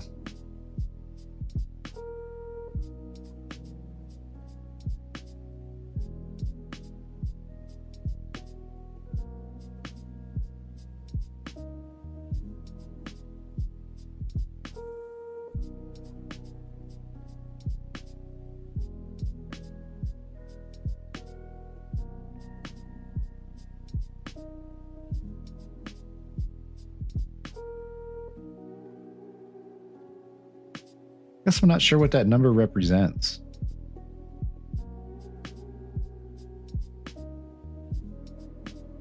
Like I know it's the vector length of this normal impulse, but what is the normal impulse?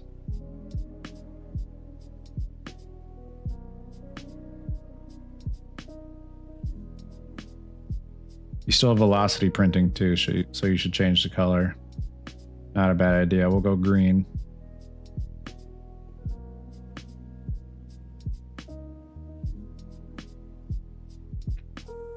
It's how hard it hits something.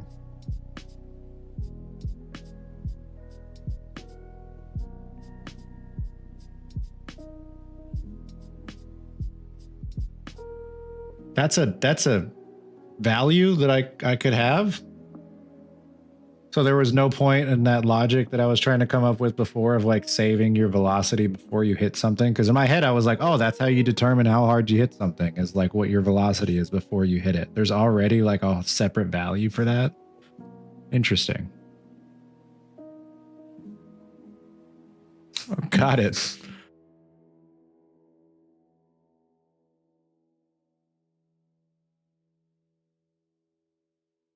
All right, so basically if it's lower than, it's pretty dang high when you hit something.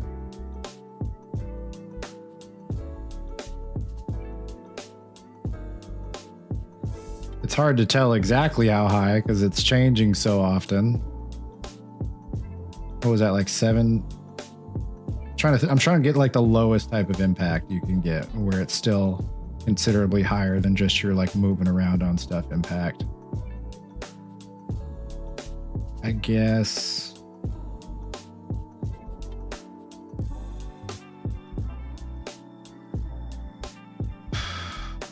Well, hang on. Actually, let's do it the other way. Let's just look at like how high it goes when you're just moving around instead of like trying to see how high it goes when you hit something. All right, so it doesn't really seem to go above 2,000. It's a 4-figure number at maximum, it seems, every time I'm just rolling around doing my thing. If I hit something, it goes up into like 6 figures. Is there any time it goes 5 or below?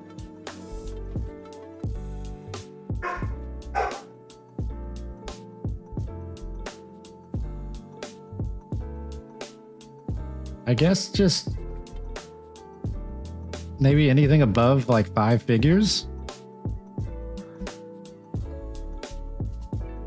could be an impact. 10K is probably a good filter. Okay.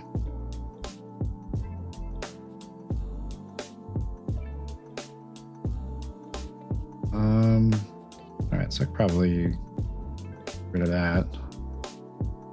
And I probably need an input, right? The normal impulse.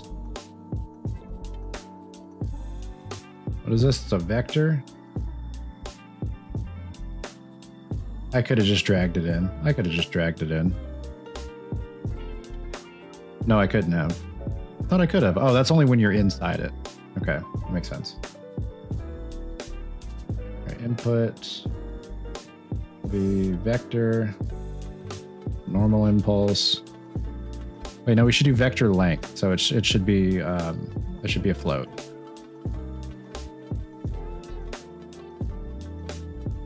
Vector length. Yeah, we'll do it as a float. Float.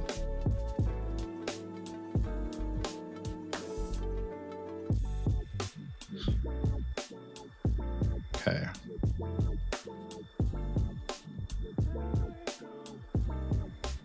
Last impact time.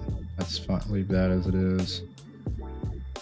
And then, wait a minute. No, what am I doing?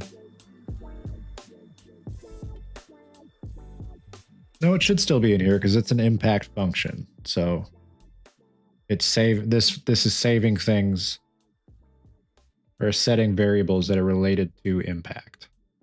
So it should set my most recent impact.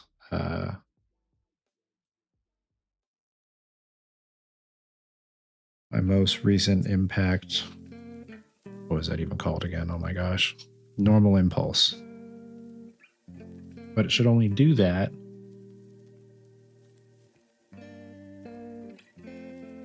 should only save that within recently impacted. But in order to save recently impacted, maybe it should be under, instead of impact, it should be under last impact or recently impacted.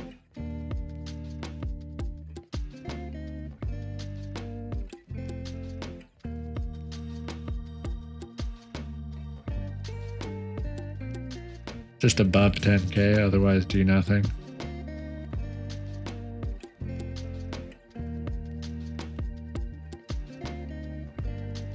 I'll leave you there, guys. Good luck and have fun. Thanks for hanging out, man. Feel free to stop by at any point. So every Tuesday is when we're doing these dev streams. Mondays are like gaming streams, which may turn into dev streams sometimes, but Tuesdays for sure, every week, unless otherwise post about it. I usually will post on like Blue Sky or something if I'm not doing a stream that week, or in the Discord. If you want to join in on the Discord, I think the link's up there a while back. Feel free to go grab that. But yeah, either on Blue Sky or Discord. I'll post about it if there's ever like I'm on vacation or something, but it's not that often. But thanks for stopping by, man. You have a good one.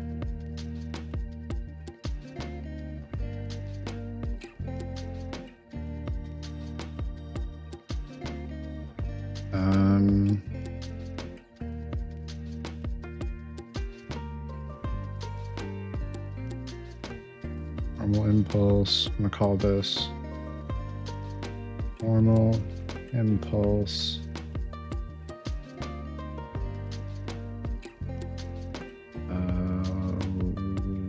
Vector length. Sure. Normal impulse vector length. It's an input, so it can be named crazy like that.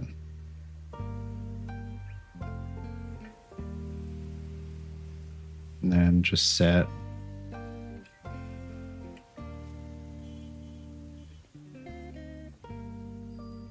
branch. Wait, it could.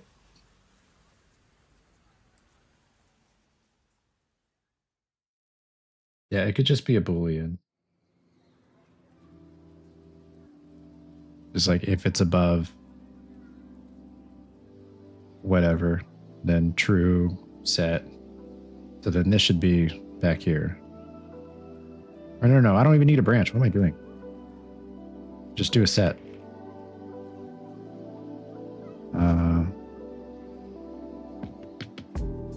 My brain is right about there where it might be close to fried out for the night. But we'll do this if it is greater than 10K. Then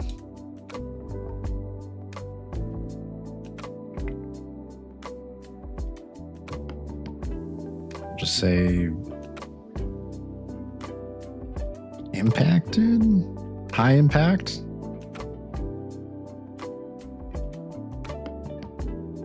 branch.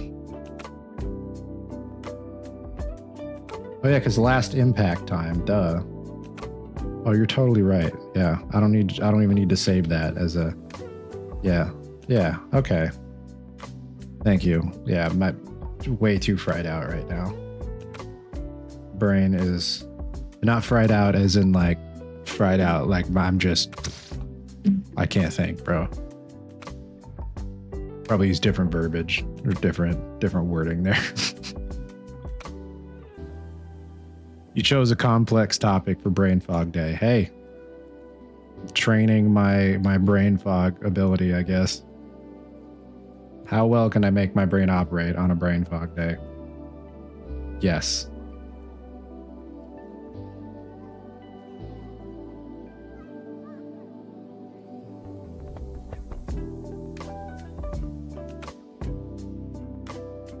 Oh no.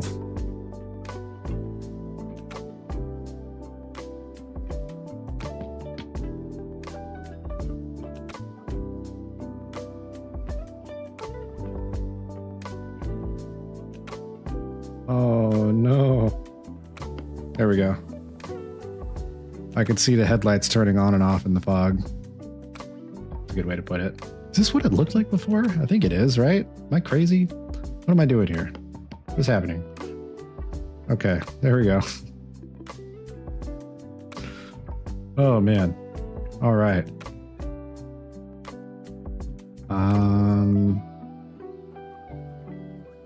Yeah, those headlights are having a tough time staying on. Determined state.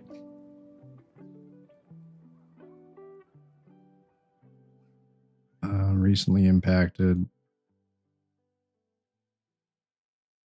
Yeah, okay, I think that's it then, right?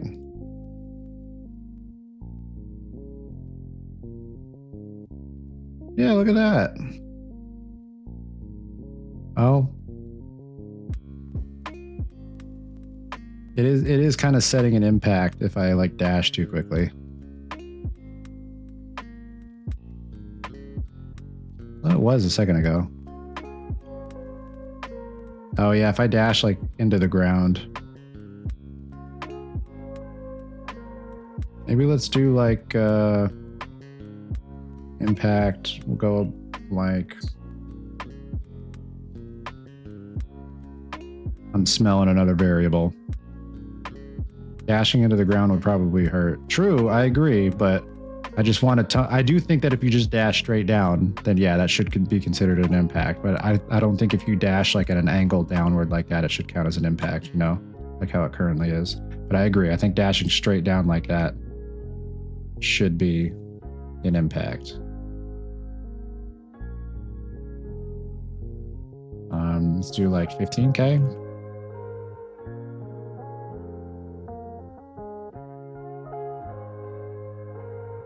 Still an impact. 20K.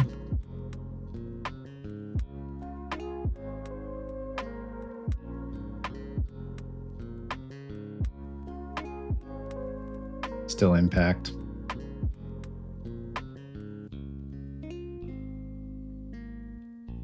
Print the impact size whenever you set the last impact. You're totally right. Okay. Print.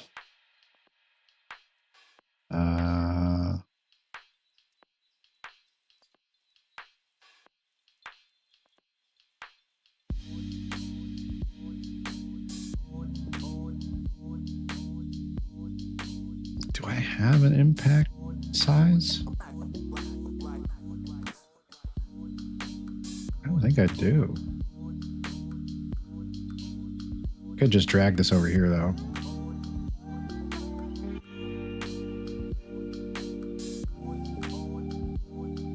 Impulse vector length is your size. Yeah, I couldn't remember if I already had like a variable I had made for it. Impact size. Oh, let's make that green.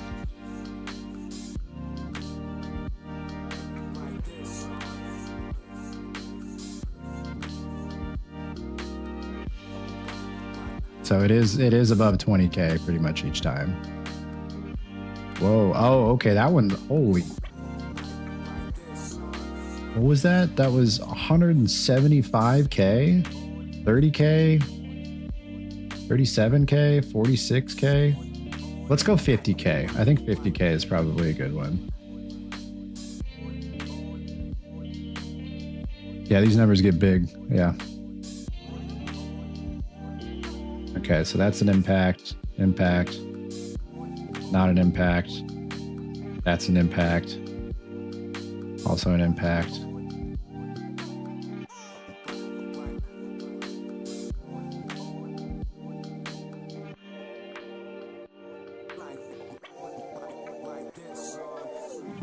Maybe 55?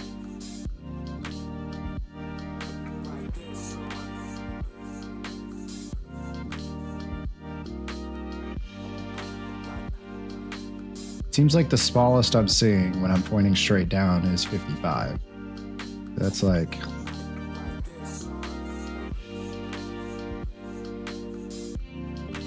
Could maybe do it above 60, so that way just a small little tap on the ground or a couple little taps on the ground don't make you impact, but like a big one. Yeah, let's try 60.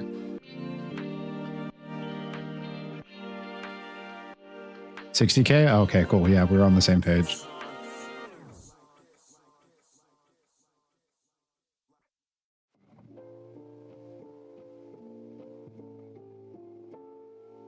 Cool.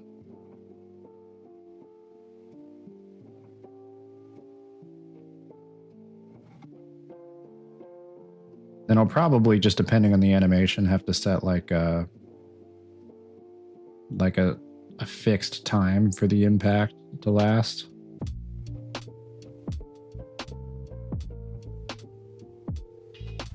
Because it does look like it's going away pretty quickly.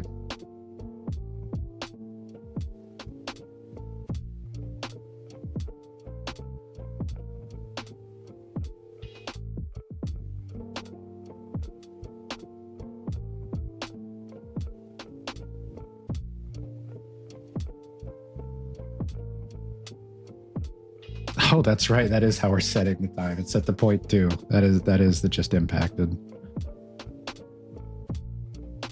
I should probably do a thing that I already did. Yeah, it might be about time to call it. I'll go change that real quick, but I don't think I'm gonna get anywhere else productive after this. This is... Oh, I can't even find my frickin'... Where are we at? Oh my gosh, that's where I just was. Okay.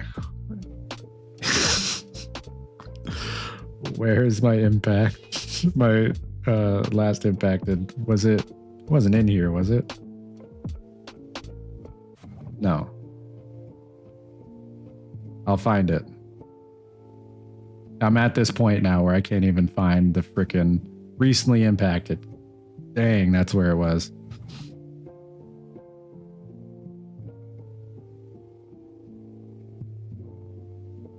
Well, because I was going to change the default value of recently impacted. Do like 0.5.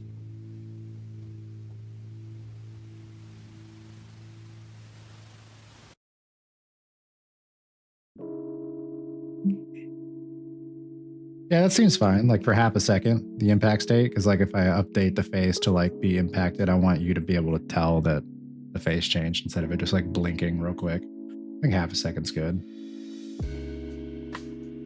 Yeah, half a second seems like a good amount of time for an impact facial change. Okay. All right. Save all. Cool. Got some good progress done here in my brain frog